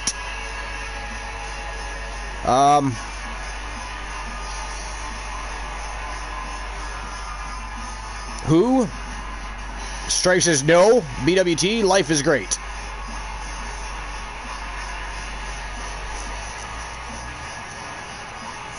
We do great Enter the Sandman. Basically, any Metallica or AC/DC, we do great in karaoke with Nice. I like both. I love Metallica and I love AC/DC. There's another band, and they're from Australia as well, and they sound just like AC/DC. What is their names? I'm trying to think of it. Airborne. I think their name is Airborne. And they sing a song, Too Much, Too Fast, Too Young, I think it's called, or something like that. And when I first heard the song, I was like, holy shit, AC/DC released a new song? Because they literally sound just like AC/DC. So I assumed it was, and then at the end of the song, they're like, song by Airborne from Australia, and I'm like, what in the fuck? But they were really good. Say your prayers, little one. Don't forget, my son, to include everyone. I tuck you in, warm within, keep you free from sin till the Sandman he comes. He's spitting bars. BWTB spitting bars in the chat. He is. See that? Spitting bars. If anybody else has more bars, drop those bars in the chat. Sing us a song. Play us a tune. In the meantime, let's move on to the third match of the quarterfinals.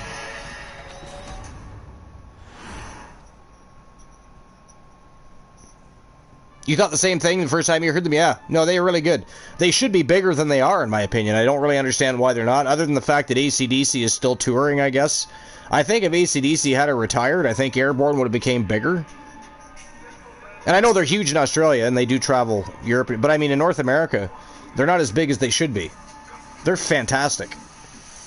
All right, here we go. Third match of the quarterfinals. It is Zach Payne from Team Ace Hunter taking on, from Team Joe Link, one half of the tag team Phenomenal Soul. It is CM Punk. That is our next match of the day. I'll issue the payout from the last match here. And open the next betting line.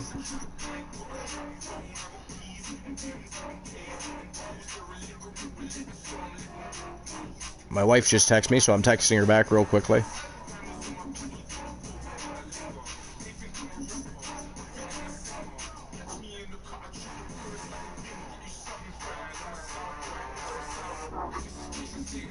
All right, there we go. I never ignore the misses.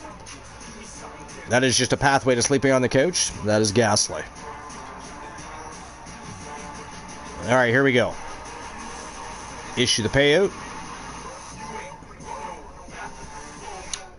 And Joe Davis was the victor.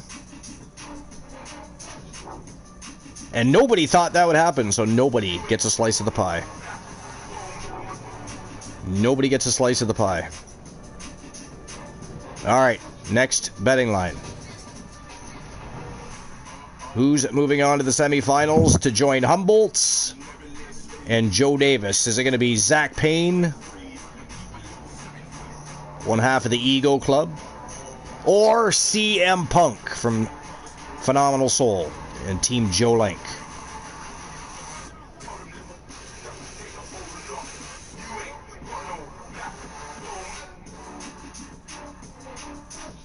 As always, 10 minutes to make your bets. And there we go. Betting lines are open. They are open. Open up those big fat wallets. Let's turn and burn with our next match of the day. Let's go.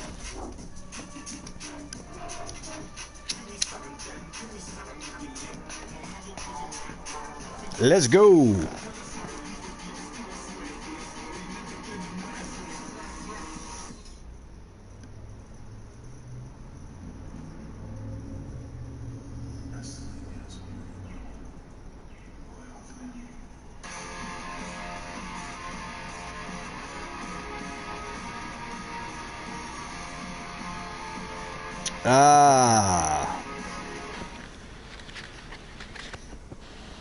DC sent me a screenshot showing the prediction when Melissa Archer was facing Nightshade. That's funny.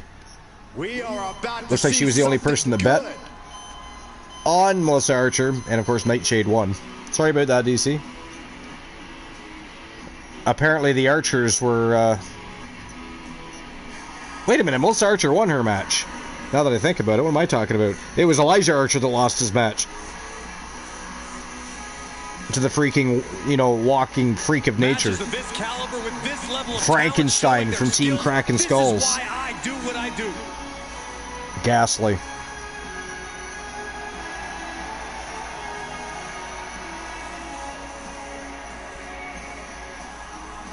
That's crazy that Rocky Cross won both the... he became he became World Championship worthy and Tag Team Championship worthy in the same show.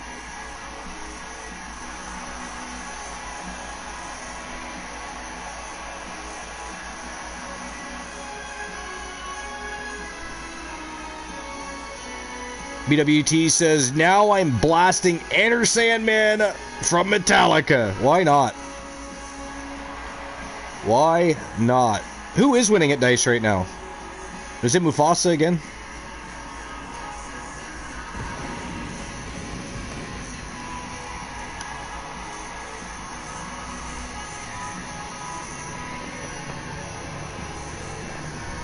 Is it Mufasa winning at the dice game again? Mufasa still is? Yeah, that's what I thought. Pair of sixes, right? Yep, there we go. Mufasa has confirmed that. Rocky Cross says fives, but Mufasa says sixes. Either way, Mufasa is in the lead with dice. You got to tie that for a roll-off. Did anybody win at poker yet? Aces and nines, 7 high was the hand to beat. He is in perhaps the best shape of his career, and he will need aces and nines, 7 high.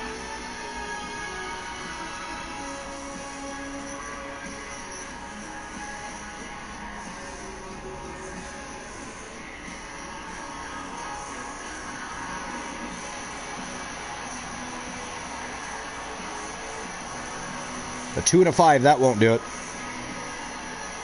92%, wow. That's a high number, especially after somebody already won it. We need the dead man's hand. Yeah, that was the closest so far, yep. It was.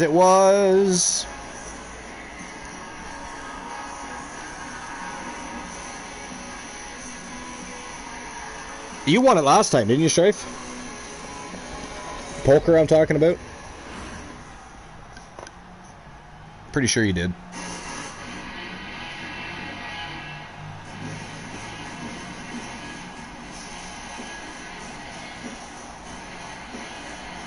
Five, 10, 2, 4, and a 7. Won't do it. Not close and no cigar.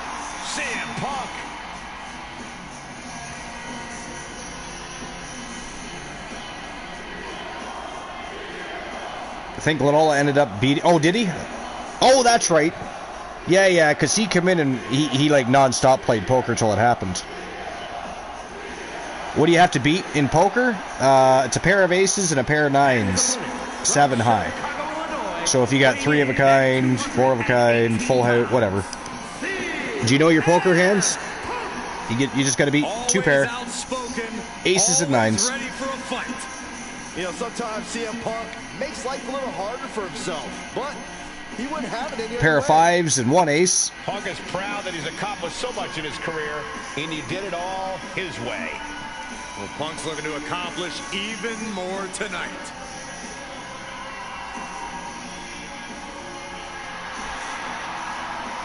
I love how the Pokemon Community Center pops that out every time we use the poker game.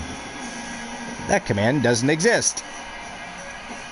Well, apparently you can't read Pokemon Community Game. Punk possesses a lethal combination of fighting styles, and he's going to need it tonight. Yeah, no doubt about it. Punk is It'd be funny if I could actually do that, but I cannot. And he proclaims he is the measuring stick until... Oh, look at that hand by Rocky Cross. Holy shit. 4 fucking 9s. That is badassery. Tournament action underway, and Corey, the nice hand, Rocky Cross. These superstars have weathered the early storm, and now it's time for them to start. That's crazy. Deep. This is where you separate the contenders from the pretenders. Man, what timing on that is counter. Crazy. Oh, God. And they tie up with a collar and elbow. We did not make it very far through Joe Lake's match recaps and highlights. There was so much conversation and villainy going on. We got like a couple of matches into 6:33.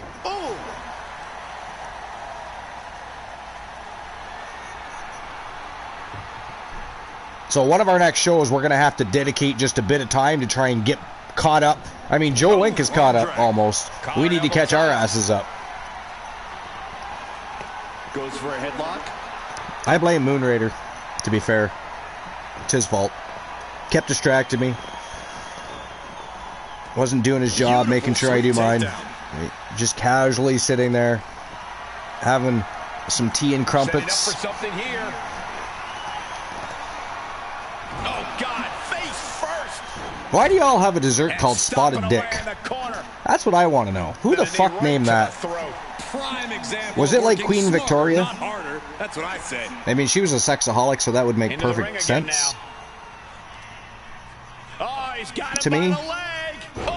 But that is weird shit. Spotted Dick. And when you're like, in the what ring the with fuck? CM Punk, the last thing you want is for him to get fired up. Because once Punk gets on a roll, it's hard to stop him. You've got to do whatever you can. Although we stick holes in trees and eat the sap that comes out of it, so, you know, whatever. The crowd to stay stuck in first gear. Or even better, park. Yeah, not letting Punk get going is a solid strategy, Corey. I like how your tarts over there, of course, that's a French name. You guys don't call it tarts. They're called fucking pies. But over here, they add French to everything. The French people get the credit for anything that's tasty. So little tiny pies here are just called tarts, and they don't even have a top on them, like a regular pie.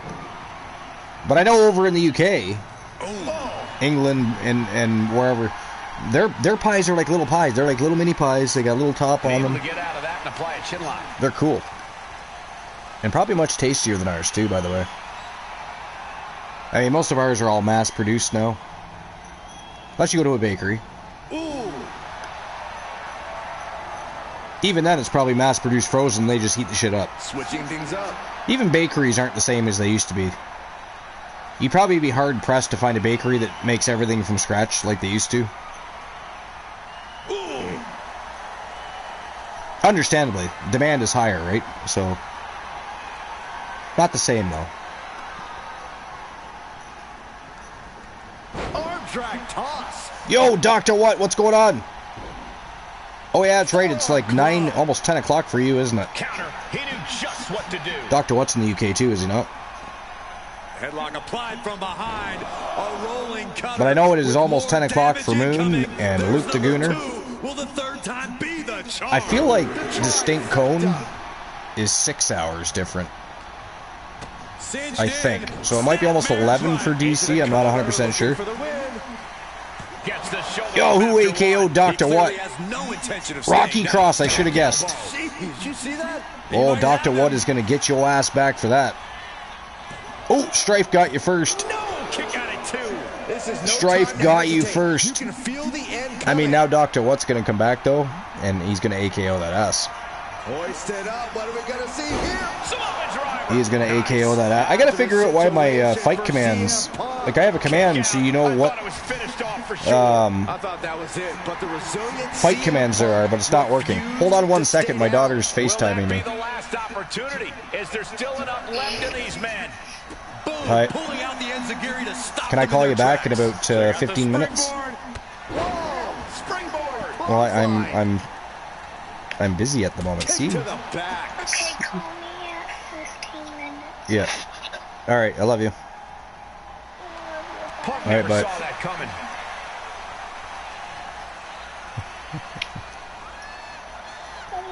Love you too. Bye. Strong counter from Punk. All right. Here we go. Exploder. Give me 1 sec. Making way towards the top rope. Up high. Through the air. And connects. The air time. The fearlessness. What a ridiculous maneuver to the outside. Just giving the missus a heads up that Minnie, she got herself into some trouble today.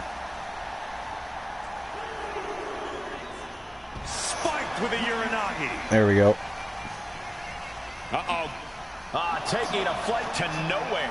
Bet all the chips on landing that high-risk maneuver. Right. And flopped spectacularly. I figured I actually better do that now before she gets home. He's like, "Oh, why didn't you tell me earlier?" Well, because it's Moon's fault. It's Moon Raider's fault. He kept the show going longer than it was necessary, running a quarterfinals for a tournament. How's that for great ticket How dare he? It's been a great show, though. And the only issue we had... Oh, now the wife is calling. Hold on 1 second. Got to get back in the ring to stay in the match. Back to the ringside area he goes as the referee continued. Bang. Baby, that'll teach him. Hoist it up. Hazardous situation for CM Punk. I'll show you. And there's the win. Huge win here tonight. Some superstars doing what they do best. Here are the highlights. Yeah, the win clips. For some reason, I don't know, we'll figure it out. Yeah, that was a win from CM Punk. Yeah. She is. I think she's taking too much influence from Finn. That's what I think. She wants to please everybody, and whether that's good or bad, she's apparently doing it. So we just need to have a conversation with her about appropriation when it comes to pleasing people. You don't do silly things to please your friends. It's not worth it. I mean, Saphira said it was an accident that happened today, but other people are disagreeing with that, and so she's grounded anyways. The only reason she's going to the fair still is because the tickets were already bought, or she wouldn't be going to that either. So I don't think she's going to be going anywhere for a while. She does. I don't disagree with what happened, and I'm going to tell her that myself. Regardless, even if it was an accident, it could have been prevented by not acting in that manner. So, but Here is your winner. I'm just about This has to be a tough loss for CM Punk. Few people hate losing as much as CM Punk does. Yeah, you can see the frustration on his face. Love you. Bye-bye.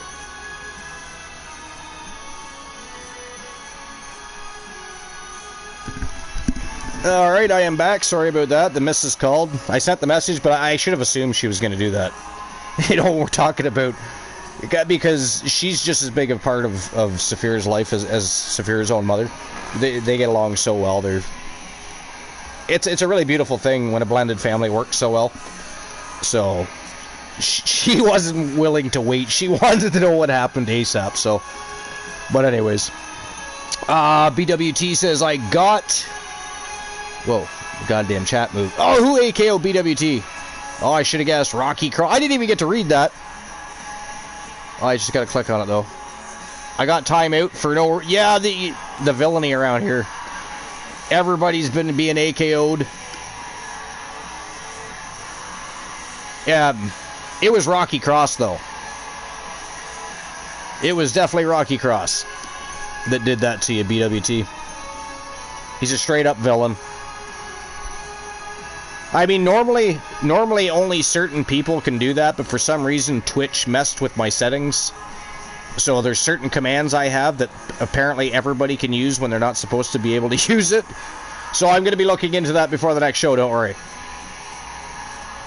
Just do what we all do, BWT, and say, Rocky Cross, how dare you, sir? Gaslight. Okay, so congratulations to Zach Payne and Team Ace Haunter.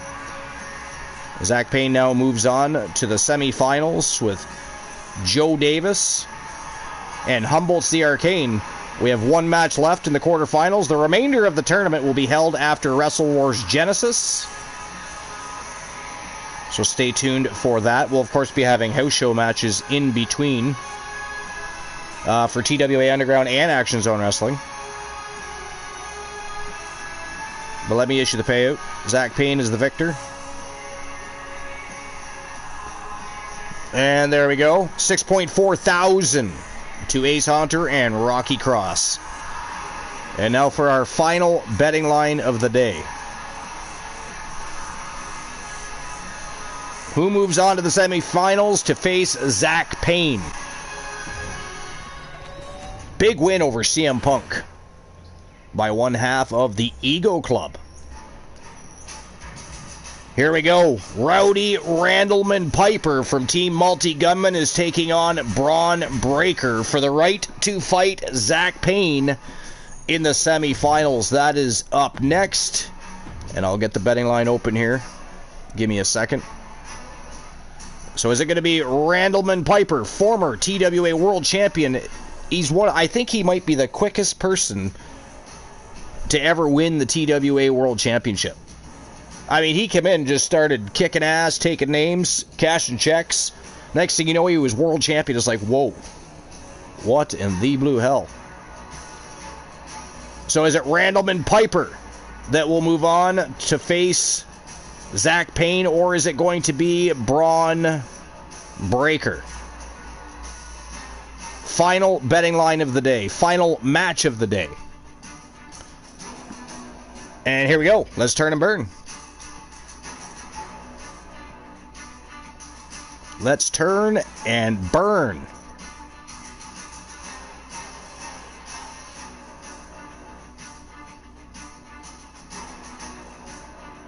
Showtime and go time. One of these two gents are moving on to the semifinals. Who's facing Zach Payne? Who's it going to be?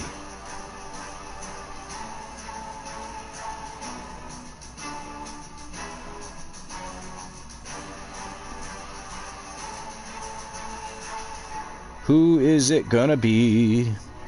Who's facing Zach Payne? Get them bets out. There's already $1,100 in the pool. You got over 9 minutes to get those bets in. Open those big fat wallets.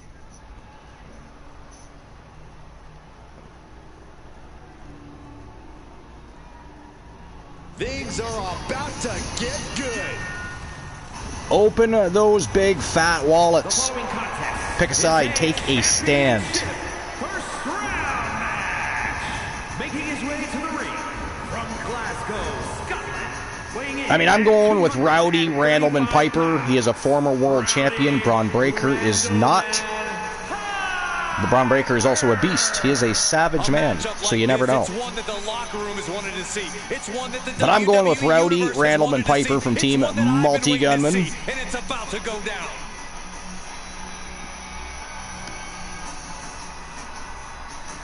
$1,649 TWA coins on the line right now in the jackpot.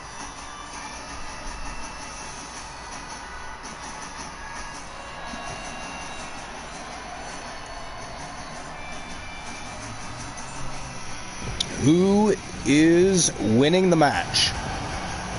Been a great day for matches, though. And really, the only issue we had was, for whatever reason, Team Boss Apollo's Big Farmer Jackson come out for her tag team match wearing her bra and panties and had no hair. Until the bell rang. Then suddenly she was, you know, fully dressed, had hair. It's like there was clothes and a wig under the ring. I don't know what was happening there, but that was a little crazy. He's a true It was a little crazy. Braun Breaker, To say the very least. And his opponent from Woodstock, Georgia, weighing in at 230 pounds, Braun. You know, I still wish they'd change Braun Breaker's name. I think he should be the Breaker Braun Steiner, or Braun the Breaker Steiner. I do, you know what? Here's the thing. I actually do feel like they will let him use the Steiner name eventually. Maybe when is it Brock Steiner? Big Papa Pump's son? His name is Brock, isn't it? Maybe when he comes in and they form a tag team, and they will be the Steiner brothers, even though they're cousins. But, I mean, who cares?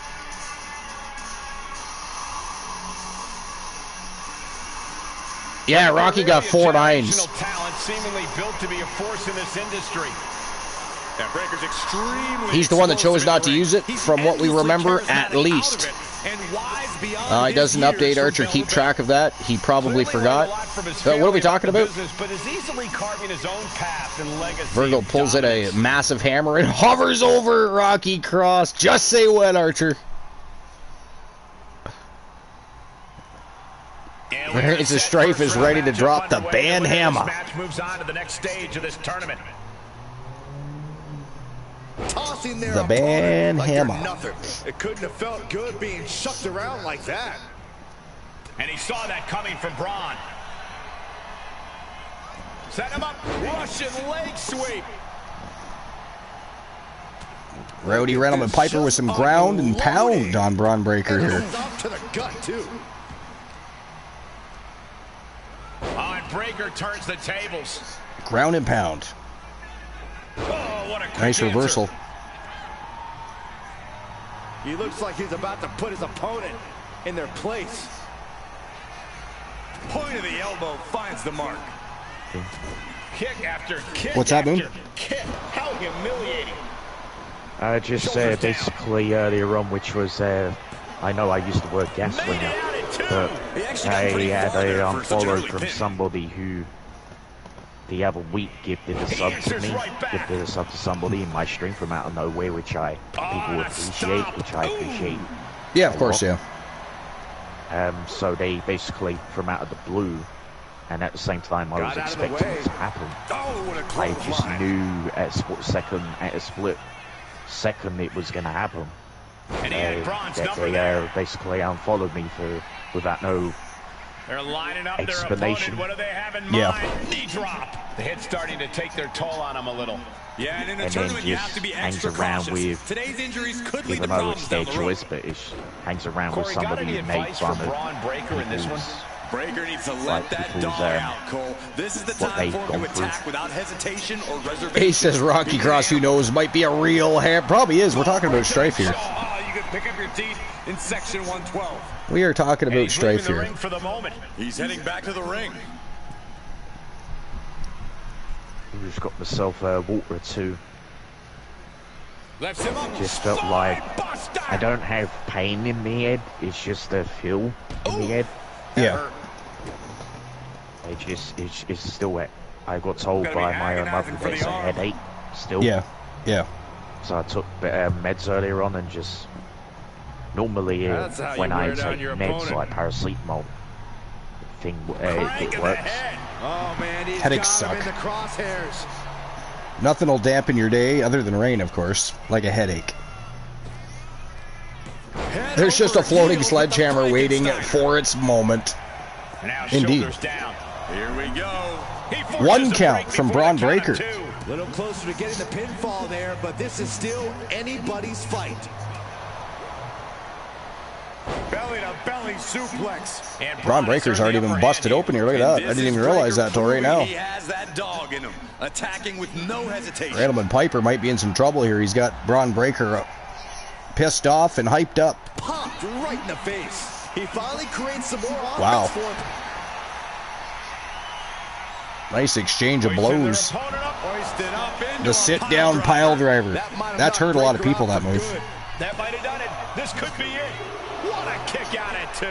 Breaker just shattering expectations. Still ready for more after all that. And you can sense the desperation mounting as that Haymaker after haymaker. Oh. It looks like we've got ourselves a brawl. Oh, these guys are going back and forth here. A little bit of fisticuffs going on. Trading some blows. Treating each other like heavy bags. Is Randleman Piper and Braun Breaker. Competitors keeping at each other no matter what. Oh, man. Oh. 95%. Well, I mean, at least you're getting there, BWT. Oh, looks like we got ourselves a hockey fight. At least you're getting there. That will leave you stunned. Still just over a minute and a half to get your bets in. If anybody wants to place a bet on the matchup, there's currently 2,737 in the jackpot. 2 count. He kicks out. Oh, 2 count this time by Breaker. Wow. I don't really think he knows either. We're about to learn a lot about this kid, Braun Breaker, guys. How will he respond to such a close near fall? Some big elbows to the midsection by Rowdy Randleman Piper. Nice evasion by Breaker. This is a very interesting match. Very interesting match. This is an unwieldy attack from Braun. And I bet Braun is I can understand why some were hesitant on placing a bet on this one. Breaker with the cover. I mean, to be fair, even though he's been world champion, Rowdy Randleman Piper is still fairly unknown to the masses, other than the fact he seems to be winning a lot. Not, not everybody knows him that well. So we didn't know what to expect, really, from Braun. Nice spear from Braun Breaker. Wow. Oh, he got that right shoulder up just in time. Braun Breaker just about walked into the semifinals. Oh, Superman punch out of nowhere. Whoa. Setting him up. Another sit-down pile driver. Braun Breaker immediately grasps the back of his neck. And that is it. That is all, ladies and gentlemen. The winner of the match, and moving on to the semifinals of this tournament from Team Multi-Gunman. It is the former world champion, Rowdy Randleman Piper. Man, what a day of matches. TWA Underground was off the charts. The tournament so far has been absolutely sensational. Can't wait to watch the semifinals. Well, and the finals and championship final, of course. That'll be Wrestle Wars Genesis, so stay tuned. That is our next live show. We'll, of course, have some Action Zone Wrestling house show matches and TWA Underground house show matches in between now and Wrestle Wars Genesis. So stay tuned for that as well. But it's definitely time to invade somebody. It's time to go support one of our community members. Spread some love. Show some support. Make sure you're in on the invasion. You don't want to miss out. We got 11 out of 14 villains. Let's get those other 3 villains in there. Let's go. Get your asses in here. Come in and say hello if you got to run after that. But you definitely want to come over with our community and support another community. Devin West was here earlier, by the way, showing his support for TWA. Enjoying the show with the rest of the community. The least we can do is return the favor.